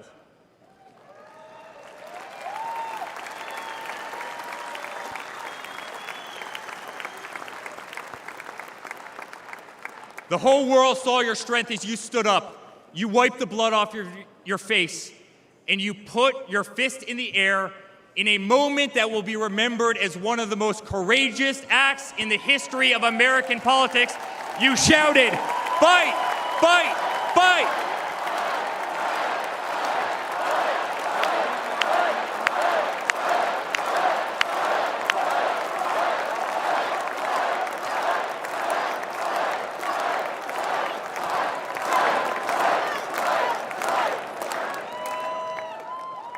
I'm honored to be your son. I'm honored to speak to our great nation tonight. You are a true leader. You epitomize strength. Our country loves you. Our country appreciates you. Our country misses you. And on November 5th, our country will re-elect you as the 47th President of the United States of America. Good night, Milwaukee. God bless you all.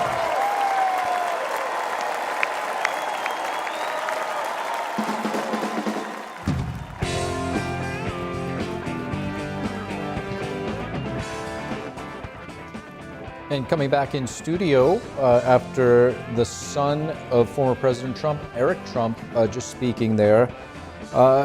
There's excerpts coming out right now of the former president's speech, and from all accounts, he's the one that's written the speech, and there's a big message of unity. And so far, looking through it, I don't see many messages or even naming of President Biden. Maybe a mention here of the administration here and there, but no direct message. What do you make of that possibility, Bart? I hope that's how it goes. I think, this is his night. It's not Joe Biden's night. He should not be talking about Joe Biden. Eric talked a little bit about it, but Donald Trump should be talking about his vision for all Americans and for all Americans to rise together in prosperity and in faith in God, faith in the American experiment, the American system of government, the American dream, and confidence in themselves. And that you know, you talk to young people and they've been told for half their lives that America is bad and is wrong and they're embarrassed. And to restore that pride, we're still the country that people stand in line and wait for years to get here. You go to any embassy, anywhere in any foreign country, you see people standing in line for hours just trying to get a visa to come here. This is the last best hope of mankind. And to restore that confidence in America, that's what I think you're going to see him talking about tonight. We're going to go back down to the floor of the convention where Iris Tao, NTD's White House correspondent, is standing by. Iris? Looks like Iris is getting ready for us. And we will come to Iris once she gets communications established with us. In the meantime, we're getting ready to hear from CEO of the UFC, Dana White, close friend and ally of former President Trump. They've established a bond and a friendship back in the early days of UFC. I've heard Dana White say before that he has kind of an unwavering friendship with former President Trump because you know, a lot of people doubted him in those early days, but former President Trump stood by him. What do you make of that, Javier? Well, I mean, I think Donald Trump has really a cadre of people who have, become part of his inner circle, if you will, and they come from all walks. So I'm not surprised that he's not the typical politician that's surrounded by policy wonks and Beltway insiders. He's always made a practice of having people explicitly and specifically from outside the Beltway, from outside of Washington. And I got to believe that that's really informed his strategy for how to reach, all of Americans.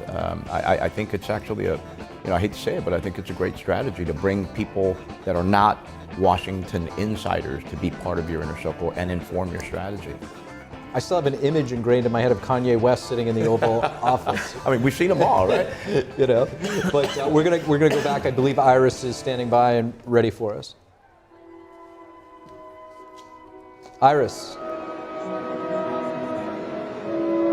Good evening to you also. Right now we're waiting for Dana to speak. She's the CEO of the Ultimate Fighting Championship, and we saw that former President Trump has left his seat and now, of course, preparing to give a speech very soon after. Oh, right now we have Melania Trump speaking. And the crowd is giving her a standing ovation, as you can see, because this is the first time the First Lady has taken the stage. We know that she is here watching tonight, but we did not apparently we hear the announcement of her coming out, and let's see if she's actually going to speak at the stage. We saw a picture of Melania Trump and Trump together today preparing for his speech at this venue, but right now we're hearing the music, the lights are on, and as you can see, all the crowd are staring at them with their phones up, and everyone is looking at if the future, they call the future First Lady, will be appearing tonight and potentially speak as her husband is about to accept the formal nomination. According to the excerpt we got from Trump's campaign about Trump's speech, Trump did thank Melania explicitly for calling for unity right after the assassination attempt. And we know that Trump in his speech tonight will have a heavy focus on unity, including, for example, saying that we unite this evening more determined than ever, and saying how the assassination attempt really changed how he sees everything. Trump is going to, quote, tell you what happened, and you will never hear from it for a second time because it's too painful to tell. So it's going to be a big thing to watch for us. The First Lady watches her husband give the speech to accept a nomination in just a few moments.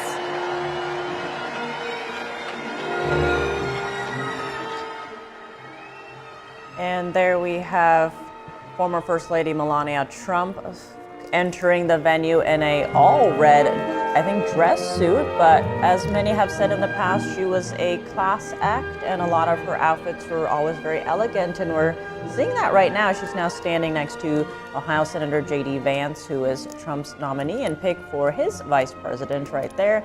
She's waving to the crowd as they cheer. You can hear that through me speaking, so let's listen in.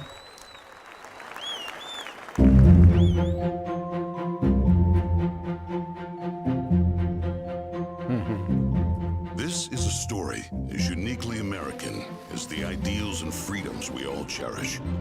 A story of a life dedicated to dreaming big. A story about giving back to the people in his beloved city. But most of all, this is a story about putting his country first. And it's a story best told in pictures. Young and confident, Donald Trump wasn't afraid to think big and build even bigger. And he left his mark on the New York skyline that greeted visitors from around the world. But he wasn't just an American entrepreneur. He became a folk hero. Celebrities and sports stars wanted to be seen with him. Politicians sought his approval. And New Yorkers just loved him. And he loved them back. And he gave back. Just one example, saving the Woolman skating rink. The Woolman skating rink in Central Park is open again. The city spent nearly 6 years and $12 million trying to fix it. And then to the rescue, developer Donald Trump. As Tracy Egan tells us now, he accomplished in 3.5 months what the city couldn't do in 6 years. Donald, you performed a great public service. There was no denying that Donald Trump was the toast of the town. But he was also something even more important, a patriotic American. And like many others, he was becoming increasingly troubled by the direction of our country. Because I really am tired of seeing what's happening with this country, how we're really making other people live like kings, and we're not. You've said, though, that if you did run for president, you believe you'd win. Well, I don't know. I think I'd win. I tell you what, I wouldn't go in to lose. I've never gone in to lose in my life. And if I did decide to do it, I think I'd be inclined. I would say that I would have a hell of a chance of winning, because I think people, I don't know how your audience feels, but I think people are tired of seeing the United States ripped off. But who would ever run for president and leave such a glamorous life? Appearances in movies, best-selling books, a widely popular TV show. But for Donald J. Trump, the calling to save his country was even stronger. The mission, more important. The number of Americans being left behind, too large. And so, in Donald Trump fashion, he announced he was running for president, in it to win. And he did.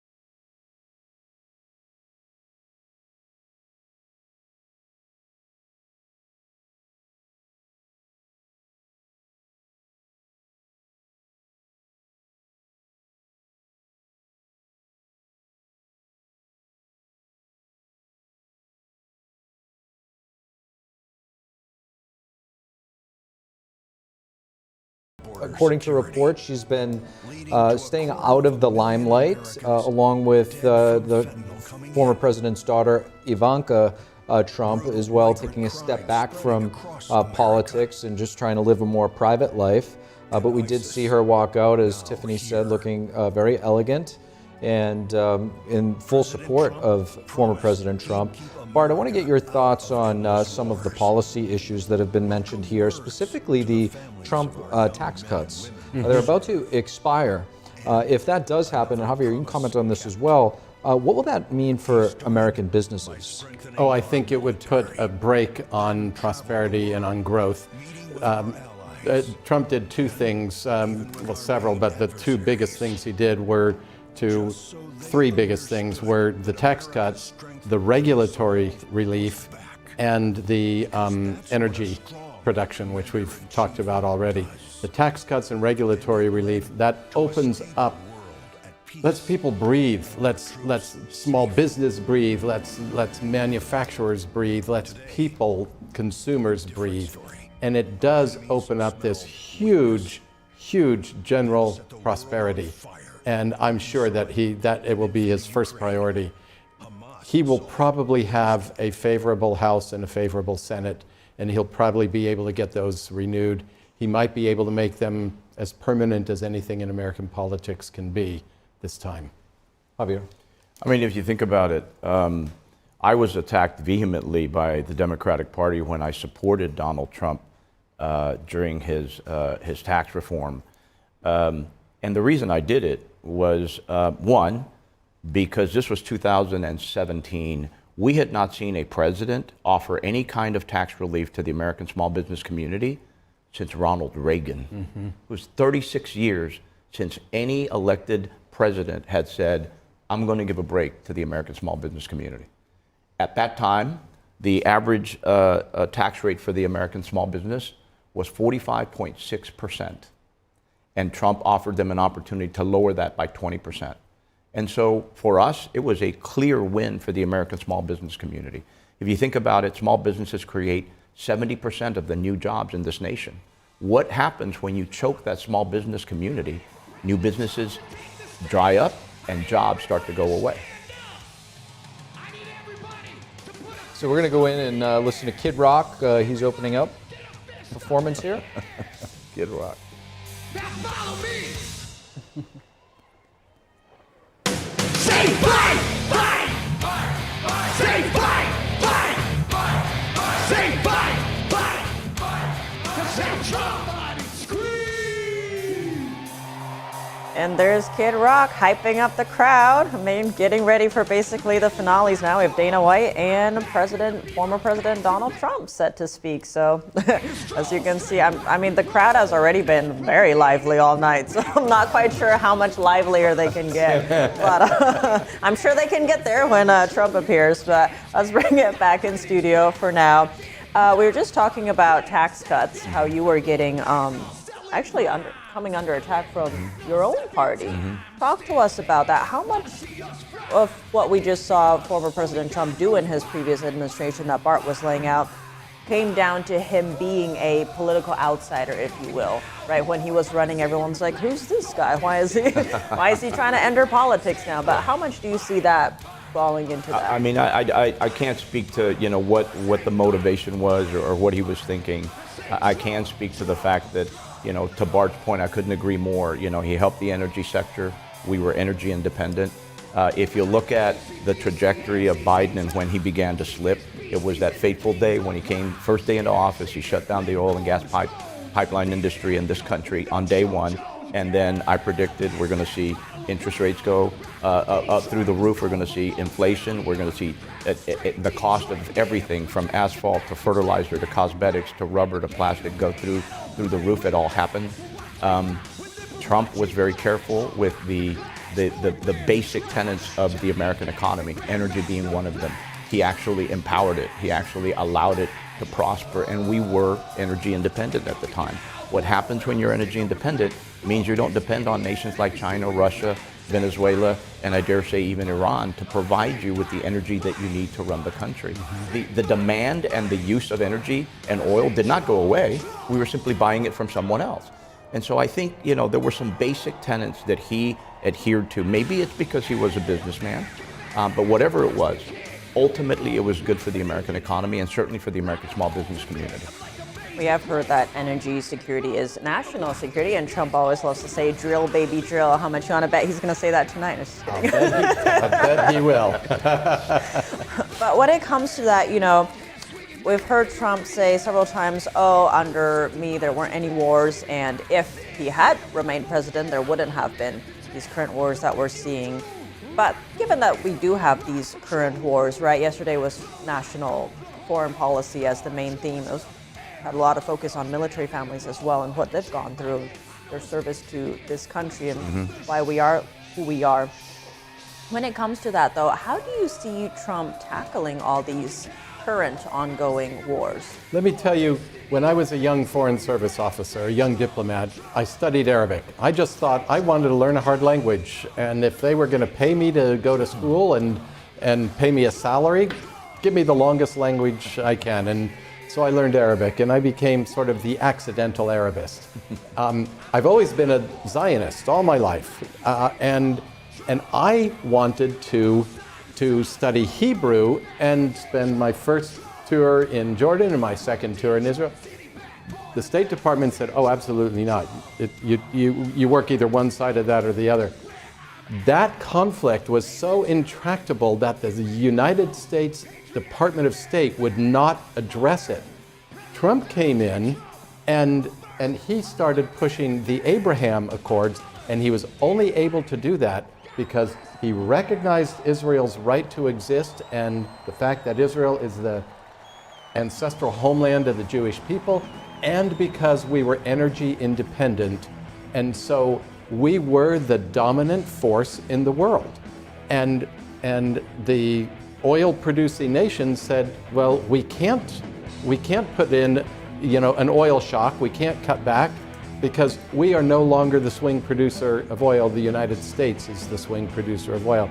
That kind of strength let him take make a diplomatic breakthrough that nobody had been able to achieve, certainly since 1948 and really for centuries. But because America was strong, America got Israel to trust us, and then we got the Arab nations to trust us, and we united with them against the common enemy of Iran. And that's how you create those things. You don't address a war by taking the war head on. You address a war by going around it and eliminating the context that led to that war and the factors that are feeding that war. Javier talked about the $150 billion that we gave. Oh no, it was Eric Trump that said that. $150 billion we gave to Iran. If we're not paying them, then they can't buy wars. And there on stage now is Dana White, the CEO of UFC. Good evening, ladies and gentlemen. Let's tune in. I am Dana White. I am the CEO and president of the Ultimate Fighting Championship.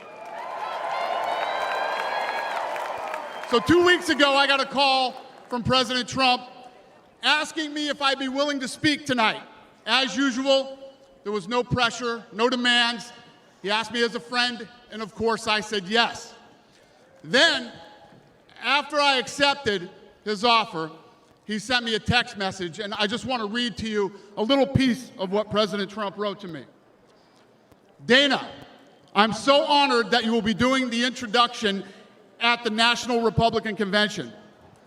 Think of it as the biggest fight you ever had, a fight for our country and even the world. I only wish you didn't have to interrupt your family trip, but I hope they understand, they love you, and they know how important this is. Now think about this. This man's running for president of the United States. He's fighting for the future of this country, and he's concerned about interrupting my family trip. That's the President Trump that I know, a man who truly cares about people. The mainstream media likes to push the narrative that he doesn't care about anyone but himself. I absolutely know that's not the truth because I've been friends with this guy for 25 years. And for the people who know me, they'll know this is true. I just want to make something very clear. Nobody in the Trump campaign has ever told me what to say. Nobody tells me what to say, and I'm nobody's puppet.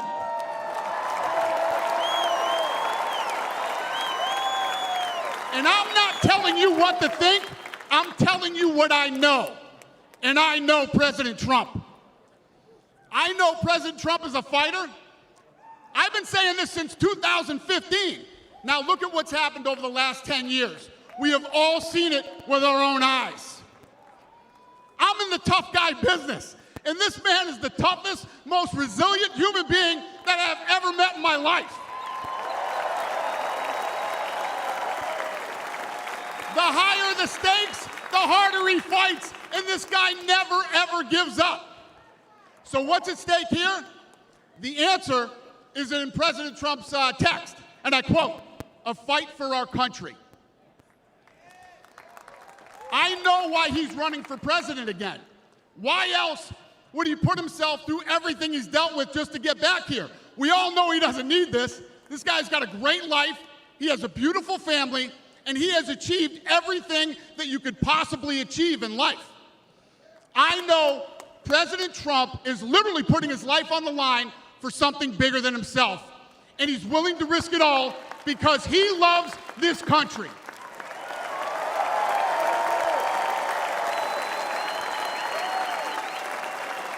And I know he wants what's best for the American people, all American people. I know he's running for president to save our American dream. I'm living the American dream, and I know the American dream is very real. Whether you were born in this country or came here from someplace else, this is the last real land of opportunity. President Reagan once said, "Government's first duty is to protect the people, not run their lives." And if you're buried in government red tape, how will you ever start your own business? If you're struggling to pay your bills, how can you ever afford to start a family? And if you don't feel safe in your own town, why would you ever buy a house? I know that President Trump is fighting to save the American dream, and that's what's at stake in this election. We are choosing who we want to lead us in this fight. I know President Trump is a proven leader, a fearless leader, and this country was in a much better place when he was in the Oval Office. In my mind, the choice is clear. But this election, we all get to choose. I know I'm going to choose strength and security. I know I'm going to choose opportunity and prosperity. I know I'm going to choose real American leadership and a real American badass.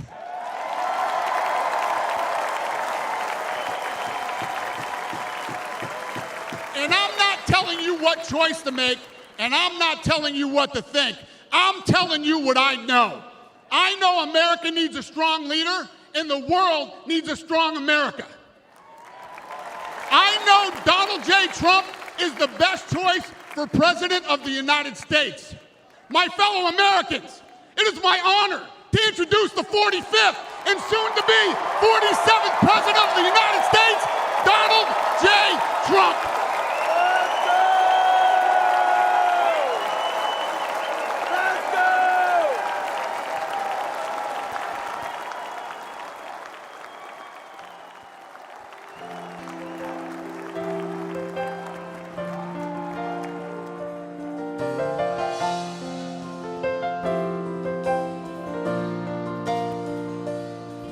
If tomorrow all the things were gone, I'd work for all my life, and I had to start again, just my children and my wife. Thank my lucky stars to be living here today, 'cause our flag still stands for freedom, and they can't take that away.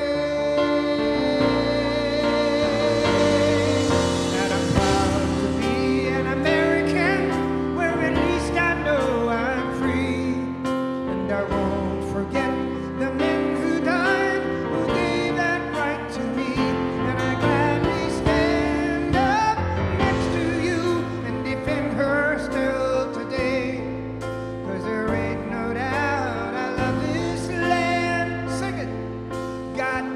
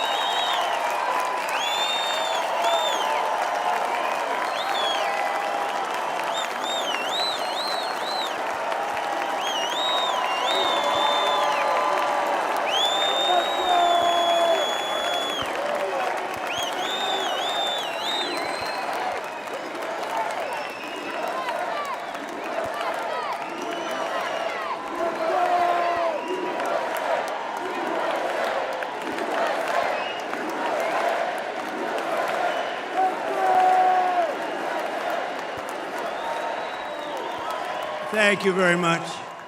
Thank you very, very much. Wow. And thank you, Dana. Thank you, Kid Rock, sometimes referred to as Bob. And thank you, Lee, right from the beginning. Thank you very much. What a talent. What a beautiful, beautiful song. Thank you. Friends, delegates, and fellow citizens, I stand before you this evening with a message of confidence, strength, and hope. 4 months from now, we will have an incredible victory, and we will begin the 4 greatest years in the history of our country. Together, we will launch a new era of safety, prosperity, and freedom for citizens of every race, religion, color, and creed. The discord and division in our society must be healed. We must heal it quickly. As Americans, we are bound together by a single fate and a shared destiny. We rise together or we fall apart. I am running to be president for all of America, not half of America, because there is no victory in winning for half of America. So tonight, with faith and devotion, I proudly accept your nomination for President of the United States. Thank you.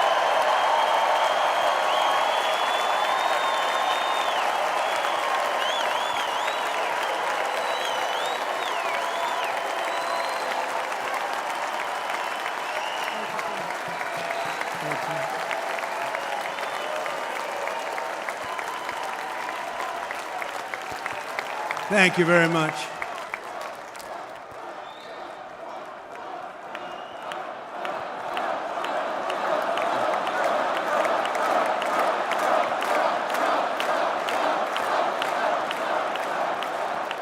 Thank you very much. And we will do it right. Gonna do it right. Let me begin this evening by expressing my gratitude to the American people for your outpouring of love and support following the assassination attempt at my rally on Saturday.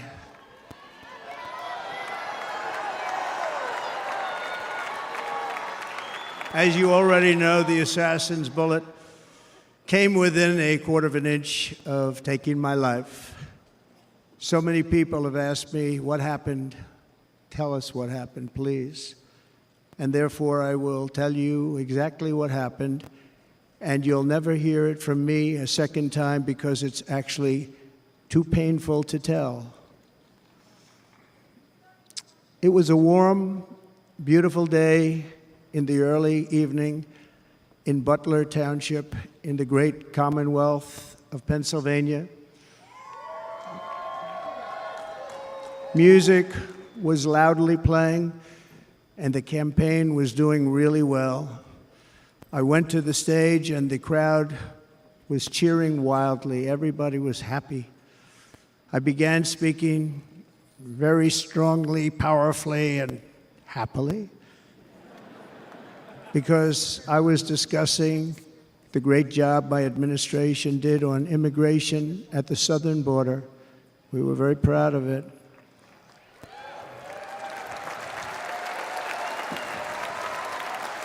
Behind me and to the right was a large screen that was displaying a chart of border crossings under my leadership. The numbers were absolutely amazing. In order to see the chart, I started to, like this, turn to my right and was ready to begin a little bit further turn, which I'm very lucky I didn't do, when I heard a loud whizzing sound and felt something hit me really, really hard on my right ear. I said to myself, wow, what was that? It can only be a bullet.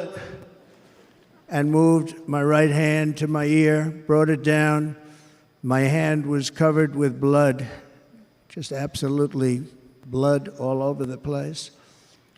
I immediately knew it was very serious, that we were under attack, and in one movement proceeded to drop to the ground.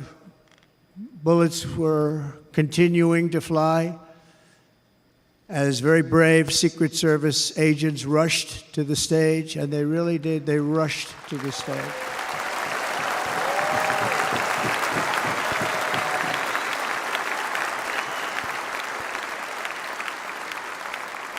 These are great people, at great risk, I will tell you, and pounced on top of me so that I would be protected.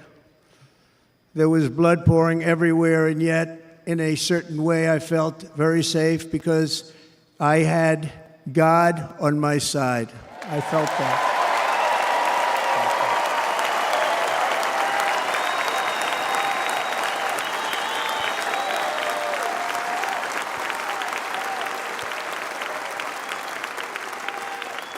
The amazing thing is that prior to the shot, if I had not moved my head at that very last instant, the assassin's bullet would have perfectly hit its mark, and I would not be here tonight. We would not be together. The most incredible aspect of what took place on that terrible evening in the fading sun was actually seen later. In almost all cases, as you probably know, and when even a single bullet is fired, just a single bullet, and we had many bullets that were being fired, crowds run for the exits or stampede, but not in this case. It's very unusual.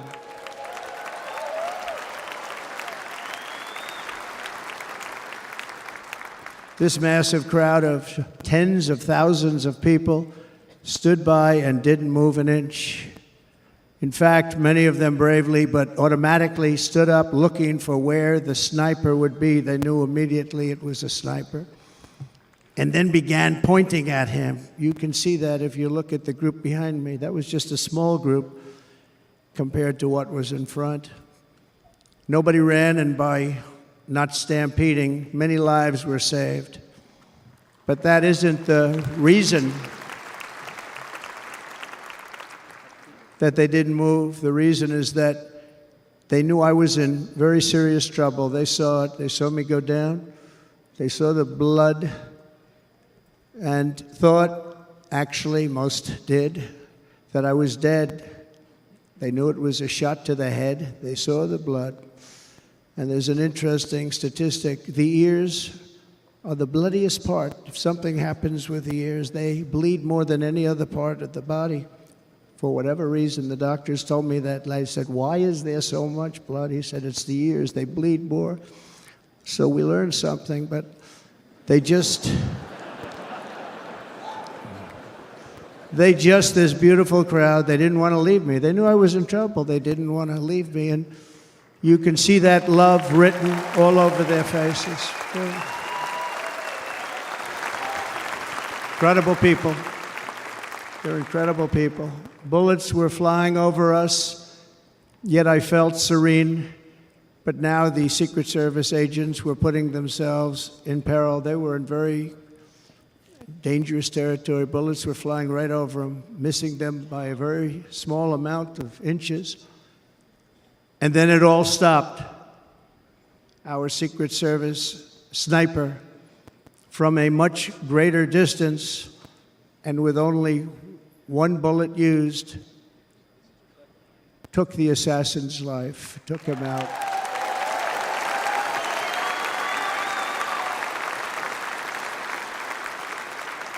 I'm not supposed to be here tonight. Not supposed to be here. Yeah.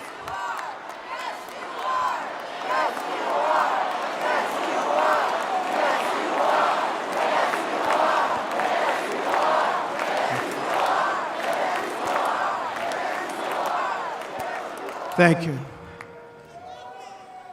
But I'm not.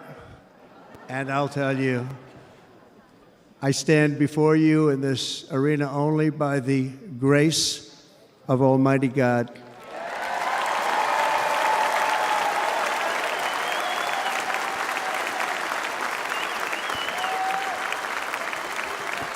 In watching the reports over the last few days, many people say it was a providential moment. Probably was. When I rose, surrounded by Secret Service, the crowd was confused because they thought I was dead, and there was great, great sorrow. I could see that on their faces as I looked out. They didn't know I was looking out. They thought it was over. But I could see it, and I wanted to do something to let them know I was okay. I raised my right arm, looked at the thousands and thousands of people that were breathlessly waiting, and started shouting, "Fight, fight, fight."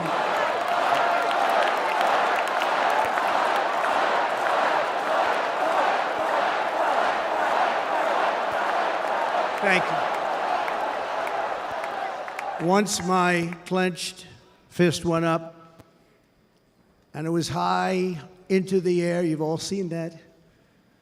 The crowd realized I was okay and roared with pride for our country like no crowd I have ever heard before. Never heard anything like it. For the rest of my life, I will be grateful for the love shown by that giant audience of patriots that stood bravely on that fateful evening in Pennsylvania.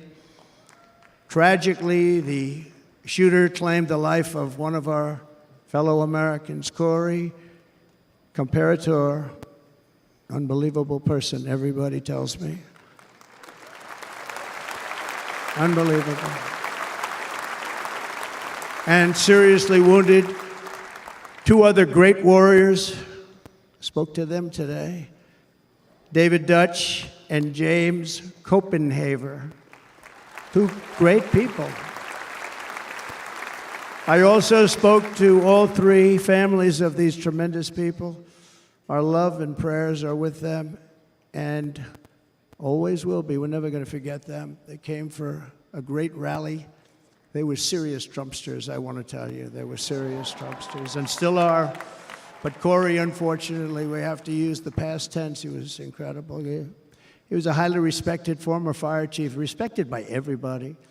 Was accompanied by his wife, Helen, incredible woman. I spoke to her today, devastated, and two precious daughters.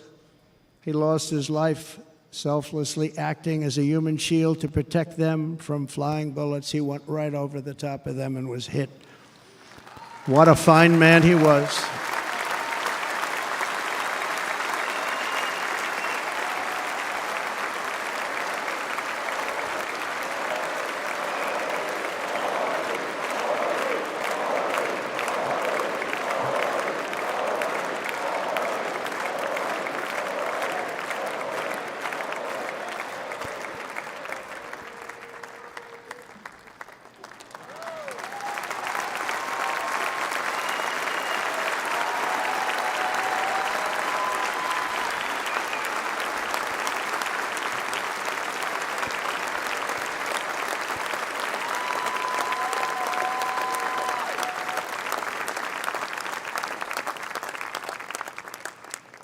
I want to thank the fire department and the family for sending his helmet, his outfit, and it was just something, and they're going to do something very special when they get it, but we did something which cannot match what happened, not even close.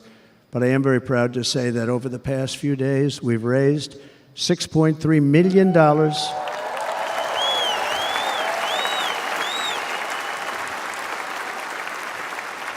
for the families of David, James, and Corey, including from a friend of mine just called up. He sent me a check right here. I just got it. $1 million from Dan Newland. Thank you, Dan. And again, when speaking to the family, I told them, I said, well, I'm going to be sending you a lot of money, but it can't compensate. They all said the same thing. You're right, sir. We appreciate so much what you're doing, but nothing can take the place in the case of Corey. And the other two, by the way, they were very, very seriously injured, but now they're doing very well. They're going to be okay. They're going to be doing very well.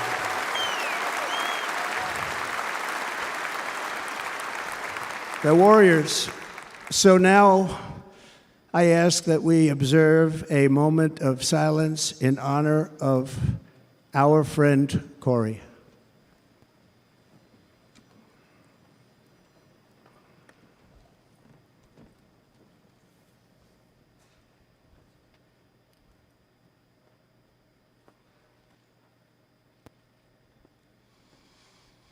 There is no greater love than to lay down one's life for others.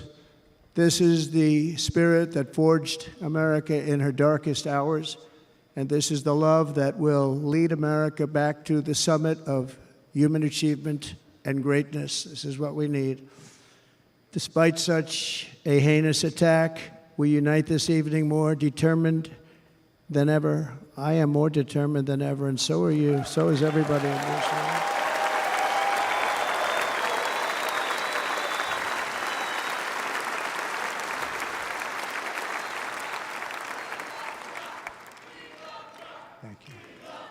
Thank you very much.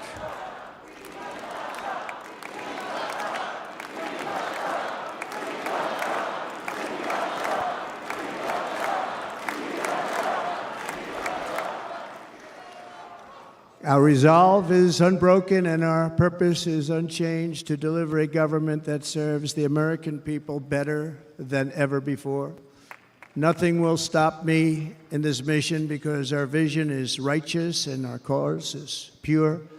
No matter what obstacle comes our way, we will not break, we will not bend, we will not back down, and I will never stop fighting for you, your family, and our magnificent country. Never.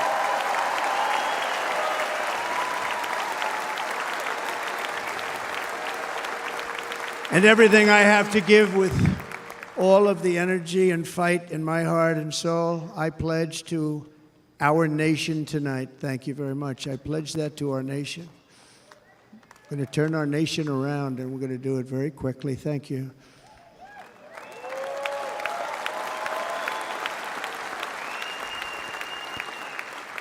This election should be about the issues facing our country and how to make America successful, safe, free, and great again.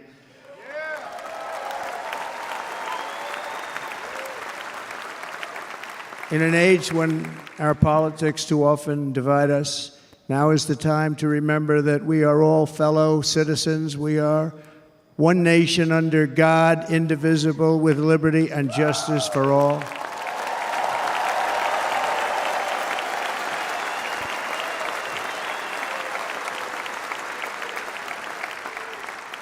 And we must not criminalize dissent or demonize political disagreement, which is what's been happening in our country lately at a level that nobody has ever seen before.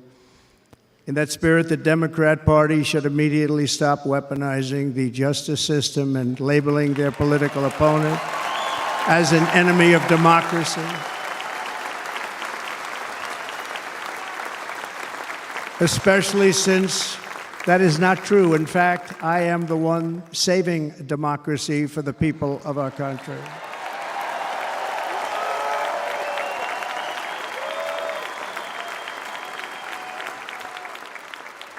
And very big news, as you probably just read.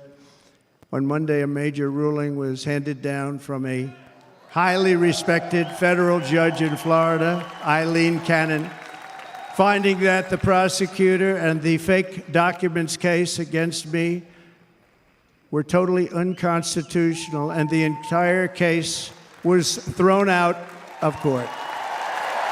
With all of that publicity, thrown out of court. If Democrats want to unify our country, they should drop these partisan witch hunts, which I have been going through for approximately 8 years. And they should do that without delay and allow an election to proceed that is worthy of our people. We're going to win it anyway, but worthy of our people. On this journey, I am deeply honored to be joined by my amazing wife, Melania.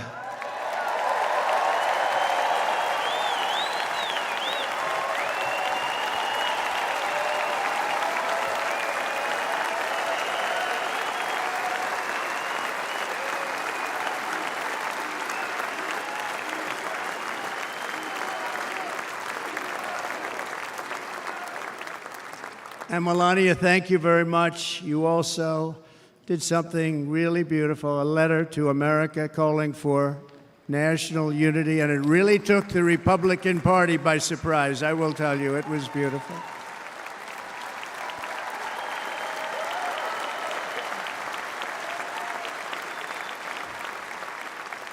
In fact, some very serious people said that we should take that letter and put it as part of the Republican platform. That would be an honor, wouldn't it? Right, Mr. Congressman? But it captivated so many, so I also want to thank my entire family for being here. Don, Kimberly, Ivanka and Jared, Eric and Lara, Tiffany and Michael, Barron. We love our Barron.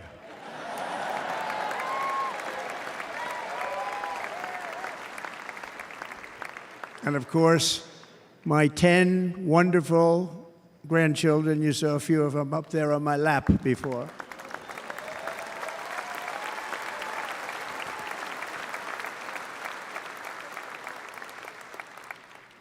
And how good was Dana? Was Dana good? I mean, was he good? He was on probably the only vacation he's had in about, maybe ever, because he works, but about 10 years with his wife, very far away. I won't tell you where, but very, very far away, beautiful place. And my people called, and he said, I won't be able to do it. This is many, many years. I promised my wife I can't do it. And they came in, they said, Dana won't be able to do it, because he was my first, second, and third choice. I said, well, that's too bad, but I understand he's away, and it's good. It's good for him. And that was it. About 30 minutes later, she came back in, sir, Dana just called, he's going to do it. And his wife, she said, you can't turn him down, you just can't do it, you have to go. That's a good wife.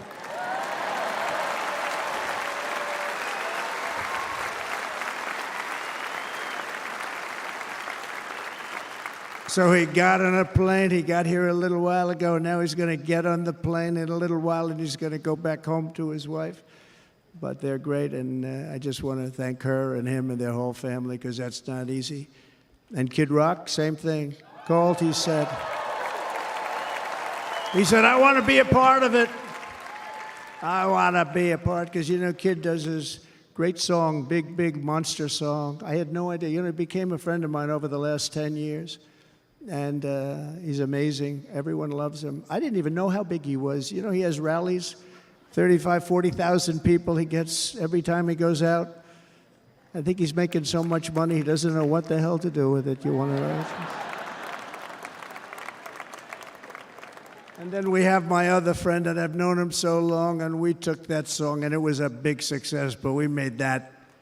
I saw a chart of great songs to America. That was #1 on the chart recently, #1. So that's Lee Greenwood, a very special, beautiful person. He's a beautiful man. But they all wanted to be here. They called. And how about the Hulkster? How good was he? Is he up? Where is he? Boy, oh boy.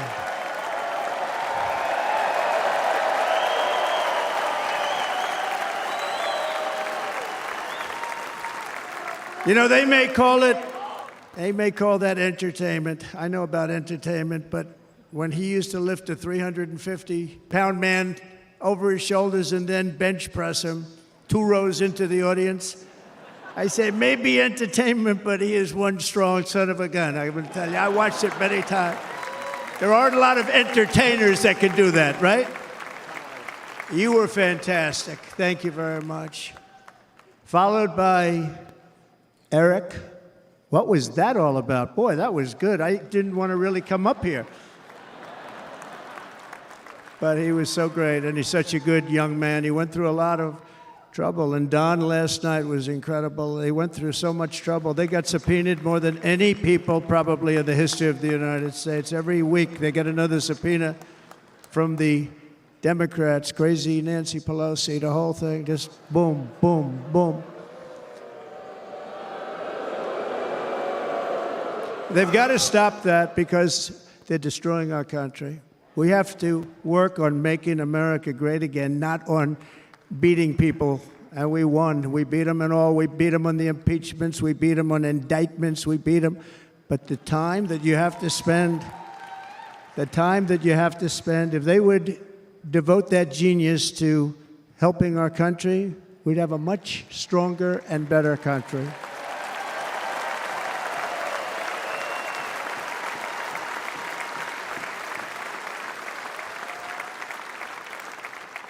And Jason, the biggest star in country music. Jason, thank you for being here. Jason, thank you very much. Jason Aldean, he's good. I like his wife even better, by the way. She's here. Thank you, Jason. But I'm thrilled to have a new friend and partner fighting by my side. The next Vice President of the United States, the current Senator from Ohio, J.D. Vance, and his incredible wife, Usha.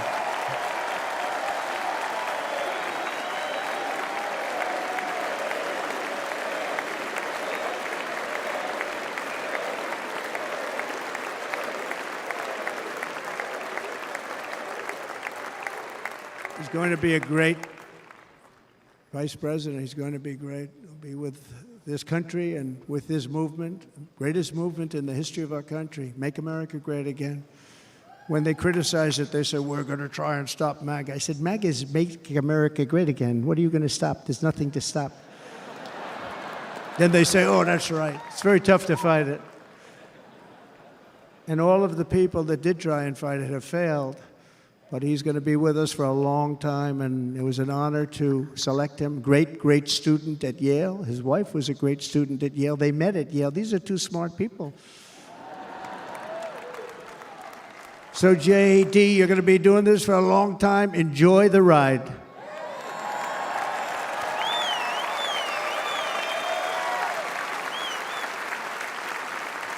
And a very special thank you to the extraordinary people of Milwaukee and the great state of... Oh, there they are. There they are.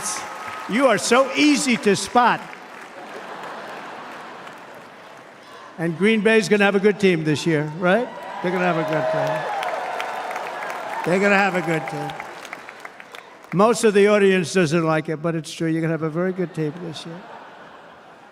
And by the way, Wisconsin, we are spending over $250 million here creating jobs and other economic development all over the place. So I hope you will remember this in November and give us your vote. I am trying to buy your vote. I'll be honest about that.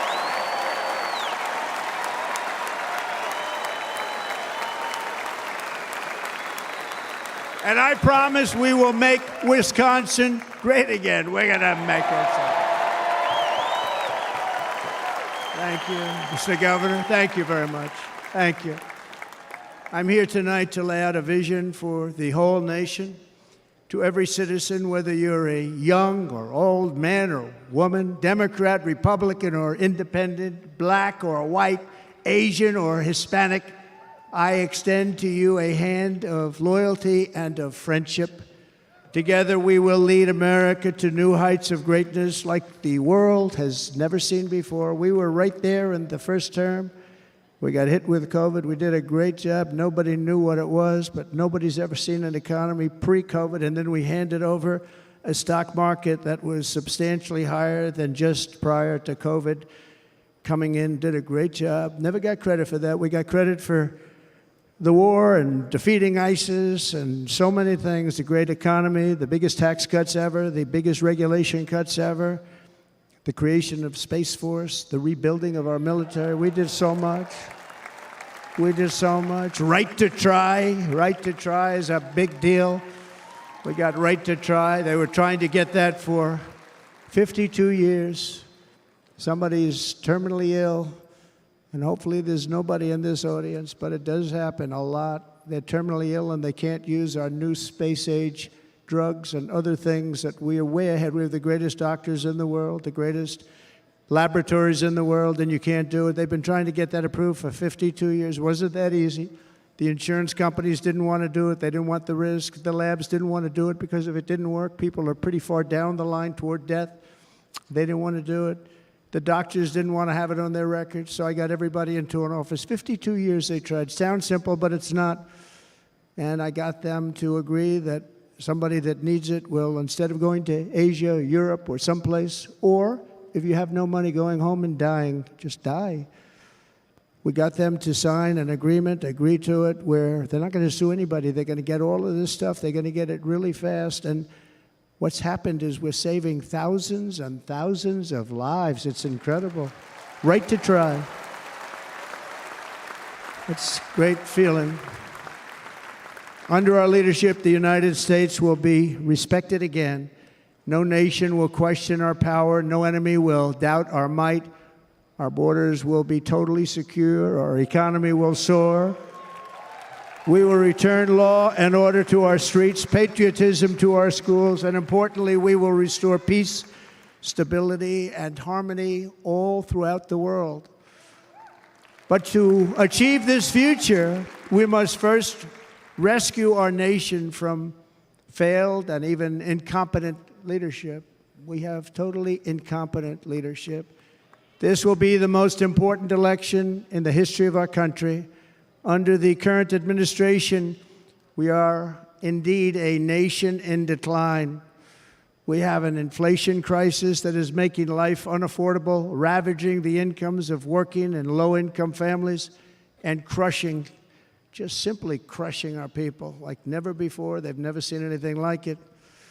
We also have an illegal immigration crisis, and it's taking place right now as we sit here in this beautiful arena. It's a massive invasion at our southern border that has spread misery, crime, poverty, disease, and destruction to communities all across our land. Nobody's ever seen anything like it. Then there's an international crisis, the likes of which the world has seldom been part of. Nobody can believe what's happening. War is now raging in Europe and the Middle East. A growing specter of conflict hangs over Taiwan, Korea, the Philippines, and all of Asia. And our planet is teetering on the edge of World War III.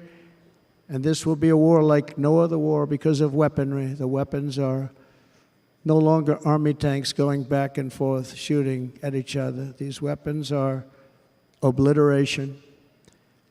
It's time for a change. This administration can't come close to solving the problems. We're dealing with very tough, very fierce people. They're fierce people. And we don't have fierce people. We have people that are a lot less than fierce, except when it comes to cheating on elections and a couple of other things. Then they're fierce. Then they're fierce. So tonight, I make this pledge to the great people of America. I will end the devastating inflation crisis immediately, bring down interest rates, and lower the cost of energy. We will drill, baby, drill.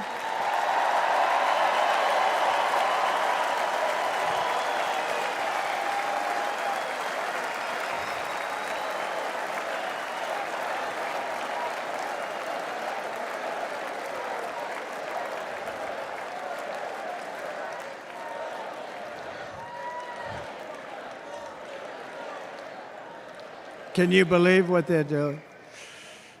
But by doing that, we will lead a large-scale decline in prices. Prices will start to come down. Energy raised it. They took our energy policies and destroyed them. Then they immediately went back to them, but by that time, So much was lost.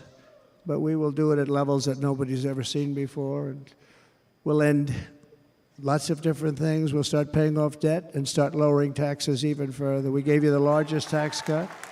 We'll do it more. You know, people don't realize I brought taxes way down, way down, and yet we took in more revenues the following year than we did when the tax rate was much higher. Most people said, how did you do that? Because it was incentive. Everybody was coming to the country. They were bringing back billions and billions of dollars into our country. The companies made it impossible to bring it back. The tax rate was too high, and the legal complications were far too great. I changed both of them, and hundreds of billions of dollars by Apple and so many other companies were brought back into our nation, and we had an economy the likes of which no nation had ever seen. China, we were beating them at levels that were incredible. And they know it. They know it. We'll do it again, but we'll do it even better. I will end the illegal immigration crisis by closing our border and finishing the wall, most of which I've already built.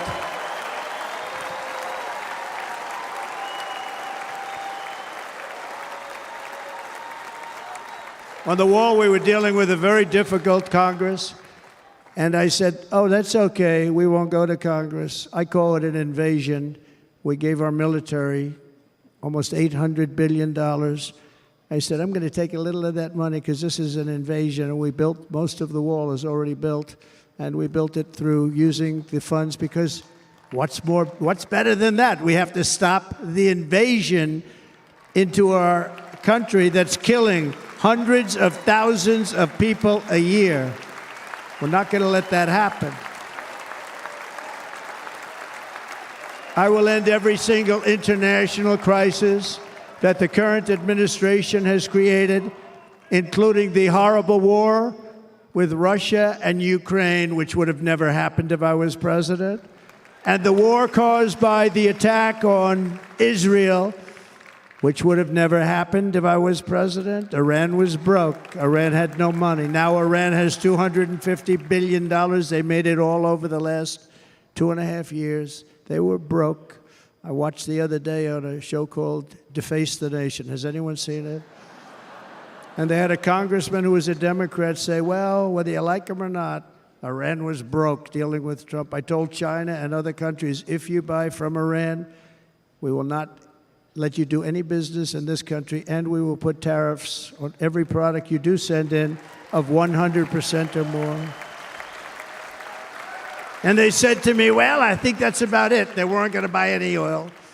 And they were ready to make a deal. Iran was going to make a deal with us. And then we had that horrible, horrible result that we'll never let happen again. The election result, we're never going to let that happen again. They used COVID to cheat. We're never going to let it happen again. And they took off all the sanctions, and they did everything possible for Iran. And now Iran is very close to having a nuclear weapon, which would have never happened. This is a shame what this administration, the damage that this administration has done. And I say it often, if you took the 10 worst presidents in the history of the United States, think of it, the 10 worst, added them up, they will not have done the damage that Biden has done. Only going to use the term once. Biden. I'm not going to use the name anymore, just one time. The damage that he's done to this country is unthinkable. It's unthinkable.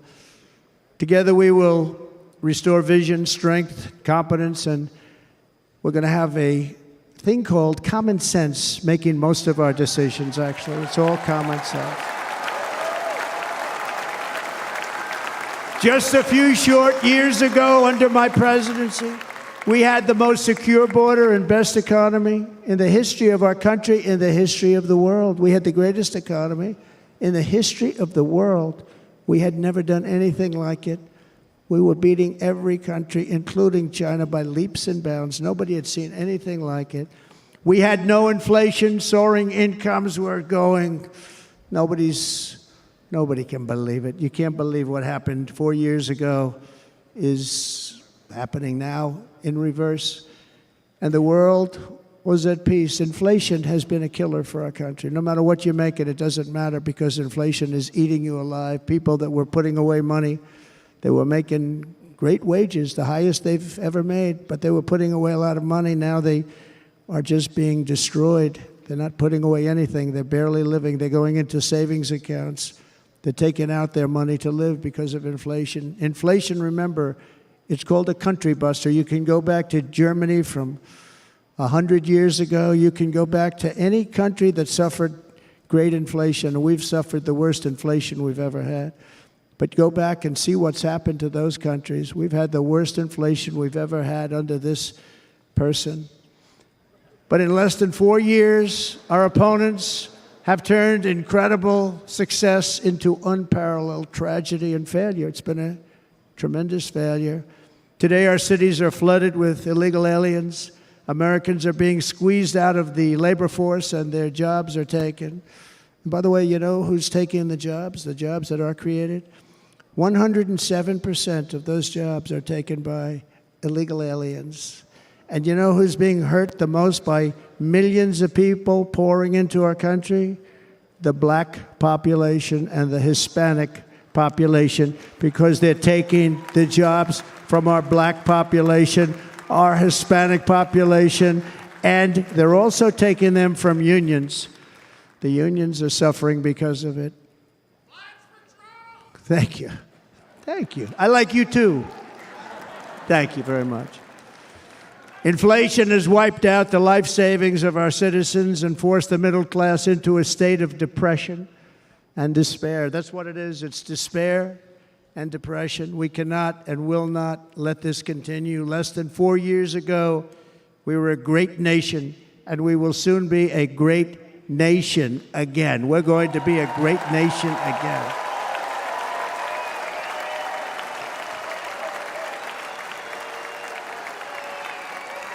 Thank you. With proper leadership, every disaster we are now enduring will be fixed, and it will be fixed very, very quickly. So tonight, whether you've supported me in the past or not, I hope you will support me in the future, because I will bring back the American dream. That's what we're going to do. You don't even hear about the American dream anymore. With great humility, I am asking you to be excited about the future of our country. Be excited. Be excited.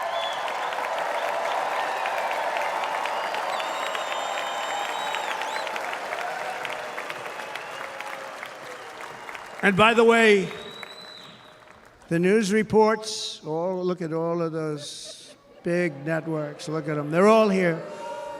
But every one of them has said this could be the most organized, best run, and most enthusiastic convention of either party that they've ever seen. Every single one.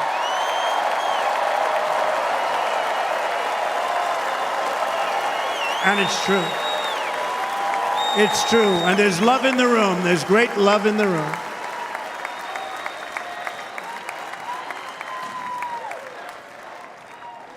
So I better finish strong. Otherwise, we'll blow it, and we can't let that happen.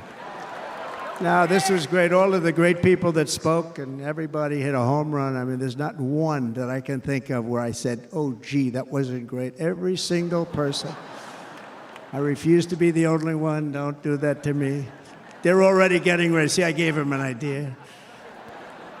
Now, this was a great convention. This was, I think we're actually going to go home and miss it. You know, usually with a first of all, look at these crowds. You'd never have this at a convention. Look at these crowds.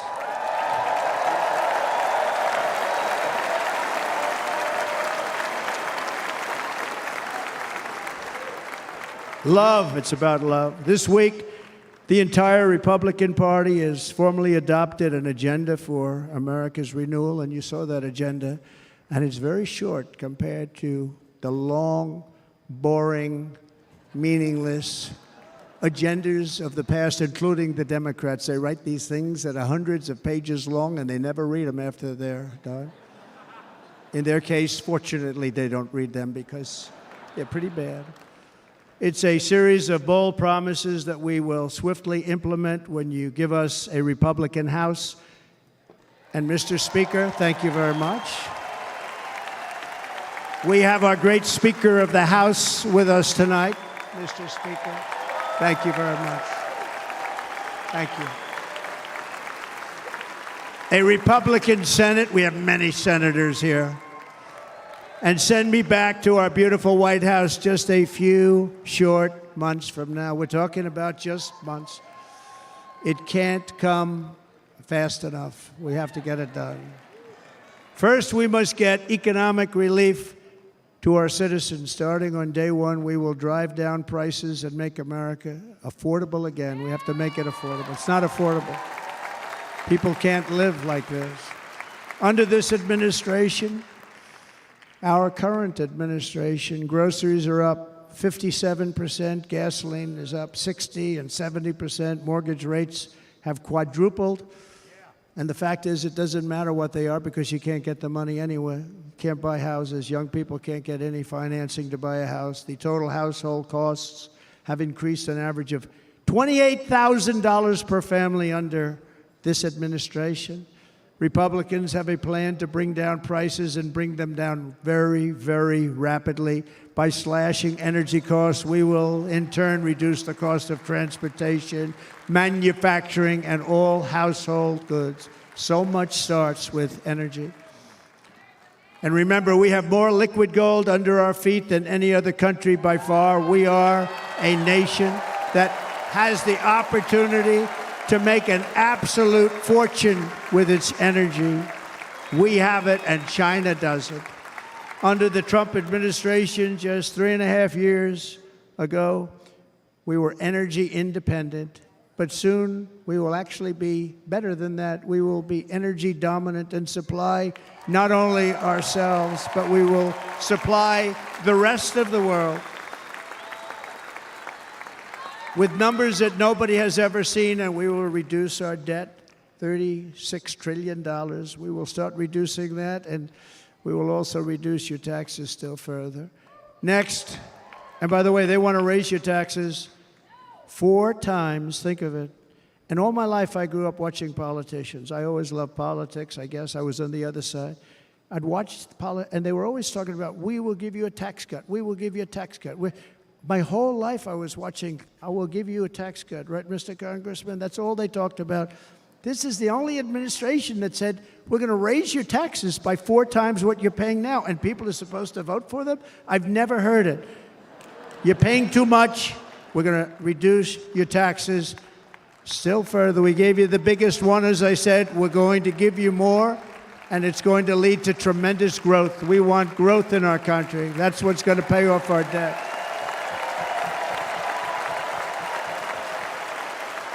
And next, we will end the ridiculous and actually incredible waste of taxpayer dollars that is fueling the inflation crisis. They've spent trillions of dollars on things having to do with the Green New Scam. It's a scam. And that's caused tremendous inflationary pressures in addition to the cost of energy. And all of the trillions of dollars that are sitting there not yet spent, we will redirect that money for important projects like roads, bridges, dams, and we will not allow it to be spent on meaningless Green New Scam ideas.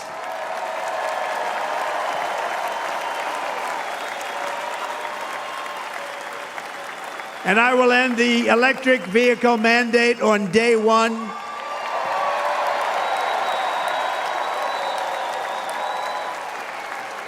Thereby saving the U.S. auto industry from complete obliteration, which is happening right now, and saving U.S. customers thousands and thousands of dollars per car.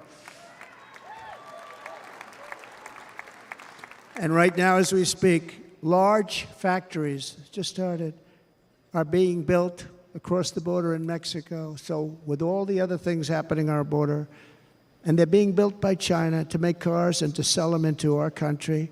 No tax, no anything.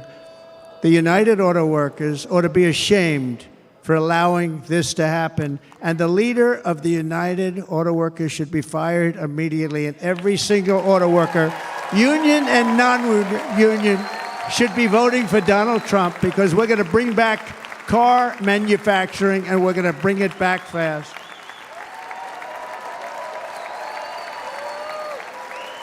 They're building some of the largest auto plants anywhere in the world. Think of it, in the world. We're going to bring it back. We're going to make them. We don't mind that happening, but those plants are going to be built in the United States, and our people are going to man those plants.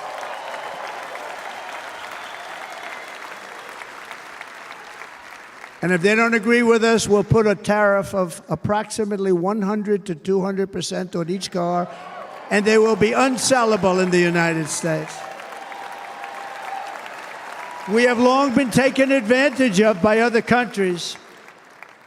And think of it, oftentimes these other countries are considered so-called allies. They've taken advantage of us for years. We lose jobs, we lose revenue, and they gain everything and wipe out our businesses, wipe out our people. I stopped it for 4 years, I stopped it, and we're really ready to make changes like nobody had seen before. And remember, USMCA, I got rid of NAFTA, the worst trade deal ever made, and replaced it with USMCA, which is, they say, the best trade deal ever made. Actually, probably the best trade deal was the deal I made with China, where they buy $50 billion worth of our product. They were buying nothing. They buy $50 billion worth. They had to. But I don't even talk about it because of COVID. I don't even mention it, frankly, because of what happened with the China virus.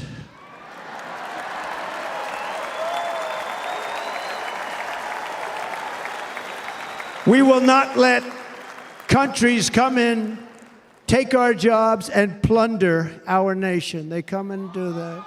They plunder our nation. The way they will sell their product in America is to build it in America. Very simple. Build it in America and only in America.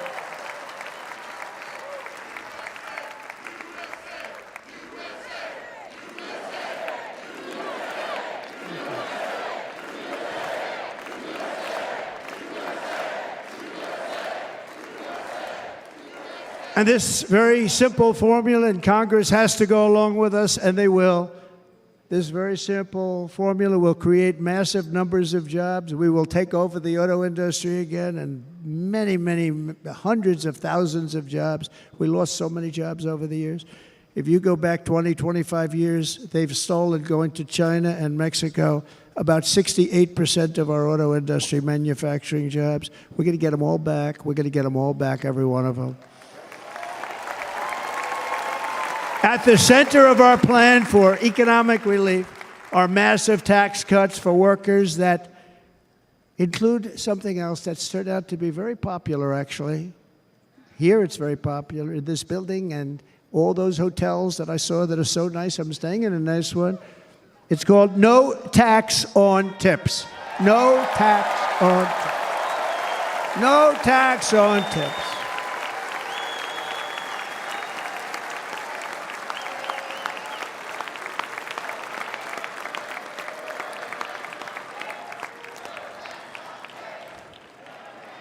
I got that by having dinner recently in Nevada, where we're leading by about 14 points. Hello. I'll see you there very soon, everybody.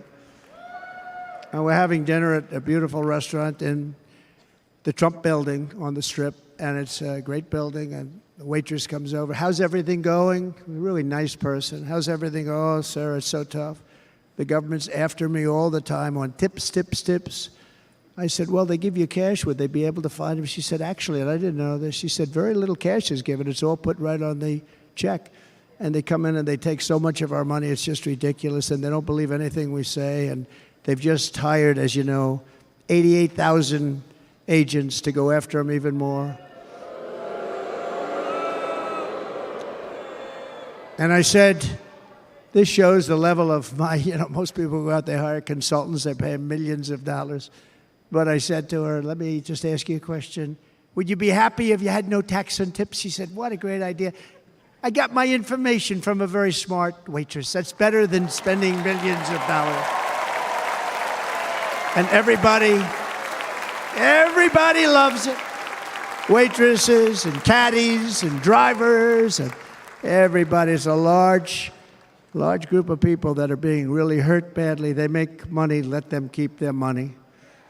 I'm going to protect Social Security and Medicare. Democrats are going to destroy Social Security and Medicare because all of these people, by the millions they're coming in, they're going to be on Social Security and Medicare and other things, and you're not able to afford it.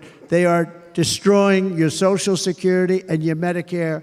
Under my plan, incomes will skyrocket, inflation will vanish completely, jobs will come roaring back, and the middle class will prosper like never, ever before, and we're going to do it very rapidly.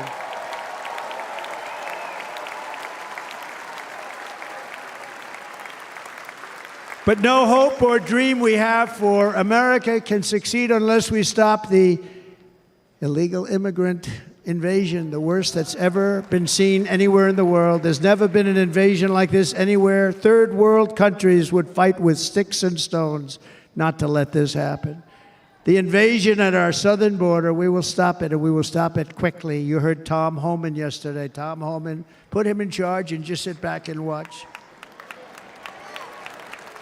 Brandon Judd of Border Patrol, he's incredible. These guys, you know, they really, their job is a lot easier if they don't have to do anything, but they want to. They're patriots. Brandon Judd, Border Patrol, ICE. ICE goes out. You have to see what ICE does with MS-13. You have these are probably the worst gang, and ICE goes in there. And I know a lot of people in these rows here, and they're very tough people, but they don't want to do this job. They'll go into a pack of MS-13 killers. They're the worst, probably the worst gangs in the world. And we have thousands of them. I moved thousands and thousands out in my 4 years. We moved them out, and it was a pleasure. But ICE would go right into a pack of these killers, and you see fists flying, you see everything flying, and then they take them. They put them in a paddy wagon. They take them back, and they get them out of our country. And the other countries weren't accepting them back, and I called up, and I said, tell them that we're not giving them economic aid anymore. And the next day, I got calls from all of these countries that were terminated. Billions of dollars we spend on economic aid to countries that does us, frankly, no good. And the next day, I was called by everybody. I couldn't take all the calls. Sir, what's the problem? I said, you won't take your killers back that you sent in caravans into America. You won't take them back. Well, sir, if you'd like us to, we would give very serious consideration to doing that. And within 24 hours, they were being taken back. For years and years, when I first came in, they said President Obama tried to get him to go back, and they wouldn't accept him. They'd put planes on the runway so you couldn't leave the plane. They'd close the road so you couldn't take the buses. They'd all have to turn back. As soon as I said no more economic aid of any kind to any country that does that, they called back and they said, sir, it would be our great honor to take MS-13. We love them very much. We love them very much, sir. We'll take them back. At the heart of the Republican platform is our pledge to end this border nightmare and fully restore the sacred and sovereign borders of the United States of America, and we're going to do that on day one.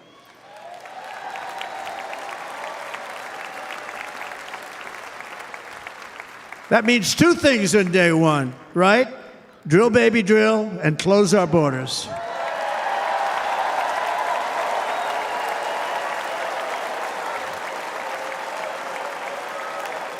And by the way, and I think everybody as a Republican, as a patriot in this room, and most Democrats, we want people to come into our country, but they have to come into our country legally.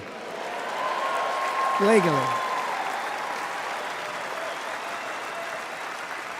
Less than 4 years ago, I handed this administration the strongest border in American history. But you can see on the chart that saved my life, that was the chart that saved my life. I said, look it, I'm so proud of it. I think it's one of the greatest, it was done by the Border Patrol, one of the greatest charts I've ever seen. It showed everything just like that. You know the chart. Oh, there it is. That's pretty good. Wow. Last time I put up that chart, I never really got to look at it. But without that chart, I would not be here today.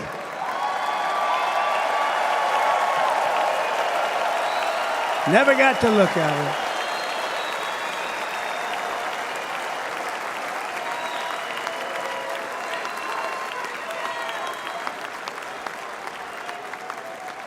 I said, you got to see this chart. I was so proud of it. And by the time I got to there, I never got to see it that day.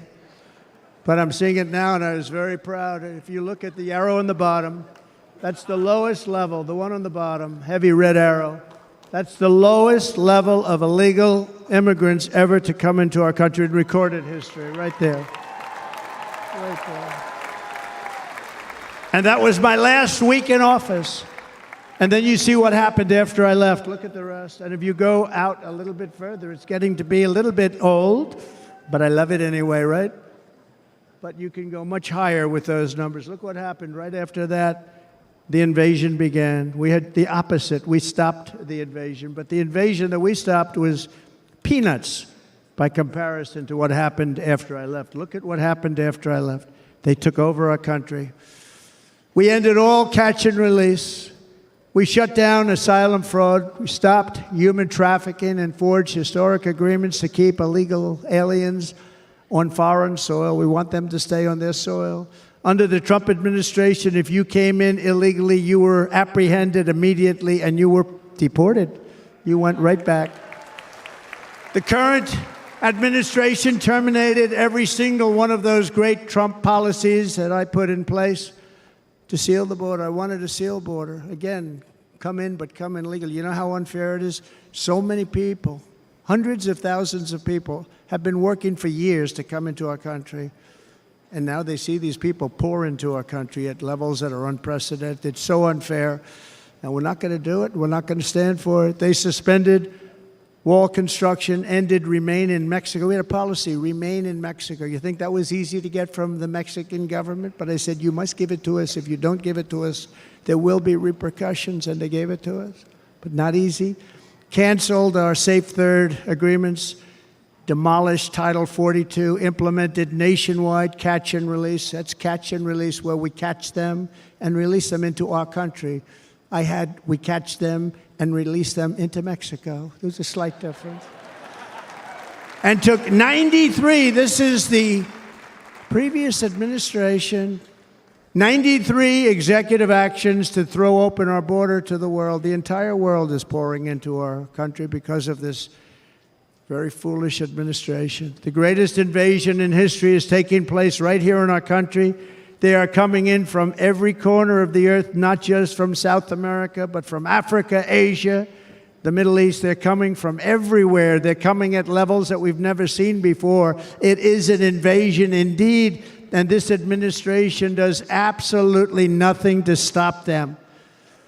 They're coming from prisons. They're coming from jails. They're coming from mental institutions and insane asylums. You know, the press is always on me because I say this. Has anyone seen Silence of the Lambs? The late, great Hannibal Lecter. He'd love to have you for dinner. That's insane asylums. They're emptying out their insane asylums. And terrorists are coming in at numbers that we've never seen before. Bad things are going to happen. Meanwhile, our crime rate is going up, while crime statistics all over the world are going down, because they're taking their criminals and they're putting them into our country. A certain country, and I happen to like the president of that country very much, but he's been getting great publicity because he's a wonderful shepherd of the country. He says how well the country's doing because their crime rate is down. And he said he's training all of these rough people. They're rough. He's training them. And I've been reading about this for 2 years. I think, oh, that's wonderful. Let's take a look at it. But then I realized he's not training them. He's sending all of his criminals, his drug dealers, his people that are in jails, he's sending them all to the United States. And he's different in that he doesn't say that. He's trying to convince everybody what a wonderful job he does in running the country. Well, he doesn't do a wonderful job. And by the way, if I ran one of the countries, many countries from all over, I would be worse than any of them. I would have had the place totally emptied out already.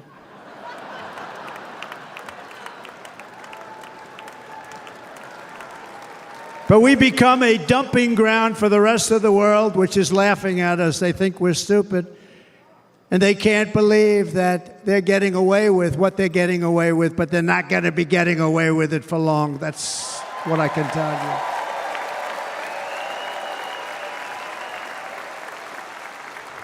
you. In Venezuela, Caracas, high crime.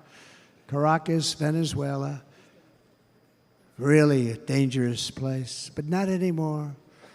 Because in Venezuela, crime is down 72%. In fact, if they would ever win this election, I hate to even say that, we will have our next Republican convention in Venezuela because it will be safe. Our cities will be so unsafe, we won't be able. We will not be able to have it there. In El Salvador, murders are down by 70%. Why are they down? Now, he would have you convinced that because he's trained murderers to be wonderful people. No. They're down because they're sending their murderers to the United States of America. This is going to be very bad. And bad things are going to happen, and you're seeing it happen all the time. That's why, to keep our families safe, the Republican platform promises to launch the largest deportation operation in the history of our country.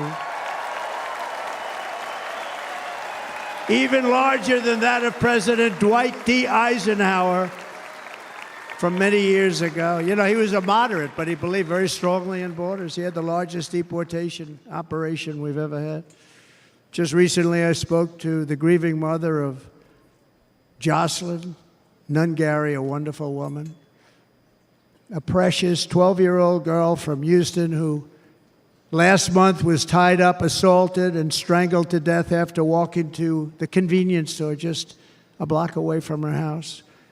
Her body was dumped near the side of the road in a shallow creek, found by some onlookers who couldn't believe what they had witnessed. Charged with Jocelyn's heinous murder are 2 illegal aliens from Venezuela who came across our border, were in custody, and were then released into the country by this horrible, horrible administration that we have right now.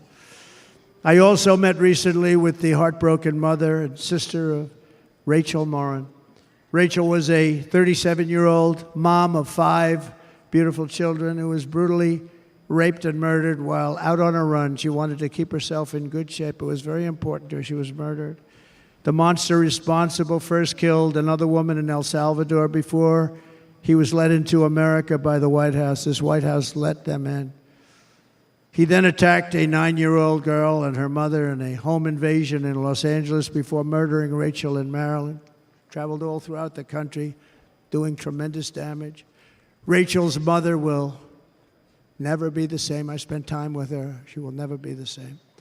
I've also met with the wonderful family of Laken Riley, the brilliant 22-year-old nursing student. She was so proud of being first in her class, who was out for a jog on the campus of the University of Georgia when she was assaulted, beaten, and horrifically killed. Yet another American life was stolen by a criminal alien set free by this administration. And these were incredible people we're talking about. These were incredible people who died. Tonight, America, this is my vow. I will not let these killers and criminals into our country.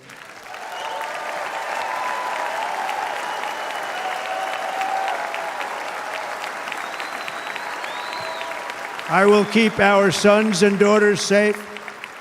As we bring security to our streets, we will help bring stability to the world. I was the first president in modern times to start no new wars. You know, we were the toughest, we were the most respected. And you saw this. Hungry, strong country, run by a very powerful, tough leader. He's a tough guy. Press doesn't like him because he's tough.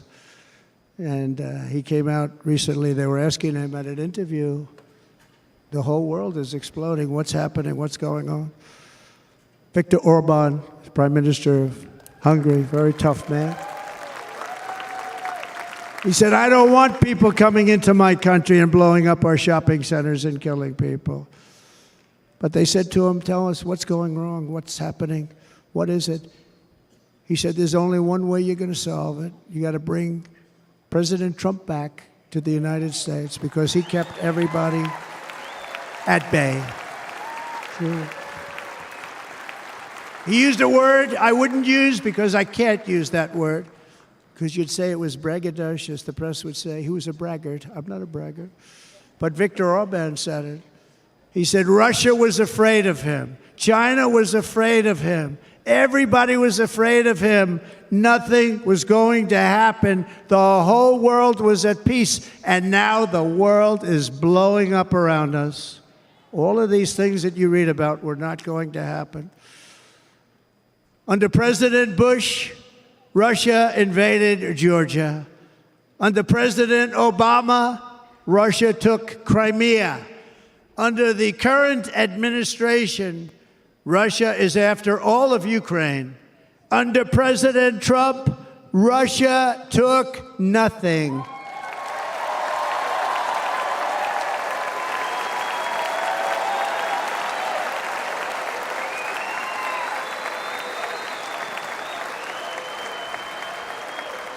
We defeated 100% of ISIS in Syria and Iraq, something that was said to take 5 years, sir. It'll take 5 years, sir.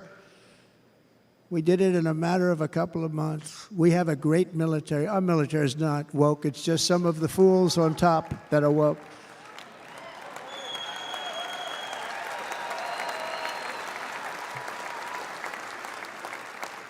I got along very well. North Korea, Kim Jong-un, I got along very well with him. The press hated when I said that. How could you get along with him? Well, you know, it's nice to get along with somebody who has a lot of nuclear weapons or otherwise, isn't it? See, in the old days, they'd say, that's a wonderful thing. Now they say, how could you possibly do that? But no, I got along with him, and we stopped the missile launches from North Korea. Now North Korea is acting up again, but when we get back, I get along with him. He'd like to see me back, too. I think he misses me, if you want to know the truth. Our opponents inherited a world at peace and turned it into a planet of war. We're in a planet of war. Look at that attack on Israel. Look at what's happening with Ukraine. The cities are just bombed out. How can people live like that where buildings, massive buildings, are falling to the ground? It began to unravel with the disastrous withdrawal from Afghanistan, the worst humiliation in the history of our country. We have never had a humiliation like that. 13 heroic U.S. service members were tragically and needlessly killed. 45 others were horrifically wounded. Nobody ever talks about them. No arms, no legs, face explosions, horrifically wounded. And by the way, we have a man in this room who's running for the U.S. Senate from a great state, Nevada, named Sam Brown, who paid the ultimate price. Thank you, Sam. Thank you, Sam. Thank you. He paid the biggest price probably ever paid by anybody that is running for office, and I think he's going to do great. He's running against a person that is not good, not respected, a total lightweight. But Sam, I think, paid, really, we were talking about it with some of the senators that are working so hard for Sam, but he paid the biggest price of any senator ever to run for the Senate. I don't think anybody's ever what he did. He was a real hero, a really great person. And he's running, and I hope that everybody gets out and votes for Sam Brown.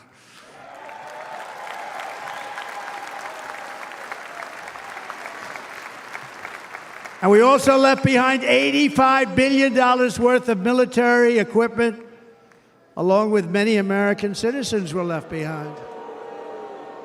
Many, many American citizens. Emboldened by that disaster, Russia invaded Ukraine. They saw this group of people that were incompetent. We took the soldiers out first. No, we're going to take the soldiers out second. If they would have followed my plan, we had a great plan.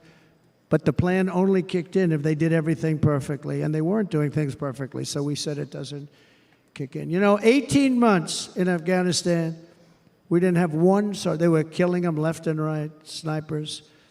And I spoke to the head of the Taliban. You've heard this story. Abdul, still there, still the head of the Taliban. The press got on me, why would you speak to him? I said, because that's where the killing is. I don't have to speak to somebody that has nothing to do with it. And I told him, don't ever do that. Don't ever do that again. Don't ever, ever do that again. You've got to stop. Because during the Obama administration, many great people and soldiers, but a lot of soldiers were being killed from long distance. I said, if you keep doing that, you're going to be hit harder than anybody's ever been hit by a country before.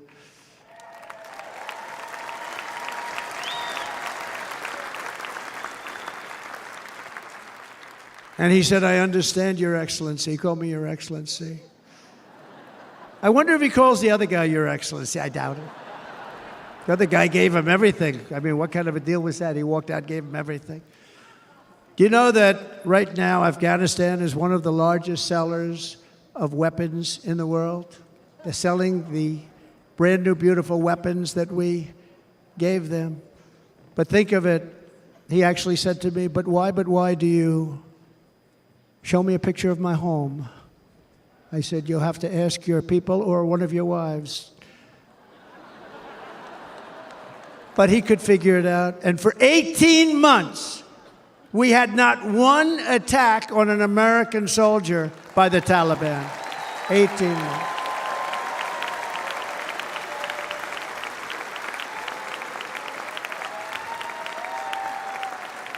And then we had that horrible day where soldiers were killed. I was not there because of a ridiculous election. But we had that horrible attack. And they also gave up Bagram, one of the biggest bases anywhere in the world, air bases anywhere in the world, the longest runways, most powerful, hardened, thickened runways. We gave it up. And I liked it not because of Afghanistan. I liked it because of China. It's 1 hour away from where China makes their nuclear weapons. And you know who has it now? China has it now. We were keeping that. And now China is likewise circling Taiwan, and Russian warships and nuclear submarines are operating 60 miles off the coast in Cuba. Do you know that? No, the press refuses to write about it.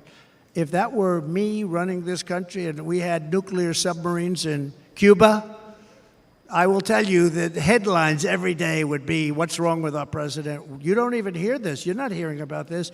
Russia has nuclear submarines and warships 60 miles away, Mr. Congressman, from Miami, by the way, happens to be here. Correct? In Cuba. And that would not be stood for if it were somebody else. They don't want to mention it, but now maybe they will. And the entire world, I tell you this, we want our hostages back, and they better be back before I assume office, or you will be paying a very big price.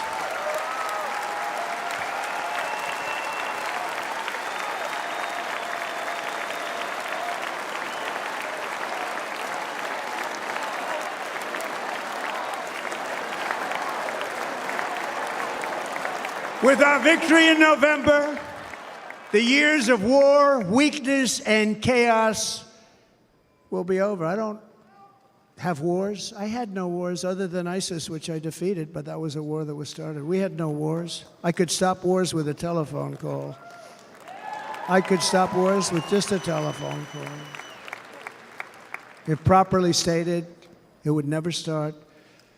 We will replenish our military and build an Iron Dome missile defense system to ensure that no enemy can strike our homeland. And this great Iron Dome will be built entirely in the USA. We're going to build it in the USA. And Wisconsin, just like I gave you that massive ship contract, and you're doing a very nice job, Governor, right? Thank you, Governor. And they're doing a great job. In fact, I had a little design change, and we gave them a tremendous for essentially what we used to call destroyers. These are now the most beautiful. They look like yachts. I said, we have to take the bow, and we have to make it a little nicer and a little point at the top instead of a flat nose. And the people at the shipyard said, this guy sort of knows what he's doing. We have the most beautiful ships, right, Governor? And everybody's sitting over there. And it was a big contract that everybody wanted. I gave it to Wisconsin, but we're going to have a lot of that built right here in the state of Wisconsin. And All other states, Israel has an Iron Dome. They have a missile defense system. 342 missiles were shot into Israel, and only one got through a little bit. It was badly wounded. It fell to the ground, but most of them are. And Ronald Reagan wanted this many years ago, but we really didn't have the technology many years ago. Remember, they called it Starship, spaceship, anything to mock him. But he was a very good president, very, very good. But now we have unbelievable technology. And why should other countries have this and we don't? No, we're going to build an Iron Dome over our country, and we're going to be sure that nothing can come and harm our people. And again, from an economic development standpoint, we're going to make it all right here. No more sending it out to other countries in order to help. It's America first. America first. We will unleash the power of American innovation. And as we do, we will soon be on the verge of finding the cures to cancer, Alzheimer's disease, and many other diseases. We're going to get to the bottom of it. You remember this gentleman that I don't want to mention other than one time I had to, because when you say the 10 worst, I had to do it. I didn't want anybody to be confused. But this man said, we're going to find the cure to cancer. Nothing happened. We're going to get to the cure for cancer and Alzheimer's and so many other things. We're so close to doing something great. But we need a leader that will let it be done. We will not have men playing in women's sports. That will end immediately.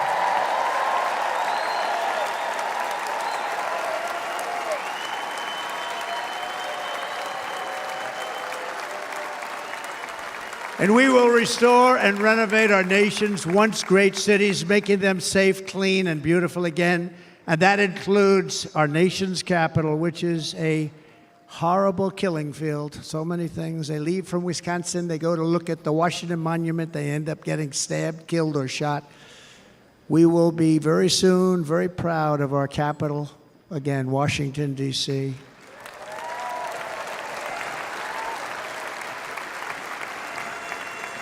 America is on the cusp of a new golden age, but we will have the courage to seize it. We're going to take it. We're going to make it a current. We're going to bring this into a golden age like never seen before. Remember this, China wants to do it. Japan wants to do it. All of these countries want to do it. We have to produce massive amounts of energy if we're going to produce the new. If you look at some of the things that have been done, and some of the things that we're going to do.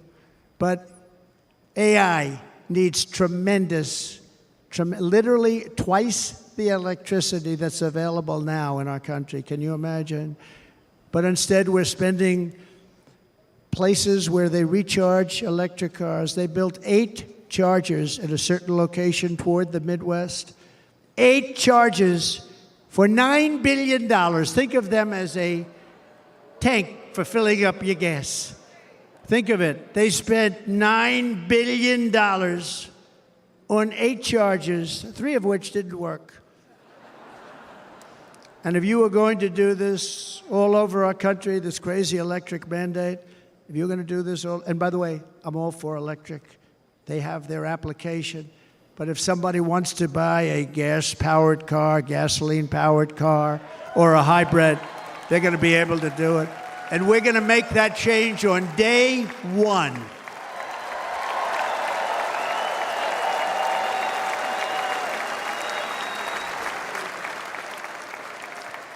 So to conclude, just a few short days ago, my journey with you nearly ended. We know that.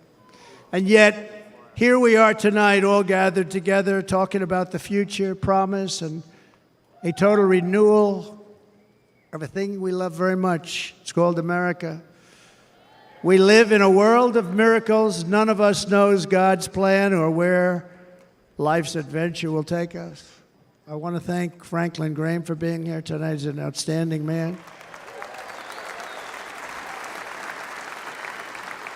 He wrote me a note recently. I have a lot of respect for him.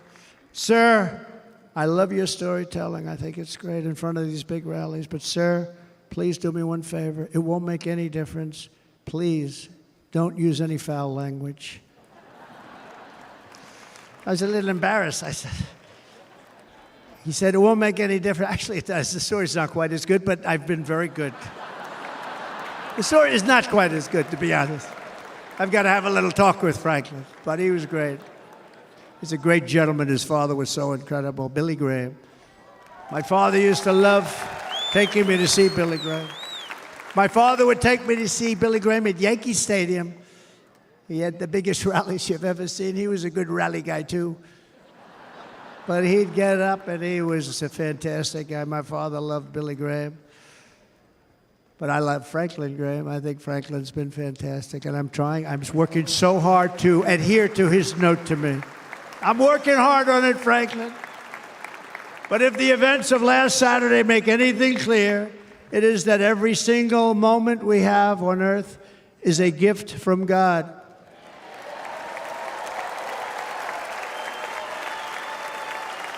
We have to make the most of every day for the people and for the country that we love. The attacker in Pennsylvania wanted to stop our movement, but the truth is the movement has never been about me. It has always been about you. It's your movement. It's the biggest movement in the history of our country by far. Can't be stopped. It can't be stopped. It has always been about the hardworking, patriotic citizens of America.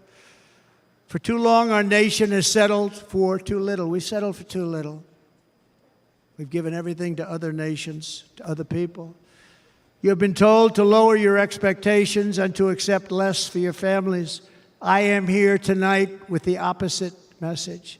Your expectations are not big enough. They're not big enough. It is time to start expecting and demanding the best leadership in the world, leadership that is bold, dynamic, relentless, and fearless. We can do that. We are Americans. Ambition is our heritage. Greatness is our birthright. But as long as our energies are spent fighting each other, our destiny will remain out of reach, and that's not acceptable. We must instead take that energy and use it to realize our country's true potential and write our own thrilling chapter of the American story. We can do it together. We will unite. We are going to come together, and success will bring us together.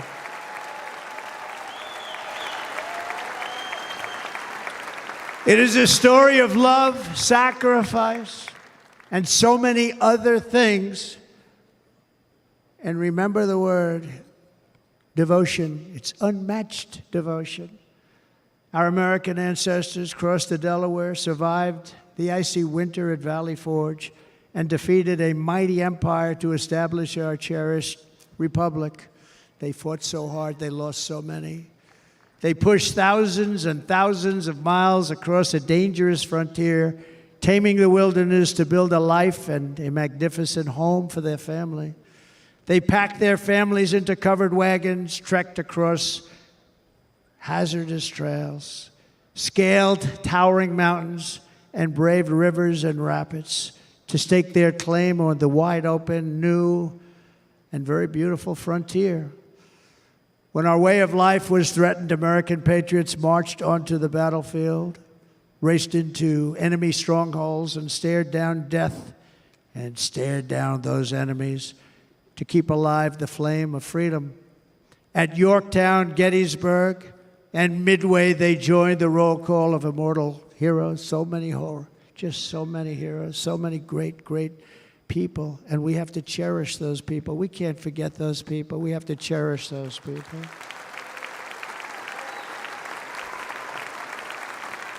And building monuments to those great people is a good thing, not a bad thing. They saved our country. No challenge was too much. No hardship was too great. No enemy was too fierce. Together, these patriots soldiered on and endured, and they prevailed because they had faith in each other, faith in their country, and above all, they had faith in their God.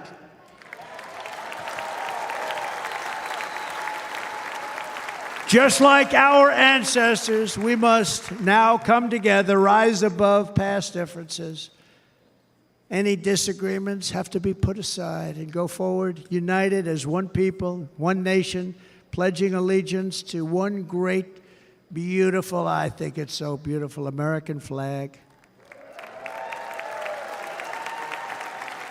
Tonight I ask for your partnership, for your support, and I am humbly asking for your vote. I want your vote. It's going to make our country great again. Every day I will strive to honor the trust you have placed in me, and I will never, ever let you down. I promise that. I will never let you down. To all of the forgotten men and women who have been neglected, abandoned, and left behind, you will be forgotten no longer. We will press forward, and together we will win, win, win.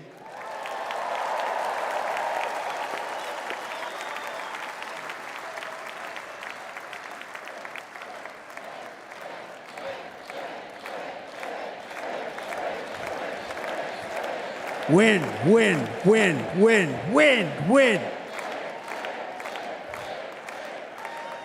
Nothing will sway us, nothing will slow us, and no one will ever stop us. No matter what dangers come our way, no matter what obstacles lie in our path, we will keep striving toward our shared and glorious destiny, and we will not fail. We will not fail. Together we will save this country, we will restore the republic, and we will usher in the rich and wonderful tomorrows that our people so truly deserve.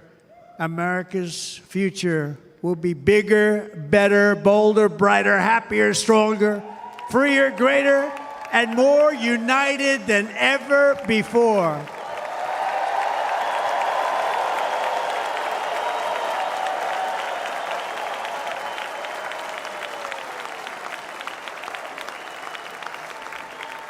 And quite simply put, we will very quickly make America great again. Thank you very much. Thank you very much, Wisconsin. God bless you. God bless you, Wisconsin, and God bless the United States of America, our great country. Thank you very much, everybody. Thank you.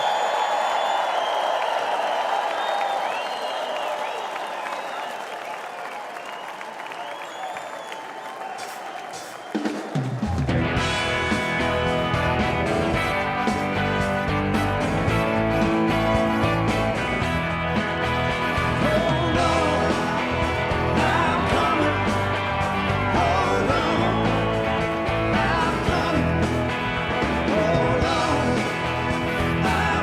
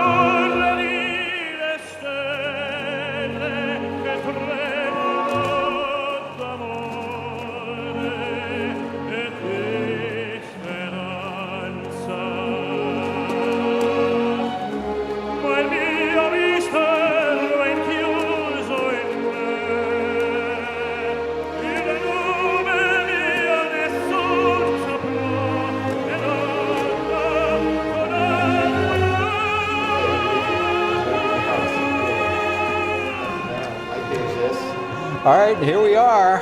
Former President Trump wrapping up his 1.5-hour speech. Quite a speech. Right now we have the tenor. Is he at, let's see, Christopher Macchio. We were all just looking at all those balloons. Reporting says there's 100,000, supposed to be red, white, and blue, but we're also spotting some gold balloons. That seems new. We were just talking about that. Is that Trump gold? It's the theme of prosperity, it seems like. Quite the show right there.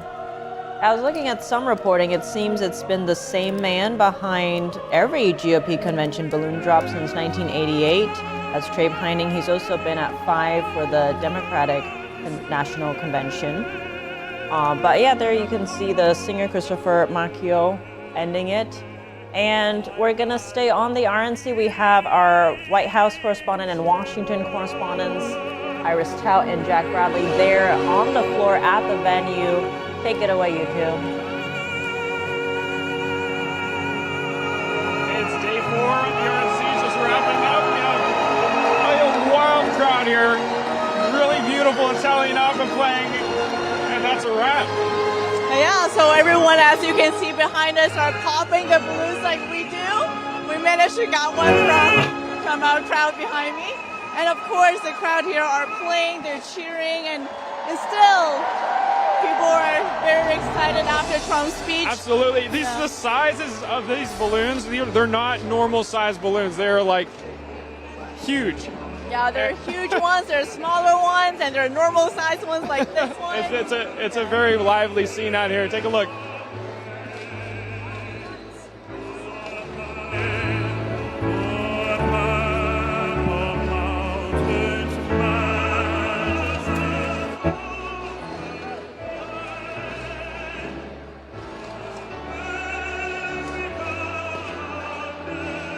And of course, the crowd today were listening to Trump's speech very emotionally. I saw a lady wiping her tears throughout the speech. Some of them were giving thumbs up in the air, giving the fist pump like Trump usually does. And some of them, during the speech, they said they're just really glad to see Trump alive. Speaking to them today on the stage.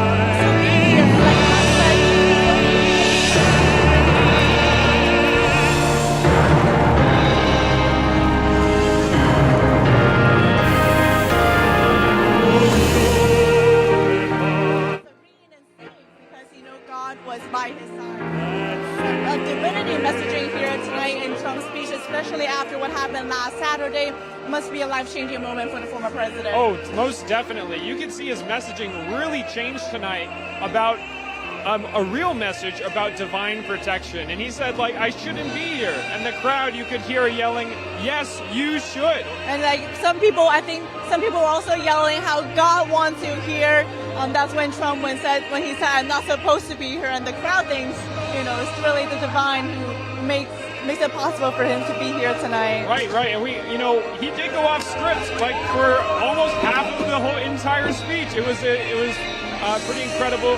He did mention Biden. We thought he wasn't going to, but he briefly mentioned him. But I mean, the entire speech, this was what we saw after the assassination attempt, throwing out the old speech. This is the new one. Right, he only mentioned President Biden once, and that was also off the script as we saw the teleprompter.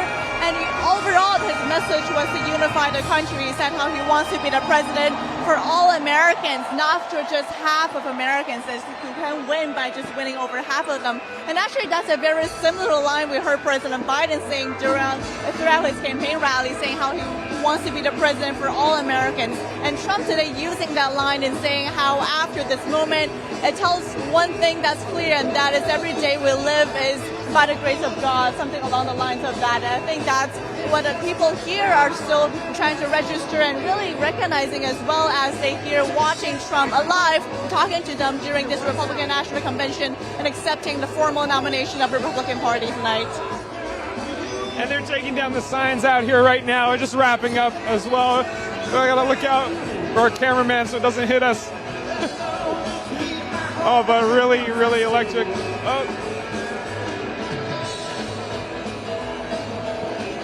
So yeah, as people are exiting, a lot of movement. People are still popping the balloons that we are doing. And yeah, just a very lively crowd. Finally wrapping up these 4 days of Republican National Convention here, listening to not only Trump himself, but Trump's families, his former administration officials, different celebrities, including Tucker Carlson, we're just listening to tonight. So it's a very lively 4 days. But now, of course, all eyes are on Trump and Vance when they hold their first ever rally together as the presidential and vice presidential nominee this weekend, and Vance himself will hold another rally next Monday by himself. All right, so stay tuned for that. We'll cover that in Michigan. And that's it from us. Guys, back to you. All right, that was our White House and Washington correspondents there in Milwaukee, Wisconsin, on the floor of the venue, having the time of their lives, it looks like, with those balloons, but also looking out for our crew, making sure the cameraman isn't getting hit by the signs coming down there. But let's bring it back in studio now. We do still have our guests sat through that 1.5 hour speech. Quite what a speech, though, as we just heard from our correspondents there. Trump did go off script quite a few times. But Bart, let's start with you. What are your thoughts? It was an extraordinary speech. It was what we were expecting. It's what I, as a Republican and strong Trump supporter, was hoping for. I have so many friends within the Republican Party that have been uncomfortable with Donald Trump for 8 years. Many of them voted for him at least once, some voted for him twice, some could never vote for him. That speech, that's going to bring every one of them home and make every one of them enthusiastic about voting for Trump. It's also going to bring in all of the, 40% of these communities, various types of communities that he mentioned by name, that have been voting for Democrats for a long time because the Democrats represented them more faithfully for so many decades. But the Democrats are no longer representing them, and they're turning to Donald Trump. And it's up to the Republican Party to welcome them, to embrace them, and make sure this is not a one-man switch, that this is a party switch, and that we confirm our position as a party for all of America. I feel it. I think most Trump supporters feel it. Now we have to communicate it to people who don't realize how much we welcome them. And you can see the party is still going on here. J.D. Vance, presidential nominee, on stage with his wife. Former President Trump and Melania at the front, flanked by both of their families. You can see Ivanka Trump, somebody who's been quite quiet this campaign season, taking a step back from politics, it appears, but she's joining her father on stage, as you can see there. And who knows how long the party's going to go, but they don't look like they're leaving anytime soon. With that said, we'll still discuss and keep this up on screen. Javier, the message of unity. Obviously, former President Trump talking about Melania's letter and how that was unifying. He said that success will unify the nation. That we will not criminalize dissent is something that he said. Do you think that message will be well received after hearing his speech? I am certain that it will be. What I saw tonight was a calmer, more resolute, more controlled individual. I dare say somebody that had almost a humility about him. This was a different Donald Trump. This was a different acceptance speech from, if you'll remember, the doom and gloom acceptance speech in 2016. So, and I heard the line as well. We must not criminalize dissent. I think that he spoke to unity often. He spoke of God often and country. I hearken back always to 2016 when we Democrats believed that Trump would never win because he spoke to ignorant Americans. I've always believed that he did win because he spoke to ignored Americans. And what we've seen in the last 4 days is really the ardor and the angst of those Americans. I think they've done a masterful job, him and everybody else, JD certainly, of really broadening the tent and welcoming everybody. The real trick now is, ultimately, will this it will all come down to, will this move the undecided voter, the undecided American voter? Will this move the independent voter toward the Republican Party?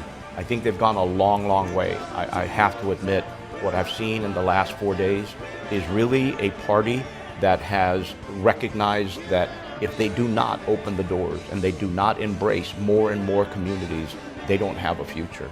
And I'm impressed with what I've seen. I'm impressed with what he did. I have to say, this looks like a different Donald Trump. We'll see, what happens from here. But I was impressed with how he handled it and how the entire 4 days were handled, frankly. He does have a rally coming up with J.D. Vance, so perhaps we'll see another side of him. But if not, in terms of this speech tonight, to one of your points, right, where former president was speaking to the ignored Americans, one of the themes of this RNC was the forgotten men and women who have been neglected. That's towards the end of his speech.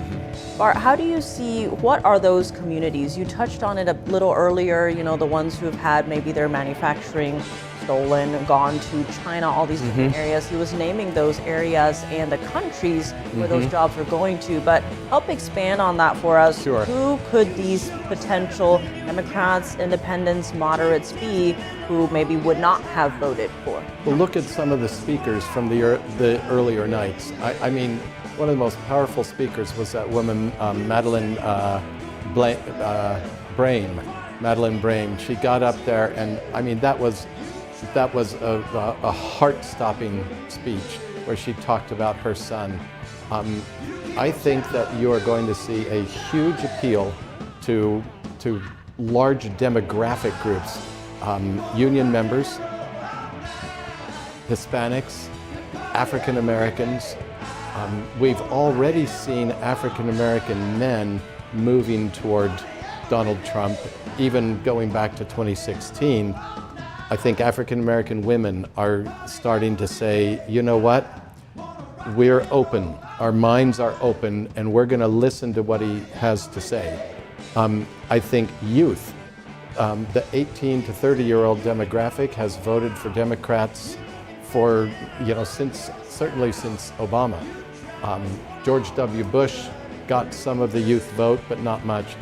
Donald Trump he's making Republicans cool. Who could have predicted that the Republican Party would be the wild side? I'll say to Javier, come on over, take a walk on the wild side. Bienvenido, ser hermano. We want you, you should be with us. You belong with us. And I'll say, and that's what Trump is saying to everybody in America, you belong with us. And it's electrifying. I totally agree. J.D. Vance, I said, set the tone very well. Here was the vice president, the potential vice president, taking on Wall Street, taking on corporate America, taking on the big corporations and saying, we're going to work for the common man, we're going to work for the American family and the working man. That to me really speaks volumes of where they want to take the party. It's very illustrative, I think, of a party that has recognized that there's a lot of opportunity there for them, precisely because those broad swaths of people, whether they're African American, Hispanic, construction workers, union workers, they feel a bit abandoned right now, and it's almost like a ship without a rudder, and they're looking for that captain. And I think they've done a good job of saying, hey, listen, there's a place for you here. We welcome you here. And you've seen, with my own eyes, I've witnessed the diversity that's been on stage. We've seen African Americans, Hispanic Americans, Asian Americans. We've seen people of the Jewish faith. We've seen a bit of everything, men, women, young, old.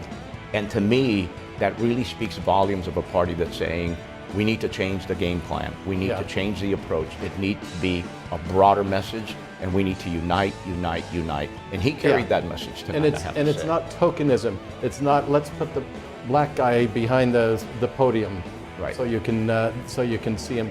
This is welcoming people into the party and listening to what they have to say and making policy to appeal to those groups. It's for me, this is something I've been arguing for since I got involved in politics as an adult. To me, it was obvious, and I feel like my party is coming home to me.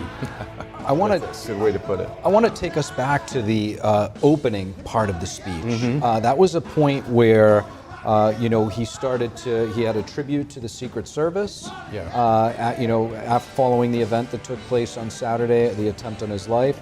He also had honored Corey Competore, the retired fire chief. And during that time, he kind of went off script. We had a pre-release of the speech where he said, "I'm going to tell this story one time and one time only because it's so hard to tell." And he went on to do that, and you could sense the emotion in his voice. What did you make of that raw, visceral moment? It was a moment of pure honesty and of opening up his soul for people to see. He's a guy that's been a showman so much of his life that he's created this persona that he projects before him so nobody can hurt him. That's part of his secret. Everything they throw at him hits that persona that's projected up in front. His real self has always been a lot more private. And when he talked about God, it wasn't checking a box. I have to talk about God because there are people who believe in God out there. This was something he knew. He had been saved by divine intervention. He feels it. And suddenly, as you said earlier, this is not somebody who's saying, "I'm a spiritual person." This is somebody who suddenly got religion. And he means it, he feels it, and it's there. And if you believe in God, then you see him as the father of everyone, and suddenly everyone is your brother and your sister. And if you truly believe, then it fills your heart with love for other people. And that's what we're seeing, and he's allowing us to see into that. As he changes, he's allowing us to see the process of his changing. As you were just describing that, we were seeing on screen a close-up there of Trump and one of his grandkids who was hitting one of the gold balloons, and you could see Trump as a grandfather making like a very big surprise face and then holding up his hand for a high five. So I think to your point that you're seeing the real side, if you will, of him. But let's let you...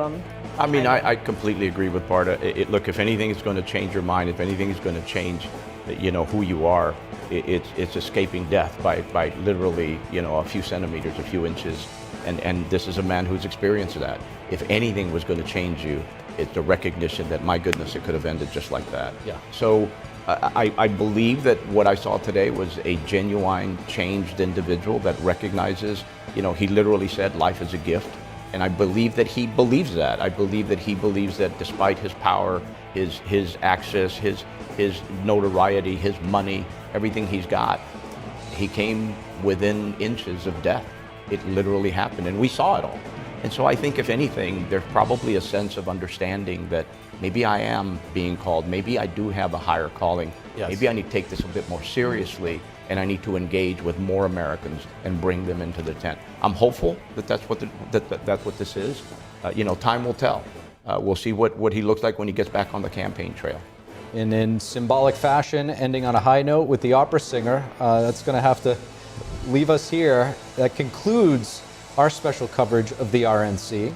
We do want to thank everyone for joining us tonight, including our wonderful guests. We have Bart Marcois and Javier Palomares here in studio with us. And of course, we do have the Democratic National Convention this year, where the Democratic presumptive nominee will be picked to compete against former President Trump. Be sure to watch our special coverage from August 19th to the 22nd right here on The Nation Decides. We'll have exact show times in the near future. I'm Steve Lance. And I'm Tiffany Meier. And from all of us here at NTD, have a great night. And remember, stay informed and always seek the truth.